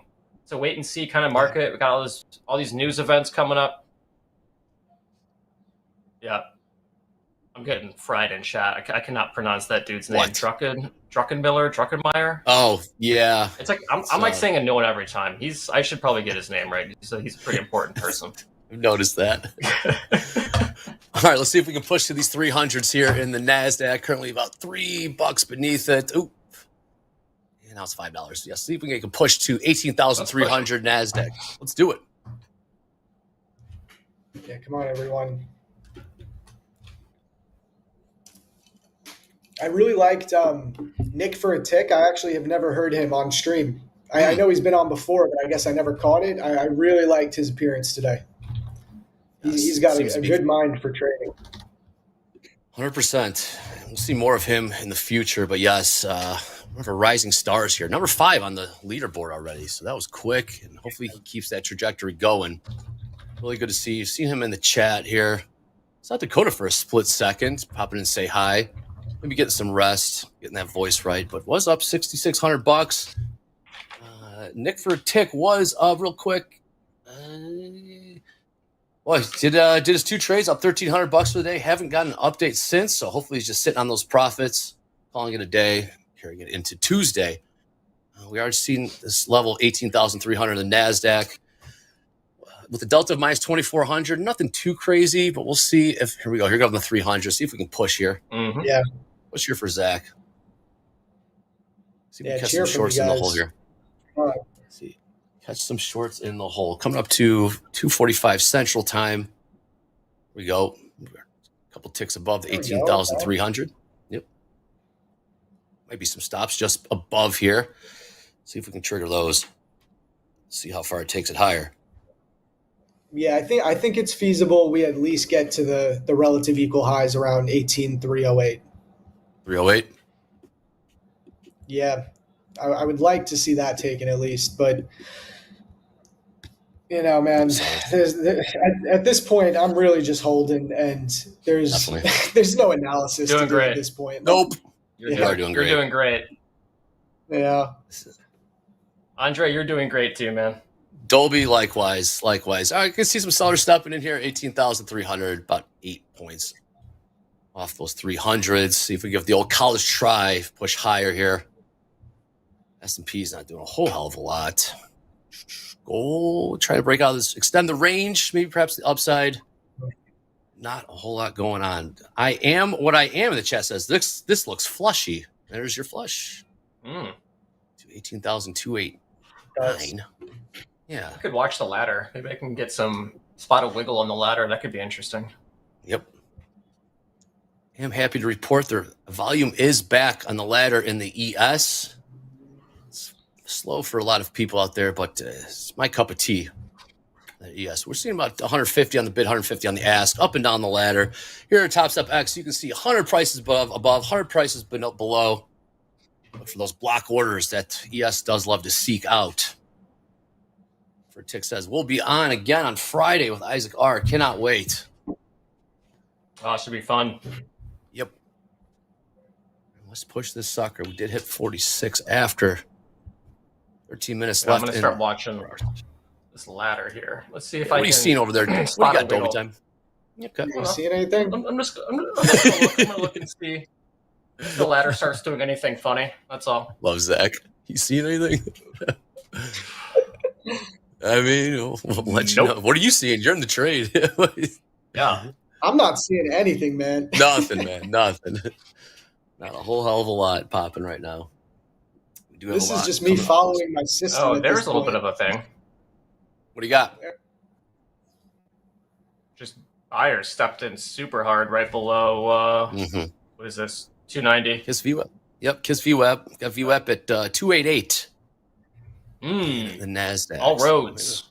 All roads. George. Is that the session VWAP? Yes. What do you have it at? Oh, I don't really look at VWAP. That's All why I good. was asking if it was the session or a different kind. GDS says short squeeze coming up. All right, let's see if that happens. John, we'll get one final Delta reading here with about 12 minutes left in the session. See if that squeeze does play out. But right now, a whole lot going on. All right, crude. This one's for Hoop. Crude, we are trading at the highs.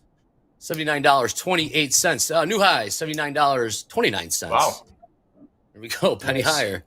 Yes. It's that's movement. I mean, for crude, that's pretty good.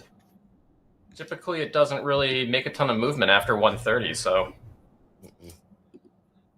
Yeah, no, that's definitely not the usual for crude. That's why I wanted to stay out. I was looking at that long, but I just don't like getting in crude trades after 12 o'clock usually.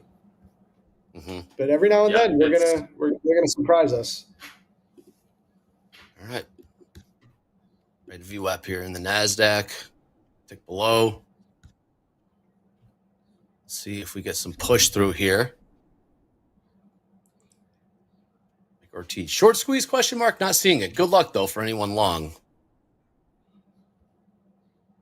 Unknown. There's no delta in Topstep X yet. Not yet. But we are working on it. I'm not. Someone is. Yes. Not me. You don't want me to program anything. We don't know the keystrokes. If we did, we would definitely add that. Eventually, it is on the list. About 14 points off that 18,300 level, trading 18,287 NASDAQ. So one thing I can look out for right now as we're pulling back again is I can check to see if we get any like stochastic divergences or if the Stokes begin to fizzle out, because that can signal that maybe we're just going to keep moving down and start reversing. So I'll be watching for that at least. Okay.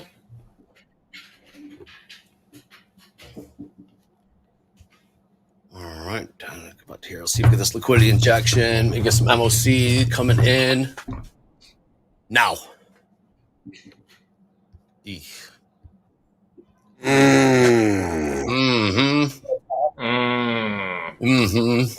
got it. Oh, we're waiting. Come on, Juice. It's going to be like $13 to the buy side. Right.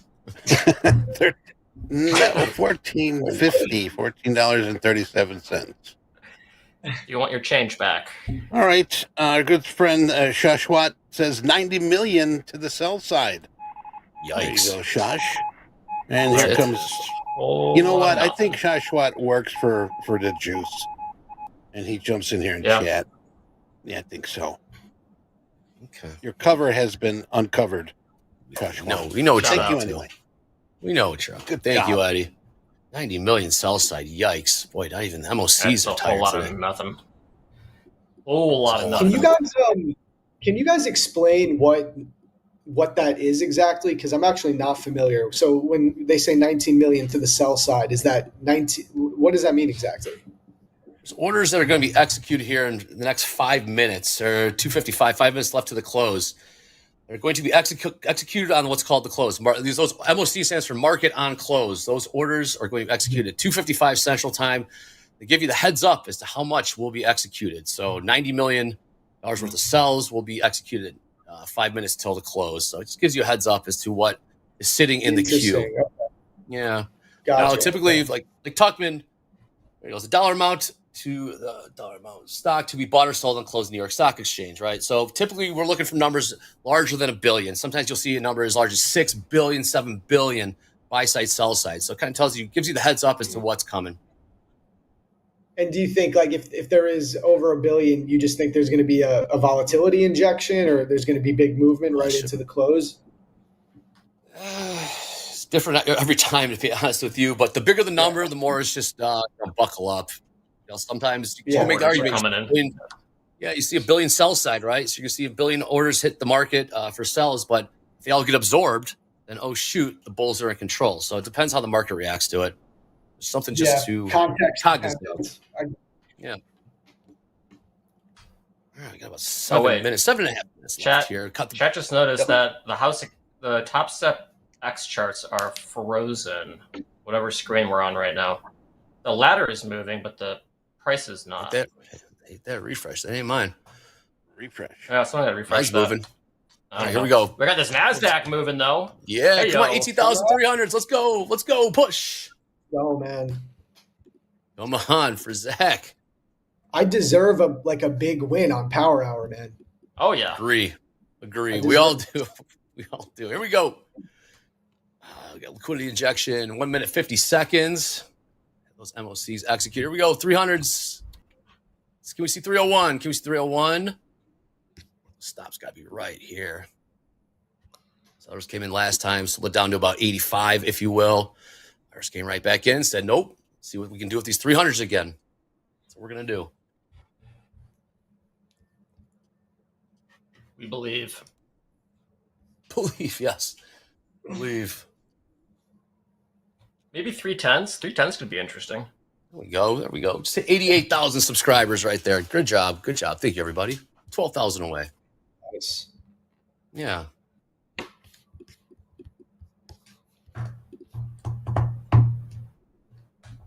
Let's see what we do with these 300s. Come on. Delta update. Minus 6,700 ES. Minus 20. There we go. Minus 5,400 ES. Minus 1,600 NASDAQ. So they're starting to peel off some of those shorts a little bit with 5 minutes left in the session. Yeah, Hoop. Sometimes it's like that. It be like that sometimes, Hoop, as they say. Yep. This is kind of like Friday Power Hour. Nothing really happened there either. We were pulling teeth to get trades off on Friday. That was a snoozer. Trading is a game of waiting. It really is. I know. It's like 10% action, 90% waiting. Yep. It's not all the movies make it out to be. No. That's why you have to have all these witty hosts on. Yeah. That's what we're here for. Okay. There we go. 55 just hit, and that was a whole lot of nothing. Small move down. Yeah, there's your 90 million sell side. Looks like it's getting bought right back up, too. Come on. Don't forget we got some shorts here in the ES. Like, no one is doing a particularly good job of getting price to do anything. I mean, bulls aren't really winning. Bears aren't really winning. It's probably just a bunch of algos. Just bouncing stuff back and forth. Just chopping up traders. Yeah. It's probably just robots, honestly. I think it's like 99% robots just trading price back and forth right now. Mm-hmm. Yeah. Sweet old guys, angel. I'm going to exit my trade. Okay. Let me give it 1 second. No, I'm getting out. Okay. I'm out. So that was not bad. What did we get? We caught about 150 ticks. So about 3R. Nice, Good dude. enough for me That's a on great day one. like this. Yeah. Yes, it was. What's the P&L? P&L is now about 490. Okay. Sweet. Well done. Well done. I know 490 John times Jones. 2. Sorry. So, but about $1,000. That's awesome. Good enough for me on a day like this. Absolutely. Dude, that's like almost a 2-hour hold time too. That's crazy. Yeah. That's a really impressive hold time for NQ. I think my record's like Yeah, 20 you- minutes. I mean, man, 20 minutes is a pretty good hold time on NQ. It's just It feels like a lifetime. It's a lifetime. I was just going to say. Nice trade, Zach, Anthony. Thank you, guys. Thank you. All right, less than 3 minutes in the session. Eddie, you're going to have that bell, that outro. What has been just a test of our patience and discipline. But this is, you need this in your arsenal. This is us. This is screen time that cannot be replaced. So you're going to see days like this. You're going to see days like this a lot. So I get used to it and eventually, learn how to profit off of them. Back to that 18,285 level in the NASDAQ. What'd you cover there, Zach? If you don't mind pulling that up, I think that was a nice little cover because we are seeing some sellers coming in. Yeah, I covered it was at 152 ticks. Let me move this back up. Cool. I covered at 18,288. Oh, all right. Well, almost right there. 2 minutes left in the session. 2 minutes. Cover those trades. And what I am. Nice exit, Zach. Getting heavy, so smart play. Thank you. Thank you. Yeah. You got to know when to cut it. I mean, 3 minutes left. It's not happening. We're not going to get the full target. So. Chris Breezy passed my 150K today. Hell yeah. Good job. Congrats. Oh, yes. Nice exit. EV, shout out. Shout out. 90 seconds left in the session. Don't forget, we got slow markets this evening with Dakota. Please watch that. See how he 66, almost $6,700 today. These type of markets, man. Where else are you going to get access like that? Please tune in to Slow Markets this evening, 8 p.m. Central, with Coach Dakota himself. That is a great profit to have on a day like Crazy, today. man. 60 seconds. Oh, yeah. Sets you up great for the week, too. Absolutely. Yes.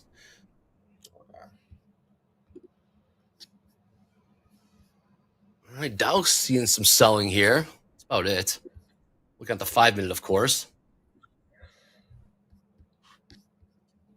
Can't thank you guys enough for tuning in. Shout out to all the Bell to Bellers. You guys are fantastic. We're seeing the numbers grow, so help us do that. Share it with your friends, family, anyone interested in the markets, or you just wants to be entertained a little bit. All right, here we go. 30 seconds. Let's see how this happens. Come on. Oh, look at that. We're going to make new highs. Oh, don't look at it, Zach. No way. There's no way. Push. Let's see these 300s. 18,309. Come on. That's 309. That's so NASDAQ. That's the most 10 NASDAQ seconds. thing Here ever. we go. That is the most. Look at that. Oh. All right. Boom, boom, Okay. boom. All right. Zach. All Thank right, you, you're Zach. fine, You're fine. You're fine. Dolby time. Thank you, guys. Eddie, my man, take it away. You got All it. right. Zach, thanks for joining us here today. And of course, the dynamic duo, Andre and Dolby. Good job. Good job, gents. All right. Tomorrow, we've got some action early. 6 o'clock here, we will have the OPEC monthly report. You might want to check into that before you start trading your OPEC markets. 7:30, we got PPI coming in, core PPI month over month. The big one's going to be the PPI month over month for April. Scrolling down here, we do got Red Book at 7:55, 8:10. Fed Governor Cook will be speaking, hopefully cooking some breakfast for us here. Looking at the 9 o'clock number, yes, Fed Chair Uncle Jay will be speaking at 9 o'clock Central Time. We also do have a 52-week bill auction at 10:30. API crude stock later that day. So that's going to be what we've got for our economic numbers. Now, tomorrow is going to be a very special day here. I don't want you to miss it. I'll make sure that you are here because we've got Dr. Jeannie Cristerna going to be with us here. But going to open up the day, JD Hoagland Rips. We got Fast Market with Andre Hoag, Coach Dakota, and Rips will be continuing that with Hoag. Power players, we've got myself, Robert, and Isaac. We'll be doing power players, Jack and Anne-Marie for TopQuiz. As I mentioned, we do have that special segment with Dr. Jeannie Cristerna at 12 o'clock Central Time. Do not miss it. Make sure you have your pencils sharpened, ink in your pen, and your favorite Crayola to take notes. This is going to be really good. Also, after that, Market Stalking with Deeyana, Robert Dolby, and Coach Jay. We have a power hour going to end that day with Austin Silver and the dynamic duo, Dolby and Andre. Don't forget, tonight, we've got 8 o'clock. 8 o'clock, Coach Dakota Slow Markets. All right. We've got coming up here right now, we got At the Buzzer with Coach Jay and Coach Paul. We do have our order flow with, 6 o'clock, we got Coach Ray with Volume Profile. 7 o'clock, Bar Charts with Coach Vince. And as I mentioned, Slow Markets with Coach Dakota. So, hey, we love having you here. And we really appreciate the participation that we have here in the community. Good stuff. Remember, keep it positive. Positive mental attitude. Life has so many negatives. We don't need negatives, and we want to try to keep it as much as positive as we can and keep moving along. But hopefully you did learn something today. Get some rest, re-energize, have a fantastic rest of your day. Stay safe, stay healthy. Until we meet again, I'm Eddie Horn, and this has been Top Step TV.